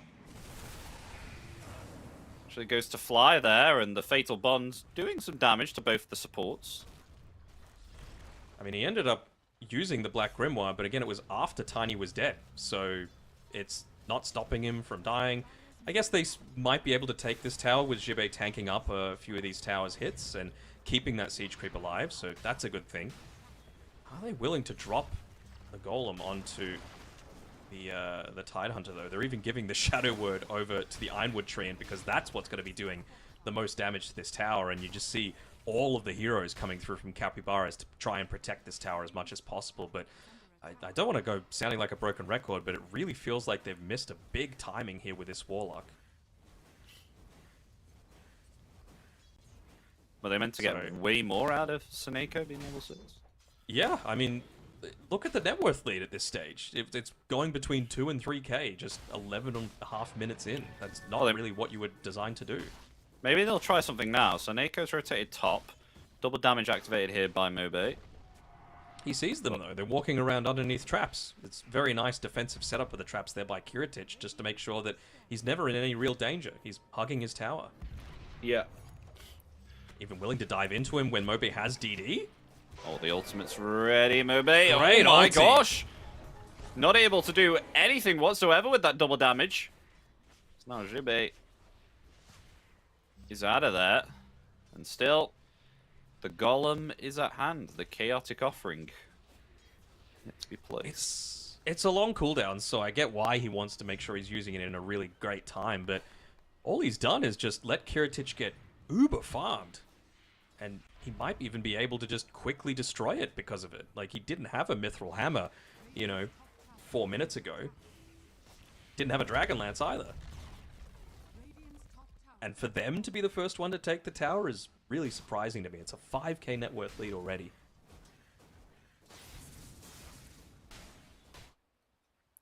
They're smoked up as 3 here too. Wonder where they're going. You don't go to basically every single TI unless you know a thing or two about the game, and Fly is showing why. Just leading the charge with his boys. Trying to find someone off on their own. Won't be finding anyone here, so at least they can get the bottom tier 1 tower. That'll be gone. Oh, they're still scouting out. I mean, 10 seconds remaining. They might catch out Smiling Knight here. In the river, yep. Rolling Thunder coming in. There we go. Going for him now. Diffusal Blade. Oh, I thought he was going to smash him up to He's the high kind of ground griefing himself there with using the Sprout. He's just giving him something to use the Shackle Shot onto. And there we go. Nature's Prophet down. Meanwhile, though, Mobe trying to find the tier 1. Oh, they're going to respond to this here too. Capybara trying to find more. And that is a big swashbuckle. Holy lord. Oh, the misses. The miss chance, though, yeah. He missed like 3 hits in a row. That's ridiculous. That's sad. Well, small miracles, at least coming through, and hold on, no, Nature's Prophet's dead, so they're pinging out, quick, get the Wisdom Rune, and that is exactly where Lelis is sprinting towards. Don't actually have any scans available on Avulus, so they wouldn't have known to be able to, that it was available to be picked up, so it's still just going to be a 1-for-1. What time do you think this offering is going to be dropped? Because I thought it was 7 minutes ago, and it has not been dropped a single time. And he is 0-0 at 0 on a position 5, which maybe not where I think you want to be. 3 minutes. I'd be. How low is this tower? It's basically full HP. Might kind of be forced to use it up here, because I don't think Capybaras are going to let this tower go for free. They're doing a good thing as well, just dragging the creep wave, making sure that the Avulus tower is also under consistent pressure. Yeah, they'll take the mid tower at least on Avulus. That was all the Treant, basically. Still so stupid to me. I kind of wonder what Seneko is going to buy as his first real item. Like, Solar Crest doesn't seem that bad this game. You know, buffing up your Nature's Prophet or even just the Treant can go a long way towards opening up the map. A little bit of extra protection and armor for yourself going up against the TA in particular. Feels quite nice. And once again, right at that 15-minute mark, we see Tormentor get picked up. So, got the spotlight, excuse me, now available for Ringmaster.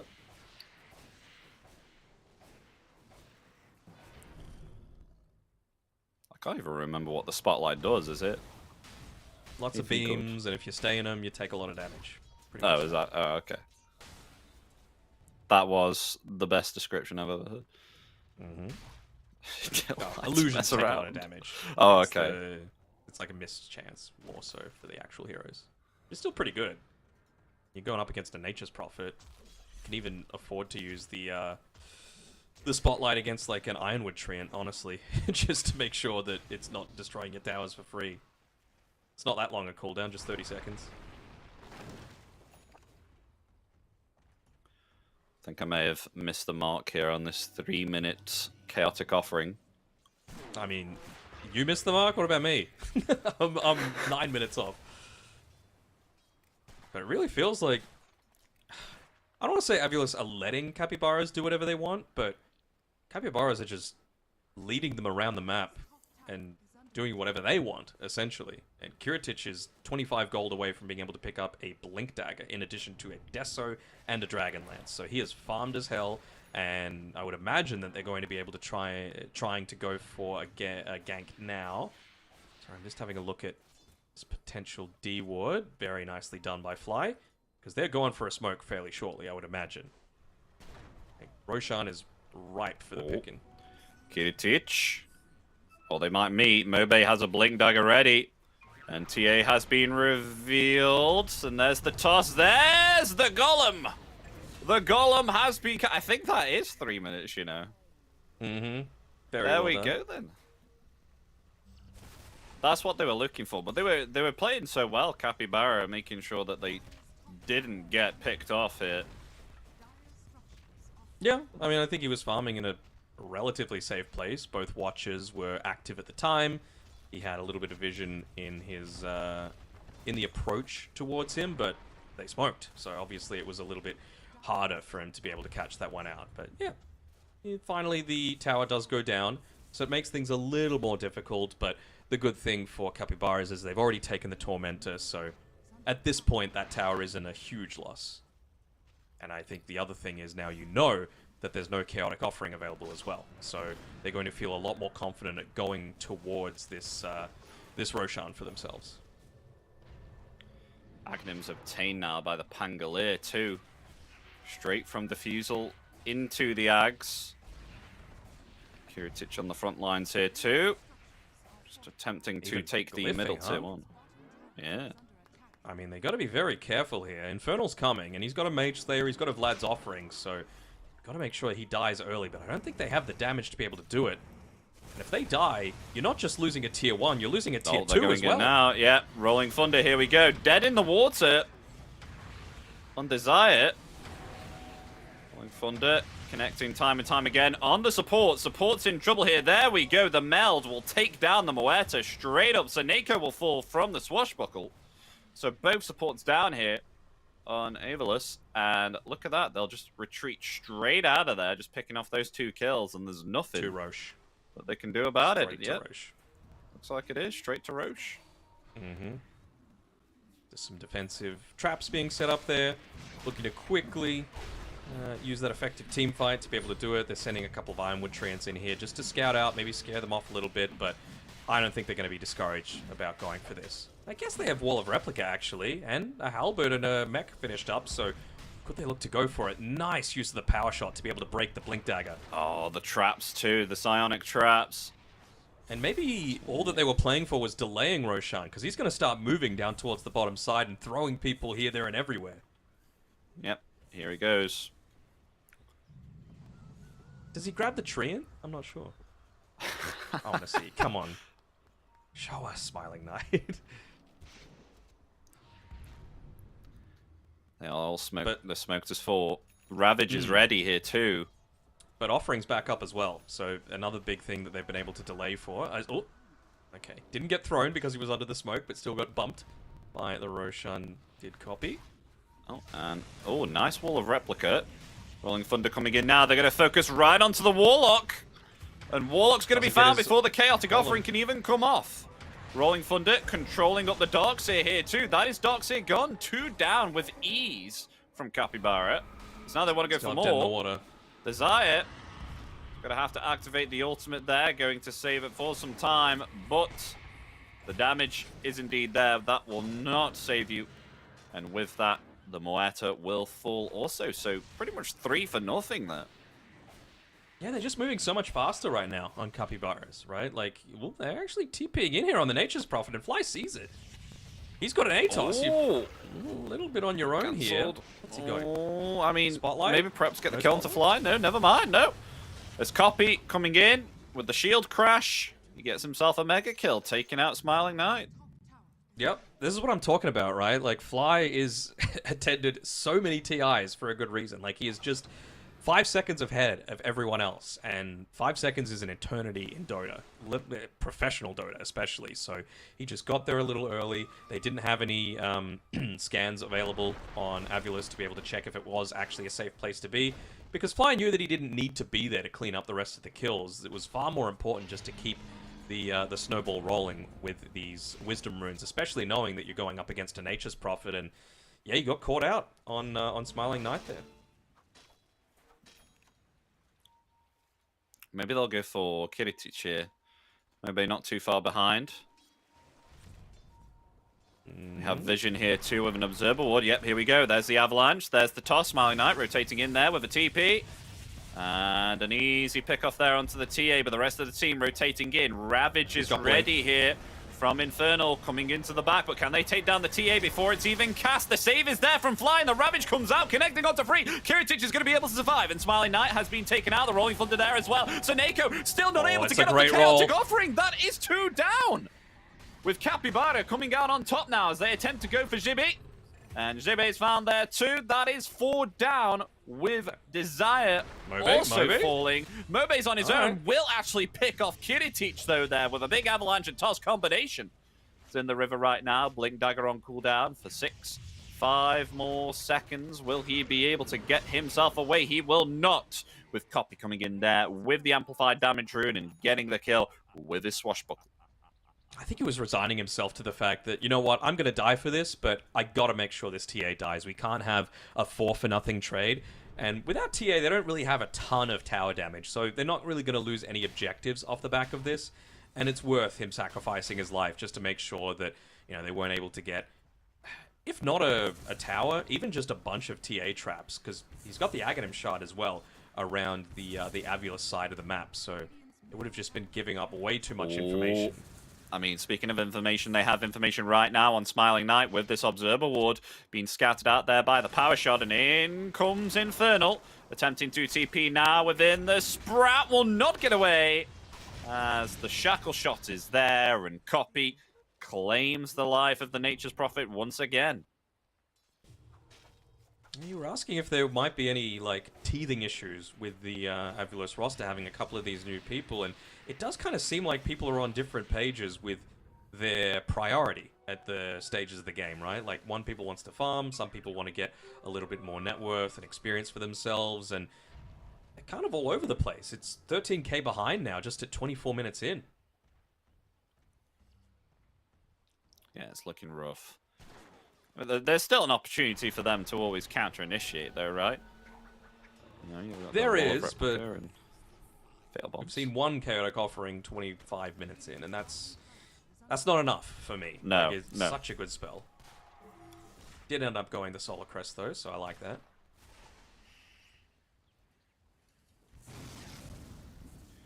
BKB next item here for Kiritich. Yeah, definitely needs it here, especially against the Tiny, just feels like. Getting popped off here and just chain stun with Avalanche and Toss.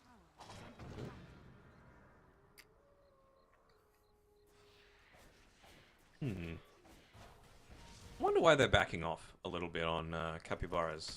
Like, to me, priority right now is trying to get them to pop the glyph ASAP before your siege creep wave gets in there on this bottom side of the map. I get that it's important to want to, like, stay hidden across the map, but I guess they just want to instantly take this Tormentor as soon as it comes up, but Small missed opportunity, I think, to There at it least is. force a glyph out of Avulus on the bottom side of the map.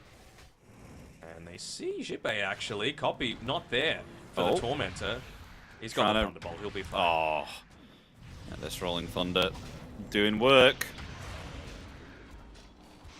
And that should be the kill onto the docks here. It is indeed. Really not too much that you can have issues with on Capybara's side. I mean, they're just moving across the map amazingly. They know their timings. They know their priority in terms of objectives. Oh.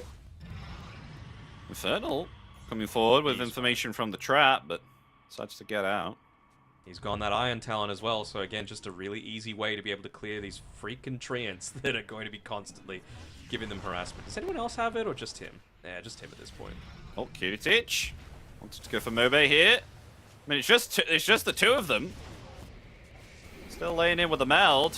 Meanwhile, Infernal on the other hand, forcing the BKB there from Mobe. And they're still going for more. Kiritich blinking forward. Affected there by the dead shot. Attempted TP will be stopped there by Lilith. Infernal's just not scared at all. He's like on his own behind the tower saying, yeah, sure. I mean, you popped your BKB. I doubt you're going to be wanting to come in and fight me. And this is what I was talking about before. So they're fortifying. They're still probably going to take it. But it slows things down a tiny bit, you know? But with how farmed Kiritich is, I don't think he really cares all that much. They're still going to get this tower. They're still going to be able to just rotate through to that mid lane. Be able to try and get some outpost control away from Avulus, because it doesn't feel like there's too many safe places for them to be able to farm. And, I mean, those places are shrinking and shrinking even more. Look at where Mobe is, like, literally on the opposite side of the map, and great presence of mind by Lelis to be able to spot him out as well. Yeah. Is there a rotation for this? He's making sure to get these right clicks off as well, prevent the blink dagger. Yeah, not able to get away. Here comes Infernal here too. Dead in the water. Nowhere to run. Literally within the water. not escaping this one. Yeah, there we go. They get the kill. And meanwhile, we missed that Kiritich was also able to get a solo kill there onto Seneko. Yeah, it doesn't feel great for the Warlock to get that one. At least they got the double wisdom, you know, small things, but I would say your mid laner dying when he's bottom of the core net worth, nearly below a Ringmaster, is not a great trade.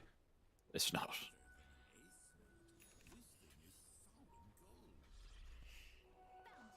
It's honestly like... You're 18k down. Yeah. But I think you need to buy a gem just to stop them from ganking you in these side parts and to be able to get rid of these TA traps, because it's just making their life so much more difficult. Like, Desire's probably about to die because of it. Mortar ultimate. TP is available. And where's the TP cancel? There it is, Shackle Shot. And that's a dead Moeta. Lelis gets the kill, easy peasy. So much information here with the traps. Oh, meanwhile... Mid lane? Yeah, Jibe has also been caught here by a dead in the water. The ultimate from Ringmaster there will help to take down the Darks here. That's another 2. There's just nothing that they can do, honestly, on Avulus to be able to stop this. You know, everywhere they go on the map, there's some sort of vision, whether it be wards or a TA trap. So they can't farm, like, in the lane. It's very easy to just drop down these TA traps, you know, in the bottleneck points, the choke points towards these jungle camps that are quote-unquote safe, but they're really not. You know, there's very, very little places for them to be able to farm, and I think it all just goes back to the fact that I said in the draft that they would be running at them. Avalanche there, they're going to try and find Kiritich, as Kiritich found them. They're not going to be able to get the kill down to T. Oh, the TP cancelled there from the Chaotic Golem. Counter initiation with the Ravage will connect onto 3. They're just trying to run. And look at this, Capybaras, they're on the retreat here as a blink forward, Avalanche tossed back from Mobe, but a Rolling Thunder there connecting onto 2. They'll still find the tide there nonetheless. Copy having some problems there with the Rolling Thunder. Looks like they are on the retreat here. They caught Lelis within a Sprout, as that is the Wind Ranger dead. There we go, gone. So, and they get a free gem. Seneco's been able to pick it up, and now they will just move around and try and open up this map a little bit for themselves. So it's actually a bit of a... I don't even want to call it an unforced error, because I didn't think they would have the damage to be able to kill him, but apparently I'm wrong. It's a lot of damage coming through from that Nature's Prophet in particular, of course, with the Mjolnir up, with the BKB being popped. He had a Solar Crest on at a time. Good use of the Chaotic Offering as well, to be able to cancel that TP, piercing through the BKB, of course. And Roche is alive, so this is going to be the objective that Capybaras are playing for. Don't think there's too much that Avulus can do about it, especially since they popped the Wall of Replica, they popped the Chaotic Offering. So I think you need to resign yourself to the fact that that is probably going to be their priority. So let's try and get out on the map, shove the lanes in, and at least get a little bit of extra farm and delay the creep waves hitting into our towers.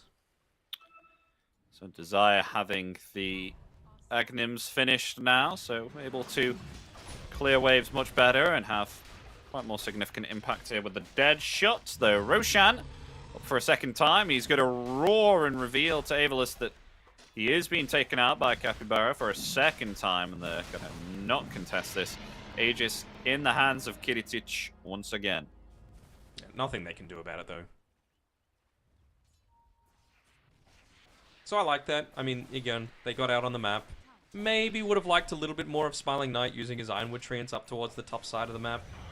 He's keeping it waiting. Hold on. Desire's been found. I think you're going to escape this one, sir. Locked in place forever there with the shackle shot and a killing spree for the TA as they look to maybe perhaps clean up a tier 2 tower.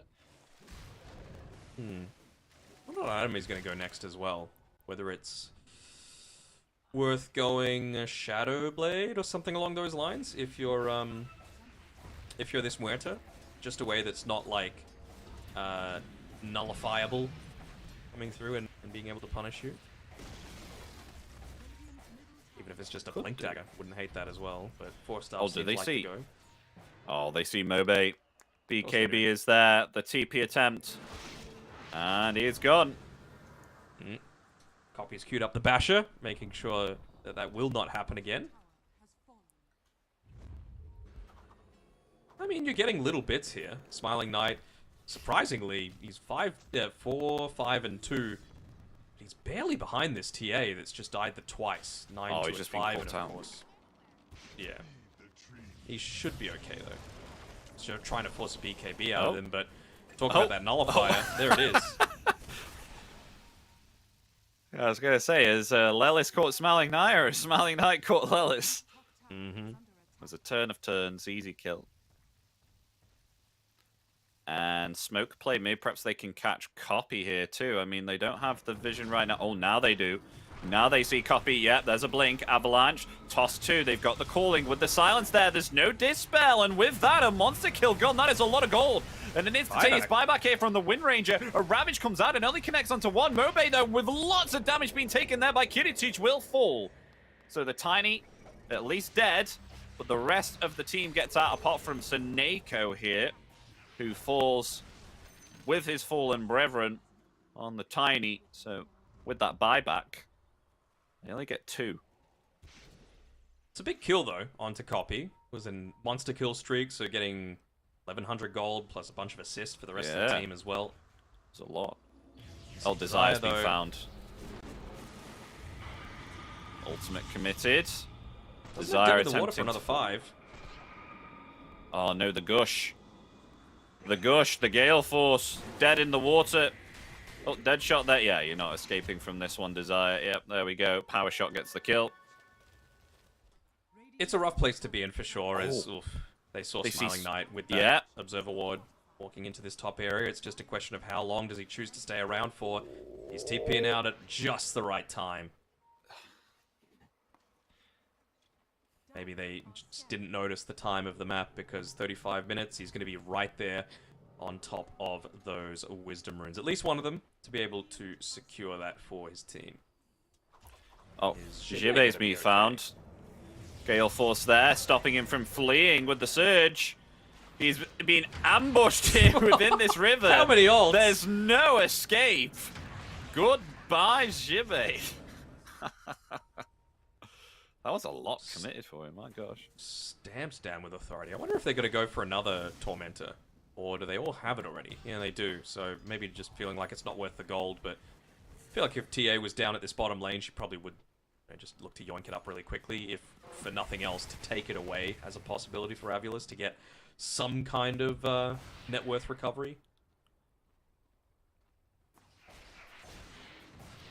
But with 50 seconds left on this Aegis, and with Darkseer dead, you'd have to imagine that they're wanting to try and push up into this high ground with a double siege creep wave as well, talking about 35 minutes. So I'm sure Kiritich is saying to the rest of his team, get down here. You know, what are we waiting for? And there we go. Tier 3 tower gone.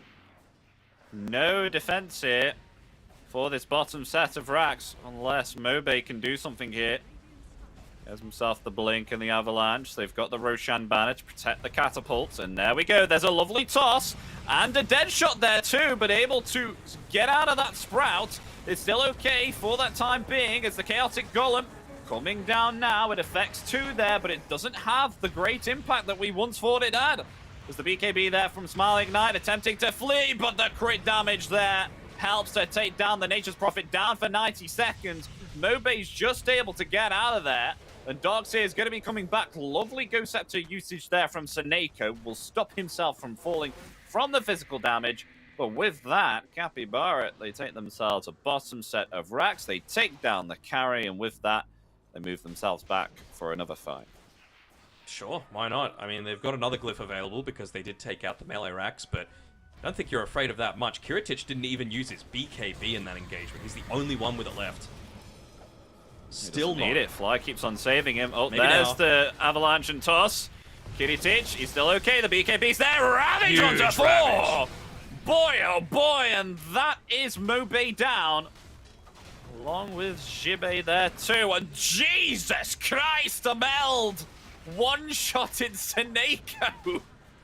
Didn't have his finger on that Ghost Scepter button that time around. Did it just see what could happen? He's going to buy back, but I think it is all for naught because they are looking to close this one out on Capybaras. Yep. Oh, the buyback there. Mobe and Jibe there too, tossing back Wind Ranger into the fountain, but the damage there from Kiritich is just too strong, and that is the dieback there onto the Tiny. They have the glyph. They're still not calling GG. Smiling Knight back in 10 seconds. Kiritich not with a BKB here. Still able to blink away though. They're not as worried, right? With the Tiny dead, what's your forced movement spells that you have to be able to push people out of position, essentially, is what I'm assuming they're thinking. But you know what? They'll just take their wins. They've gotten 1 tier 4 tower down, 2 full lanes of racks. I'm assuming that they're just going to prioritize pushing in that top lane and making an absolute certainty of it. So this Tide is a big boy now. I mean, it's not even level 25. Mm-hmm. Anchor Smash is hitting buildings as well, so he wasn't even part of any of that beyond the initial Ravage. He was just hitting tier 4 towers, because why not? And they've realized, you know what, nothing else to do right now. Let's just get a bit of free gold for ourselves. Oh yeah, just 3 hit the Tormentor. 455 gold each. That's quite a bit. Mm-hmm. Building an Aether Lens as well on Fly. Feels pretty good, right? Like, extra little bit of range for the save. Blink Dagger increased range as well. Glipnir increased range. Feels good. I didn't realize how small of the radius the escape act actually was. Mm-hmm. So no wonder he bought that Aether Lens. Yep. Movement and positioning also very important on Ringmaster. You can really buy now as Kiritich. You're already 6 slotted. Remove. Sell the boots. Sell the boots, AC, Moonshard, probably.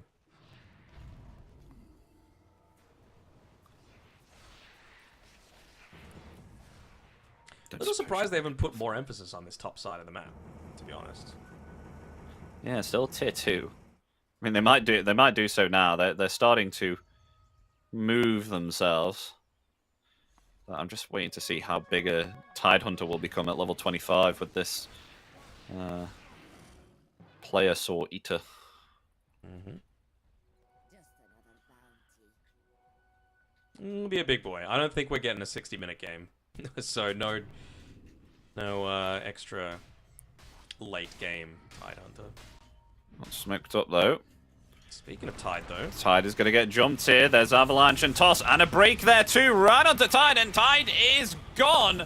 The TP's not quick enough, but they're still going to go for something here with Tide actually buying back and coming back through the outpost. They do find Zibe there straight away. Smiling Knight in trouble now. That BKB has expired as they're going to lay all that they can into him, and that is gone. Along with Warlock here as they commit the Ravage. 4 have been taken out and fed to the fishes. I'm sure they're just saying, good death, bro, basically, is all they're saying to the Tidehunter there. Or maybe it was just the call to buy back, right? Because they know that in that previous team fight next to the fountain, basically everyone bought back. So if you can still come back with all of these heroes at your disposal that were TPing in, the game's going to be over, and indeed it was. There we go, GG. With game 1 going to Capybaras here. 40k net worth advantage. They had themselves a fantastic time in that game 1. Love me some Seneko, but I needed to see more Warlock activity that game. Like, it just felt like he was a little bit too far on the back foot, and because of that, you weren't forcing Capybaras to play as defensive as they were wanting as well. TA farm just got a little bit too far out of control. And I don't think we saw a single Nature's Prophet TP in to create an outnumber in these team fights. The first person to move was Lelis. And, you know, he was the one to secure that double kill up towards the top side of the map. So it really does feel like they're on the different pages at the moment on Avulis. But let's see if they're able to recover it before game 2, because they're going to need to, and I'm sure they wouldn't be expecting to be playing from the lower bracket this early into these qualifiers. Yeah, we will see. So, folks, we are going to throw it for a break, so stay tuned because we'll be back with Game 2 in just a couple of minutes. Don't go anywhere.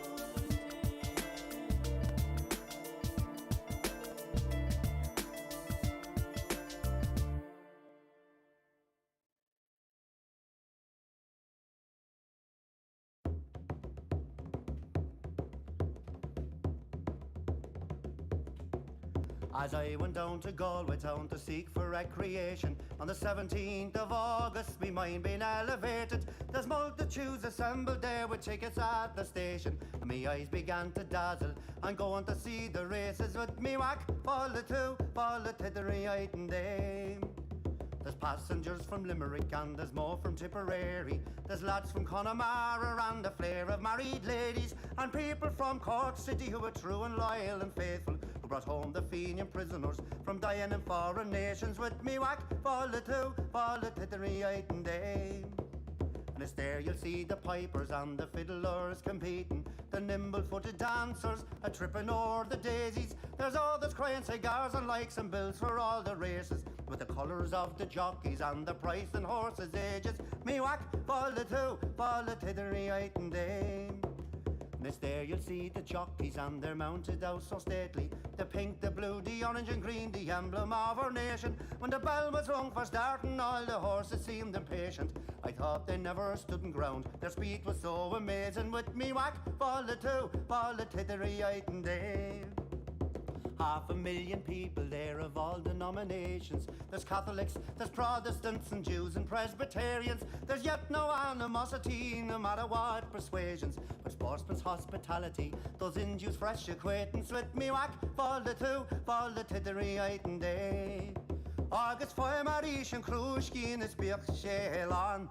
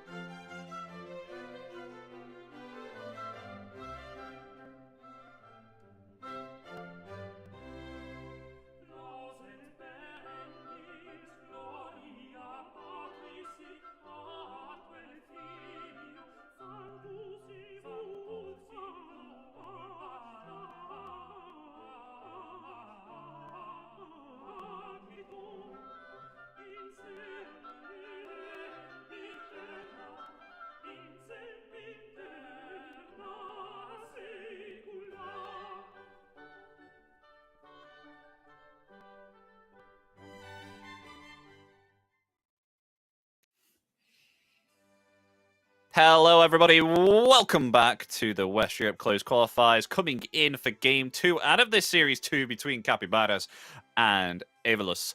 And it was indeed Capybaras that took Game 1 out of the best of 3 as we go for Game 2 and see who will claim themselves Game 2 out of this series. Will it be Capybaras moving on through the upper bracket, or will Evolus be able to equalize a 1-1? Danok, how do you feel between these both teams? Are you feeling Capybaras is the stronger team here after seeing what went down in Game 1? If I'm going just by one game, sure. Like, it was a pretty big stomp, right? 40k net worth lead by the end of it all. It didn't really feel like Avulus had a chance at any stage. But the thing is, I thought they had the draft to be able to make it work. And so, I don't know. Like, can you reset that quickly after a game like that? I'm sure that that wouldn't have been what they were expecting. But they can't be in, like, a perfect team mindset either if you've just gone and replaced 2 players. Like, clearly something was going wrong, and maybe those 2 players weren't it. Maybe it's something else. Not to say it's the other players. It might just be a combination of things. Yeah. A Shaker ban, huh? Oh. Does that suggest Puck, maybe? Might be on the cards for Capybaras? PA coming out. We did see banned. Wait, was it banned in Game 1, or was this banned in Series 1? The PA. It was banned in Game 1 Series 1 and Game 1 of this series. Oh, okay. So both, but it comes out first pick. It's just so strong, right? Like, most of the time, back in my day, the weakness of PA was that, like, you were like an anti-mage that was, I guess, a little bit more active, you know? But now, people just build it so aggressive, and you can get so involved so quickly, and you've got a ton of good lanes, actually, just because there are a lot of really strong position 5 supports that you can look to leverage, and I think people are getting a lot better at being able to play around, you know, the defensive Blink Strike as well, for being able to get back to safety. Plus a break, just on a shard, always feels pretty good to me. Yeah, no, the shard is awesome. I mean, especially if you get an Agnims too, and you know you kill one hero, and then you're able to just activate that again and again. It's really nice. But you did sound like a right boomer there. If I say so. Back in my day. Oh dear. Well, Tariff Blade first pick here for Capybaras. So in return to the PA, pretty good in terms of base armor, right? And the fact that you do have yourself the Sunder for a save against the Phantom Assault. I do wonder if as well you go the facet that has the Conjure Illusions at full HP, and then you can so always have Sunder one of them Sunder. too. Yeah. I was wondering if they were going to get rid of that Darkseer. I mean, it's the TB counter in my eyes, and it's obviously a Jibe specialty. So it was either they pick it for themselves or they ban it.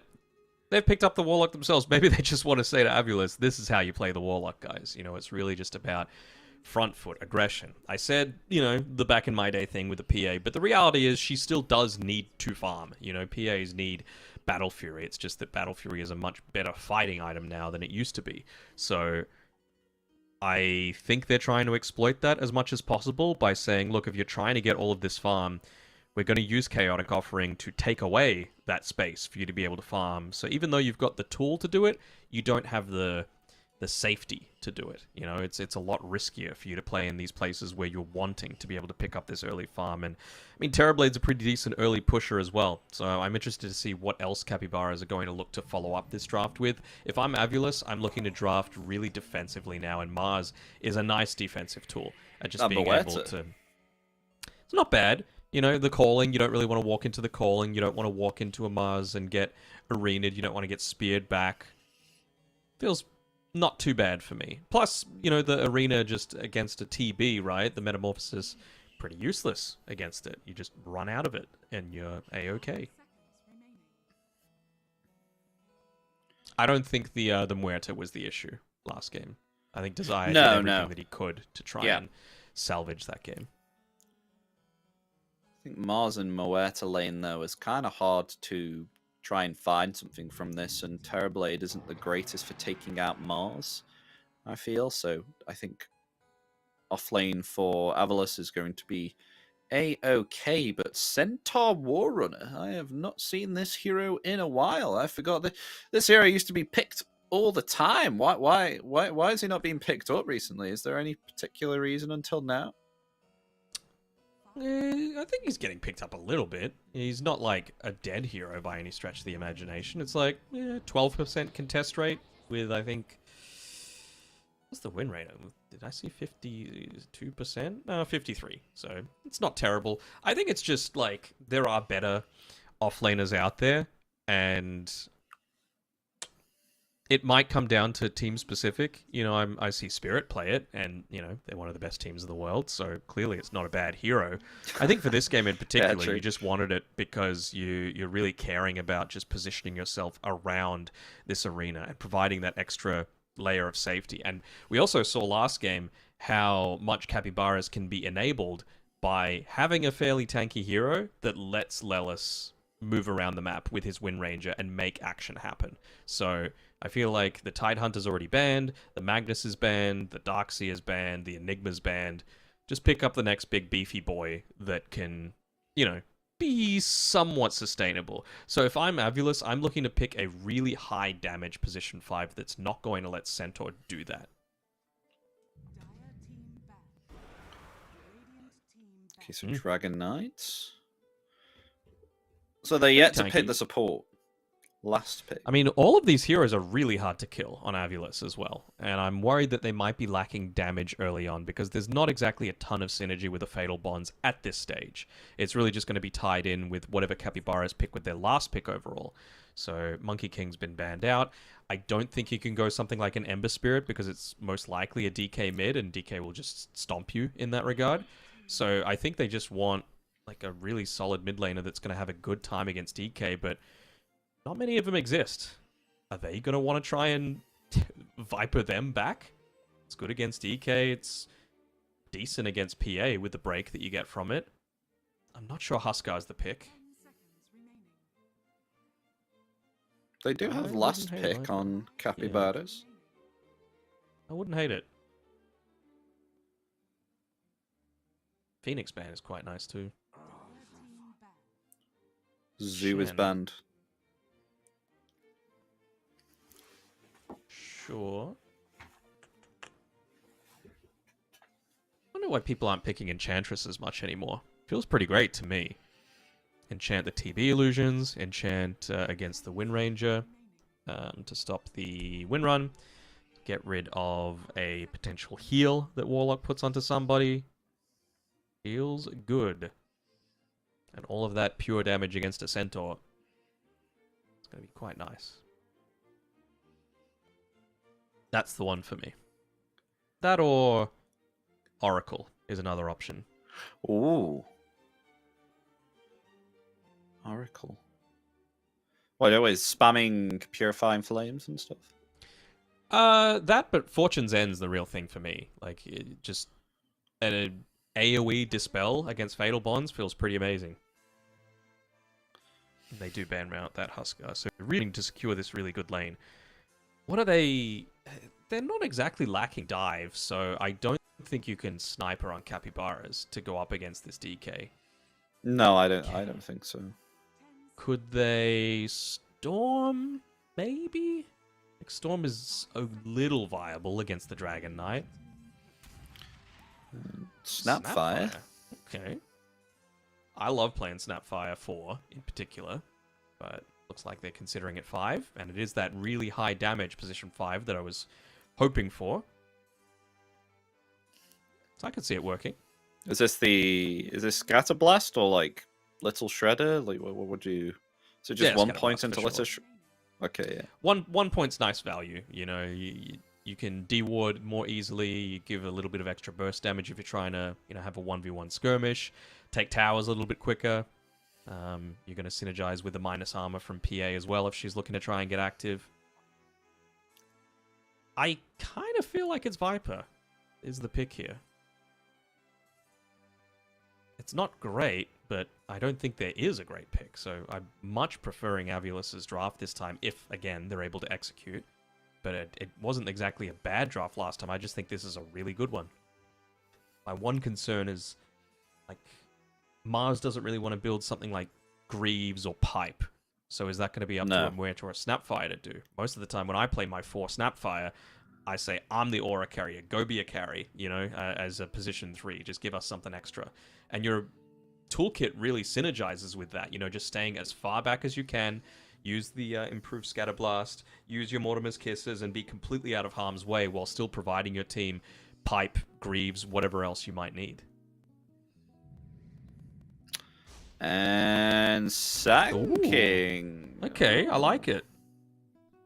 Like it a lot, actually.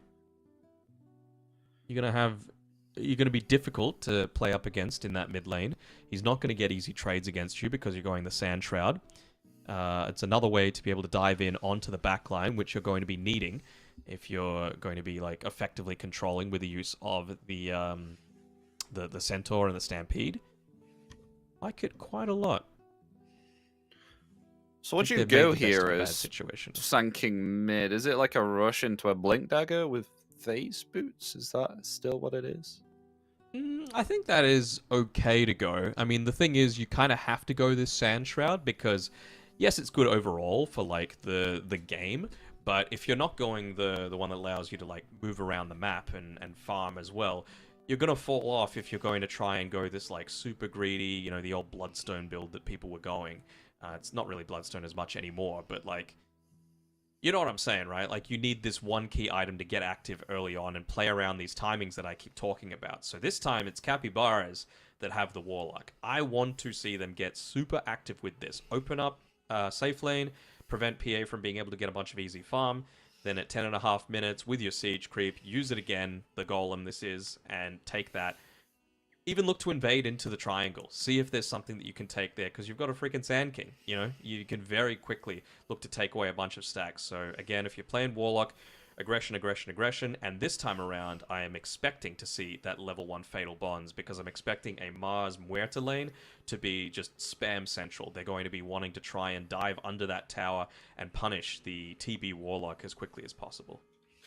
Yeah, I feel this is a much more balanced kind of draft as well compared to game 1 here, to both teams having considerable catch. Quite a lot. I mean, especially having Sand King and a Centaur on the same team. So you've got a Stampede and Burrow Strike here too. And not to mention you've got Mars on the other hand for control. I mean, Snapfire with a stun, and then you've got the Calling 2 from Muerta and Dragon Tail Blink potentially too. What do we have facet wise on the so we've gone the Corrosive Dragon again. Dragon Knight. Would you agree that would be the facet? Because I know, of course, the Red Dragons got kind of nerfed a little bit, but do tend to see a lot of people go the Frost Dragon quite a bit. I think it depends who you're going up against as well, right? Like, if you're going up against a Morphling, sure, that reduced healing is going to be obviously fantastic. But yeah, I think just for this, because you are playing with a PA, you can't afford to go super greedy. And if the Red Dragon facet isn't just busted overall, it makes a lot more sense to go the green one, just to be able to have your own tower pressure going on. Yeah. I'm expecting to see... Yeah. Actually, Jibe probably won't be going like a Deso because PA is going to be doing it, but I wouldn't even just hate a Blightstone on its own, just to be able to provide that, plus the Green Dragon, plus the level 1 little Shredder from Seneko, just to take out towers a little bit more easily. As who are they going to hit with this smoke? Copy's off on his own towards the mid lane, and doesn't look like anyone is going to connect onto anyone. They just missed each other unless Copy comes up the stairs. No. They see the fact that the watch has been claimed, so they know that they're generally in this vicinity. Just got to be very careful about when and where you give up the high ground. Might just be if I'm them, I'm waiting back here on the top of the stairs and waiting for them to walk back into my vision. They just got a quick glimpse there of Kiritich, so they feel like they can move forward again. Oh, Infernal! Doing that, they reveal their own position. Oh, Infernal! Fine. Oh. Yep, he's got to get away with a stomp. It's okay. Maybe a contest for the runes now. 4 heroes from Avalos on this rivet. Yep, they'll snatch up that bounty rune there. They'll get the bounty rune. Both of them top. 2 for 2. Yeah, 2 for 2. No skirmishes. All right, Fly. Prove me right. I want to see this this Warlock gameplay. Do want to see him 6 buy a minutes. little bit of regen, though. Just because...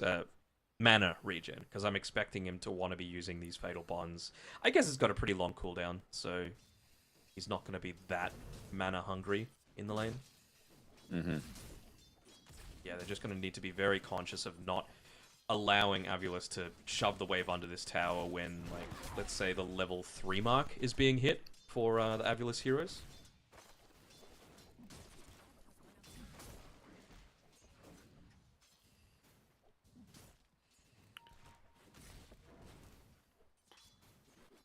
Just Moet is a really annoying hero as POS4. Just the attack animation along with the attack range too. Such a lovely harass ability. Nice game sense there. That's the word I'm looking for. Coming out there from Desire. Very rarely do you see a position for actively block their own hard camp, but that's because of the Fatal Bonds. You know, if the lane is being shoved in, it opens the camp up to being pulled back into the Radiant camp, and you can end up losing a lot of experience as a result of that. So Desire not wanting to let that happen, kind of like when you're going up against, you know, a Doom or an Enchantress or something like that, and you don't want to give him the Harpy Stormcrafter creep. Similar sort of idea. You know, you're blocking your own camp, which normally you would want access to. It's one of those fringe situations. Yeah. Now we've seen 2 Fatal Bonds used, just again making sure that they're constantly keeping this lane. Most of the time, if you're an offlaner, you're very happy with this situation. Like, great, I can just look to pick up this farm. But if you're just being constantly pressured by, you know, the AoE coming through from the Fatal Kill Bonds, top. plus the AoE, yeah. Centaur down. The Fire Snap Cookie with the slow of the Stifling Dagger. Helps to claim the life there of the Centaur. It was actually Snapfire who did considerable amounts. 786 damage there, only level 2. I mean, Snapfire does a crazy amount of damage early on and hasn't even leveled up Scatterblast yet. Let's even consider Yeah, look that. at that. Woo. Particularly against the Centaur, right? Centaur notorious for having quite low armor to be able to start the game. He's even bought a Ring of Protection super early on without wanting to go into anything like a Soul Ring, just because he knows that this is the lineup that he's facing into. Any Blightstone yet on PA? No. I think it might be coming out on the Courier, actually. Yes, it is, with a Tango. That'll be really nice against the Centaur. And with the lane being shoved in, Fly able to secure the Healing Lotus. So, in my eyes, Fly's doing everything correct right now on this Warlock. Just constant harass onto both of these heroes. You're always going to win the trading battle because you've got Shadow Word, who was able to secure the Lotus. He's made sure that they haven't been able to get a pull off. It's really just a solid all-around performance. And even just getting the perfect half pull as well. Realizing that he only had 2 creeps of that small camp to be able to work with. I don't think Copy was expecting that, unless... Did you see what happened in his Sandstorm? He had brought the creep wave with him to the large camp, but every time he went to go attack them, he gained invisibility so quickly the creeps kept on going back and forth, so he lost the range creep. So you can see it on the river now. Oh no. That's why there's double range creeps. So it didn't work. I mean, at least he got the melee creeps. He'll be back in time, though. Topping the net worth at this point. Oh yeah, that is right.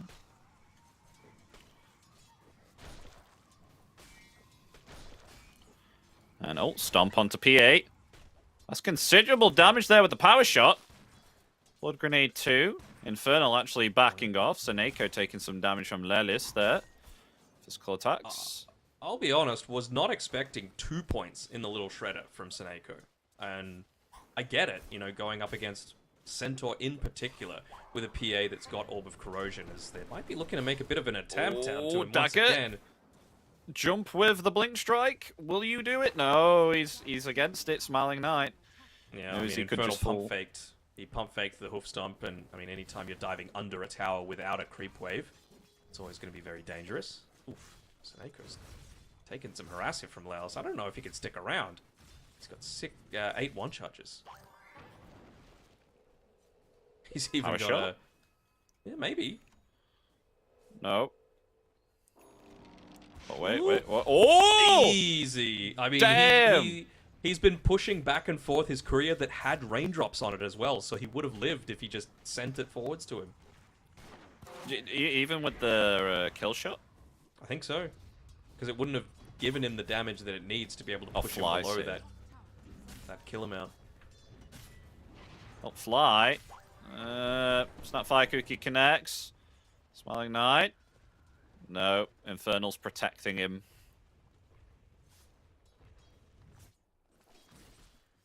He This wants is good though. Jibby. Like he's playing once again around the Wisdom Rune. He's nearly level 4. What he really wants is to be involved in one kill up on this top side of the map. That's what his rotation was all about. Because I think once you get to that stage, Mobe, don't think he's going to go that deep. Yeah, I thought. If you get 1 assist or 1 kill, that gives you enough to guarantee that you've got that level 6 going into that post Wisdom Rune timing. Mm-hmm. And Mobe, he's still hanging around. While it's in this triangle tree line. Actually hiding from the DK. He will actually move himself back. Okay.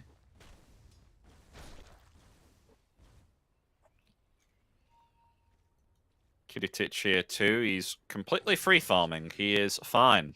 Fly has done his job. And now Terrorblade is just free farming on his own.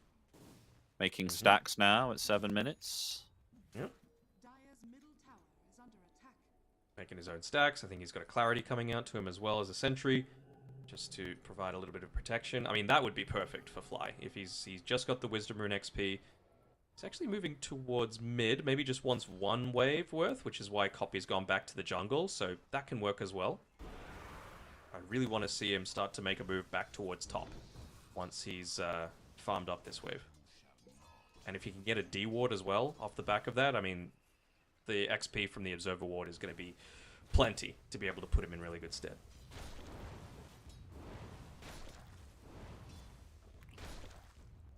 Still not level 6 yet on Infernals. 1,600 HP though. Oh boy. You are one tanky thing, Centaur. At least he's got himself that chainmail now too, though. He's buying up the smoke, right? So Fly's getting ready for his move. He's even just saying to Copy, you know what, give me a creep or 2. Let's look to try and protect the power runes. Didn't get lucky this time around. Desire securing the invis on the bottom side.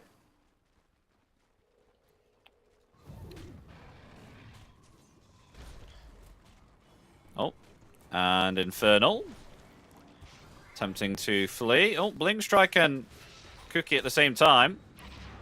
He's okay though. Fly coming in with a level 3 Shadow Word, so Centaur is going to gain all of his HP back pretty much. Yep. Even just hanging around with the boys while they get some ancient creeps, a little bit of extra XP. So level 5.5 or so. So maybe it's going to be a little slower than the absolute ideal because he didn't get any kills in the lane. But I'm expecting it to still be at that 10-minute mark, that we're getting a lot more aggression coming out from this Warlock.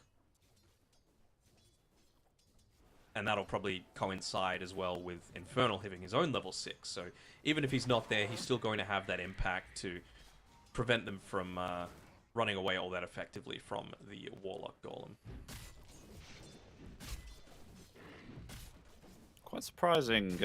Copy here has not actually put all of his. I thought it'd be, you know, like max into Stinger, but it's max into Sandstorm and Boros Strike. It looks like here, so favoring to max Boros Strike second. I think he knows that Centaur didn't have a great lane, so the impetus is on him to be the one making a lot of these early-ish plays. And I mean, no one wants to lane into a DK outside of a Monkey King and maybe a Huskar. So, better to just get the farm where you can in the jungle. Zibe gonna be okay is the thing that I'm looking at. Yeah, he doesn't have any vision here, so copy. Oh, he's backed off now, hiding by the tree line. Nice spidey senses there.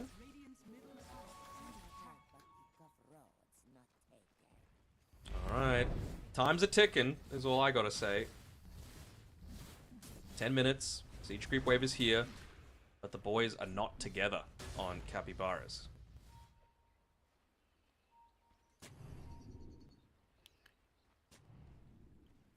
Kuritic is on his own with Desire coming to flank as the arena is there. Terrorblade. Some trouble. The Sunder ready. It will not be able to get it off with Smiling Knight also rotating in there. And with that, they get the kill onto the Terrorblade. The Chaotic Offering will not help. Yeah. So this is why I put so much importance onto making sure that you get that 7.5, 8-minute Chaotic Offering. Because they can't do what they just did to your Golem at that time. You know, the difference between 8 minutes and 11 minutes is enormous.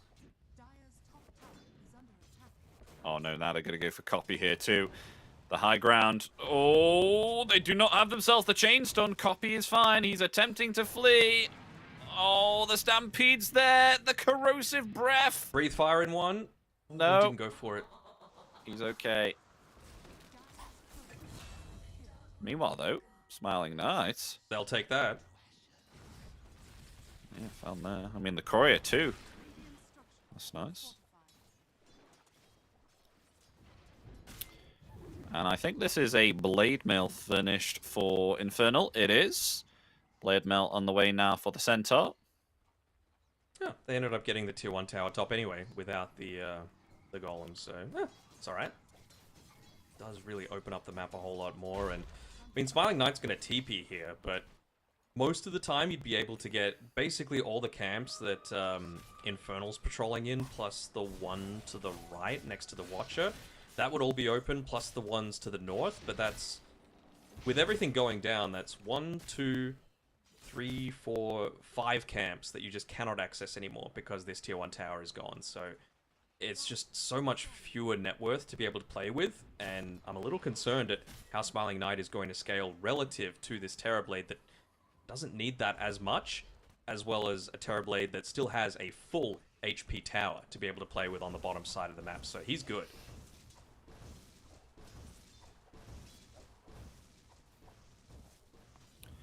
Still yet to see Copy utilize this Blink Dagger that he's pinked up. Just doesn't have the chance to actually initiate with it yet. Just no vision at the moment. It's not too bad to counter-initiate with it either, though. Oh, they just smoked underneath a ward, though. So I wonder if, yeah, they're just going to back off to a really defensive position here. Maybe just dangle Seneko. Snapfire with Fairy Fire, Raindrops, Wand. Very tanky. They want a much juicier prize in Smiling Knight. They know that he's going to be farming a bit further back. Oh, yeah, blink forward. Oh, there's the Burst Strike 2, and that will be enough to take down the PA. PA found the Stampede there now too. Copy will get out with ease, as meanwhile they've caught themselves Desire.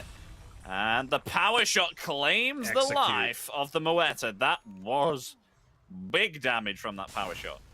I was about to say, is Jibe actually going to look to try and continue with this? Do they have the damage? They caught two. The Chaotic Offering, though, it comes down. Copy is still alive in this Sand Cloud. And there we go, 3 down. Smiling Knight is back alive. That Power Shot just missing Jibe there. PA's back, though. Try and take down the Golem. Yeah. Gold. A lot of net worth to be able to try and pick off. Are they going to bait it? No. I mean, they use basically every single ultimate to be able to defend against that, but net worth lead continuing to grow for Capybaras, so they're very happy with that situation happening. Copy. Oh, activating the double damage. Oh! He got the kill on 60 HP!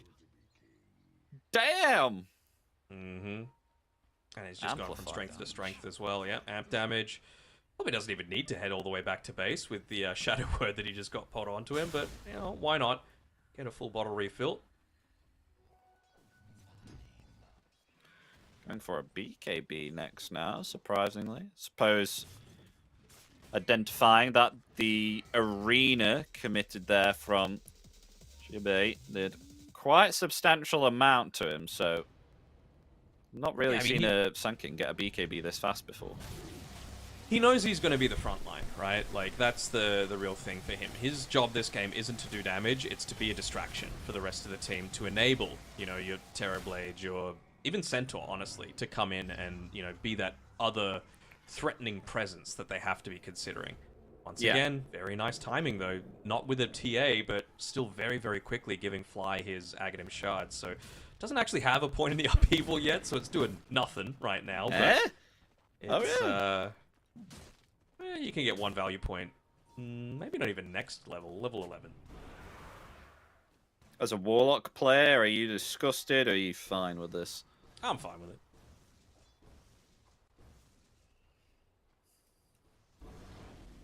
I think they've got enough mobility as well that like upheaval is not going to do that much at this stage of the game.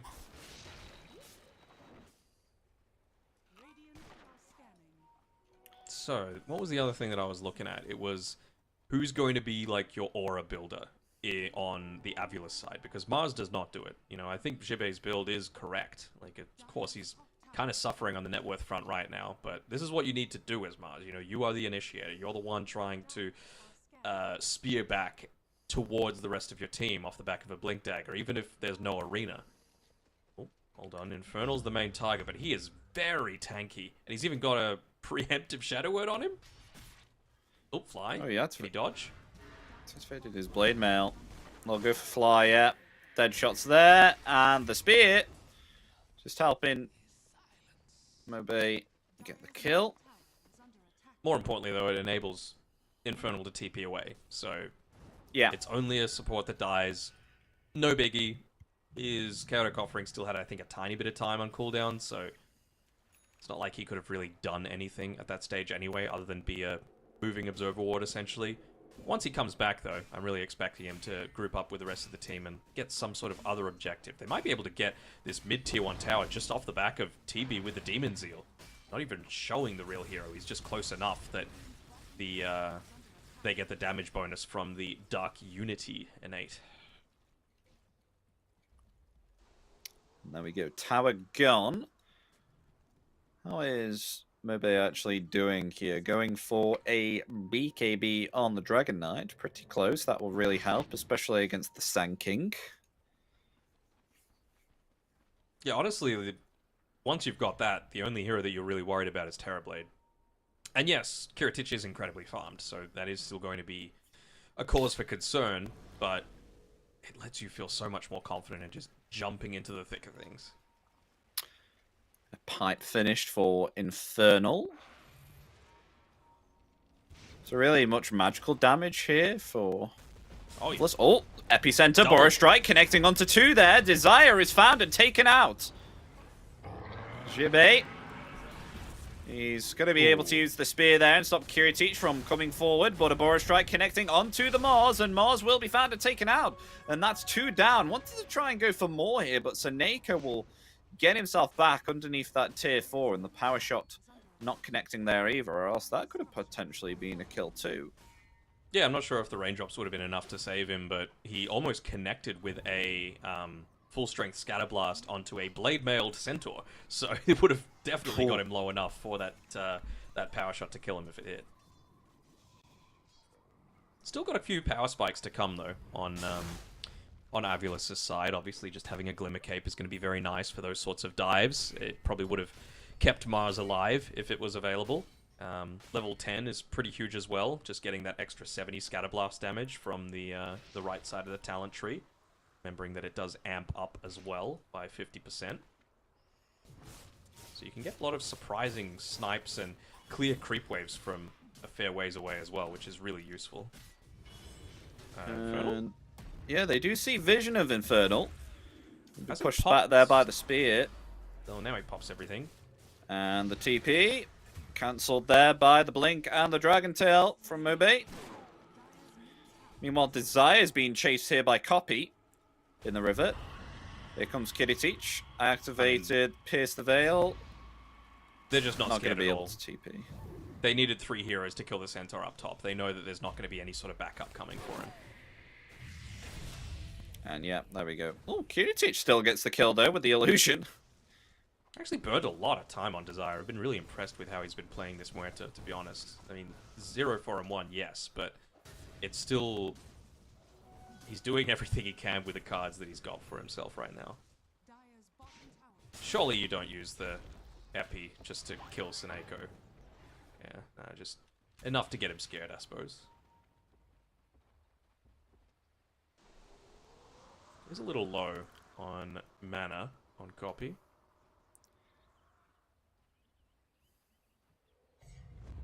Oh, there we go. He's okay now. He's got a 10-1 charge. But this More is mana. the sort of game style that you need to be playing if you've got a Warlock, right? Like, Chaoticov rings up in 5 seconds. Where is he? About 5 seconds away from trying to fight into, if not the tier 2 tower, Wisdom Rune's right there, ready for the taking. So Kiritich is in position beforehand.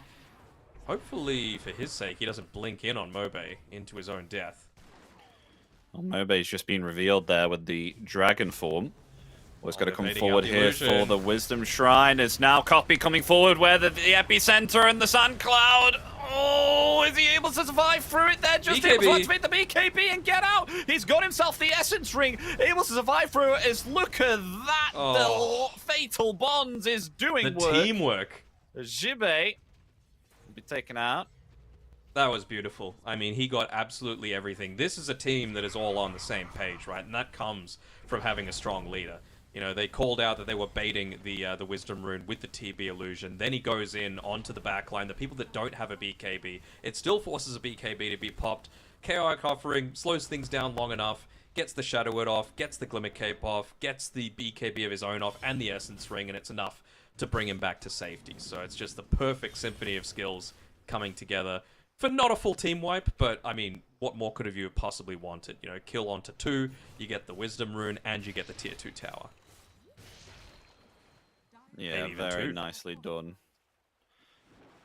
Didn't have that Glimmer Cape, I'm sure the Sand King would have died there.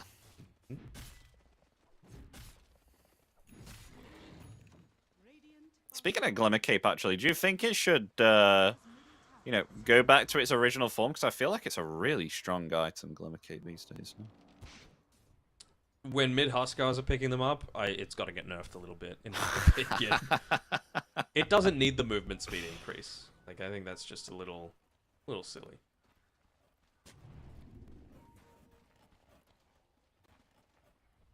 They're anticipating that potentially Roshan is being taken at this time. Desire being the one to lead the charge, of course, with his finger over the Pierce the Veil. Not sure if they actually saw with this Observer Ward where exactly Capybaras were looking to go for, but they're under the cover of their own smoke now. Yeah. Maybe not Kiritich? Well, they may just meet. walked into it. Oh, who's going to take first lead? Smoke's going to break. Oh, the arena comes out there. They have caught themselves there terribly. The Stampede coming through, though. The support's in trouble here. As now, there's the Mortimer's Kisses. There's Copy, getting that Nothing's BKB there with the Boar Strike there too, and the Epicenter PA just able to get out, and Desire is gone. Avalis now on the retreat. Seneca's going to jump there to the low ground, but will be found nonetheless here by Kiritich. There we go. Double kill, and the supports will be found. A little unlucky there that he had about 10 mana short from being able to get the stomp off to be able to take out Jibe, but again, just nobody dies. And you just have a look at the actual damage being put out in the fight recap. Like, it's not a lot of damage on the right-hand side for Avulus. Like, no. Where's it all coming from? Snapfire did the most. And I don't think that was even with a Mortimer's Kisses doing all that much. This is just a Scatterblast and a cookie. I mean, for a PA BKB, 178 damage is not good. No. In a team fight. Reeked of desperation, unfortunately. And, I mean, they did make the jump quite effectively as a whole team. It's just the spells didn't come off. Nothing died.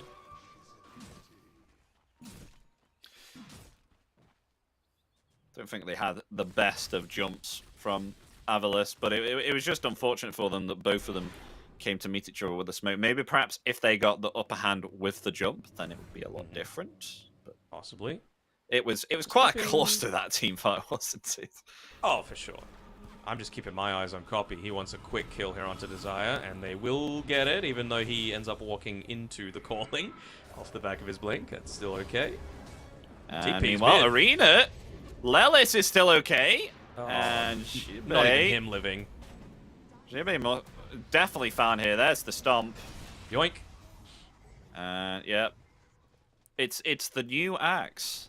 That's what it is. The ranged axe. I mean, I know what I have to play an unranked party with my friends now. Wait, Mobe, what are you doing here? I mean, he sees them coming up to the north. It's a really good ward. He's on his own, though. Is he going to go for fly was the only question that I had. Basically, the only thing that Capybaras haven't done at this point is buy that gem to just finish closing this one out.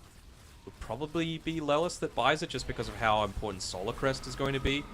Just for, pushing into these towers early on before PA gets to that scary stage. She's holding on to 3,000 gold, by the way, Smiling Knight. So, for Basher, maybe. Yeah, for the straight Basher. I was wondering, is it going to be that or Deso that's the option, but Basher seems like the go. Orchid for Kiritich. Wants that Bloodthorn.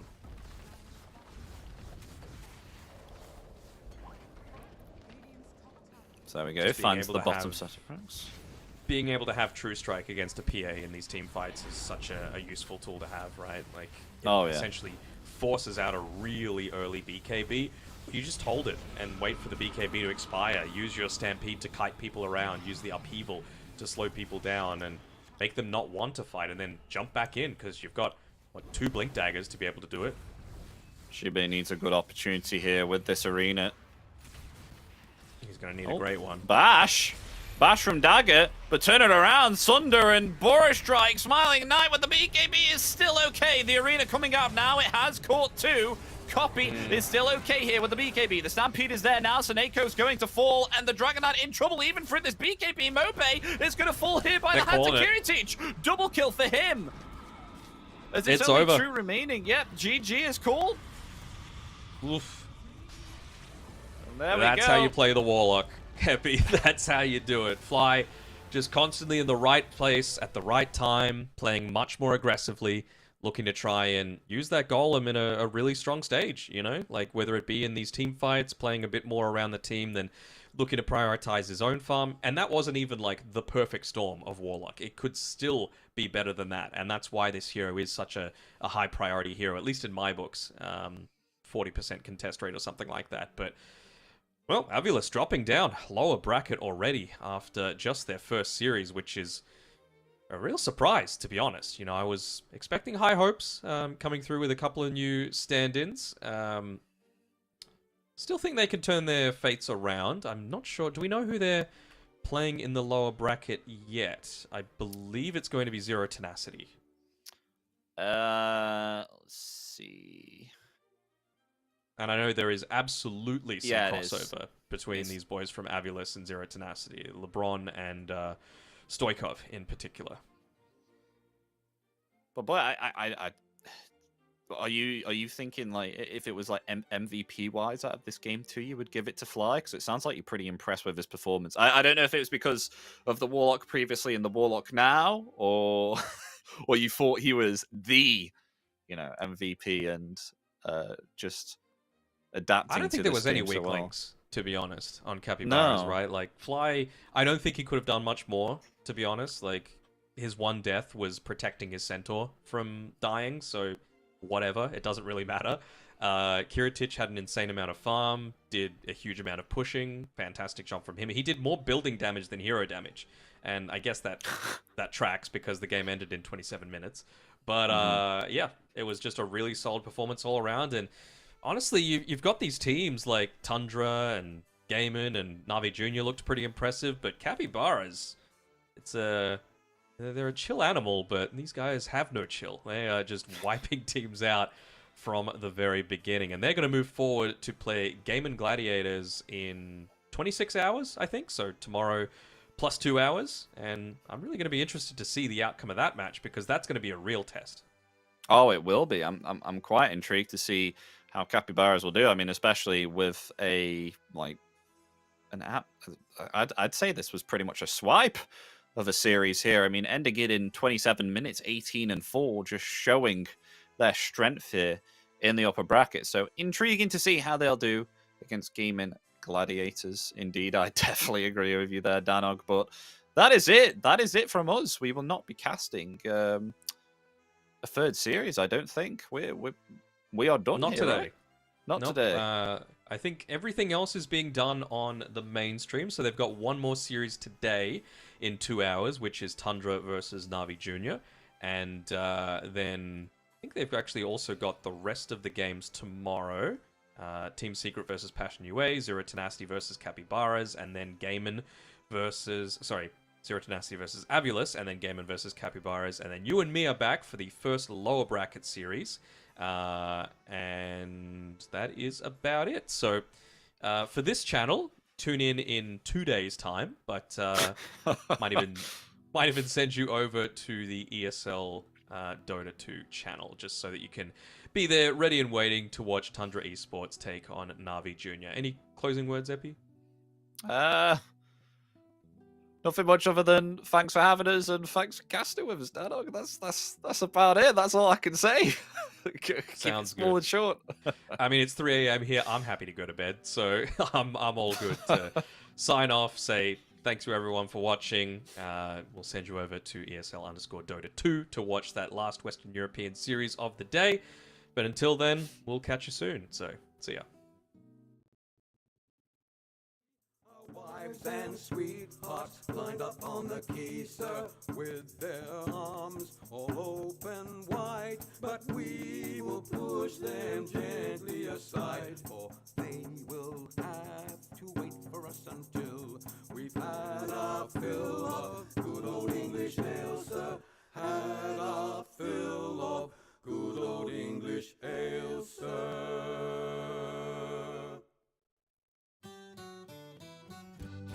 Come landlord, fill the flowing bowl until it doth run over. Come landlord, fill the flowing bowl until it doth run over. For tonight will merry, merry be. For tonight will merry, merry be. For tonight will merry, merry be.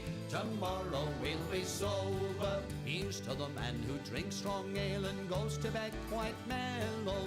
Here's to the man who drinks strong ale and goes to bed quite mellow. He lives as he ought to live. He lives as he ought to live. He lives as he ought to live. And dies a jolly good fellow. For tonight will merry, merry be. For tonight will merry, merry be. For tonight will merry, merry be. Tomorrow we'll be sober. Here's to the man who drinks water neat and goes to bed quite sober. Here's to the man who drinks water neat and goes to bed quite sober. He fades as the leaves do fade. He fades as the leaves do fade. He fades as the leaves do fade. That drop off in October. For tonight will merry, merry be. For tonight will merry, merry be. For tonight will merry, merry be. Tomorrow we'll be sober. Here's to the girl who takes a kiss and goes to tell her mother. Here's to the girl who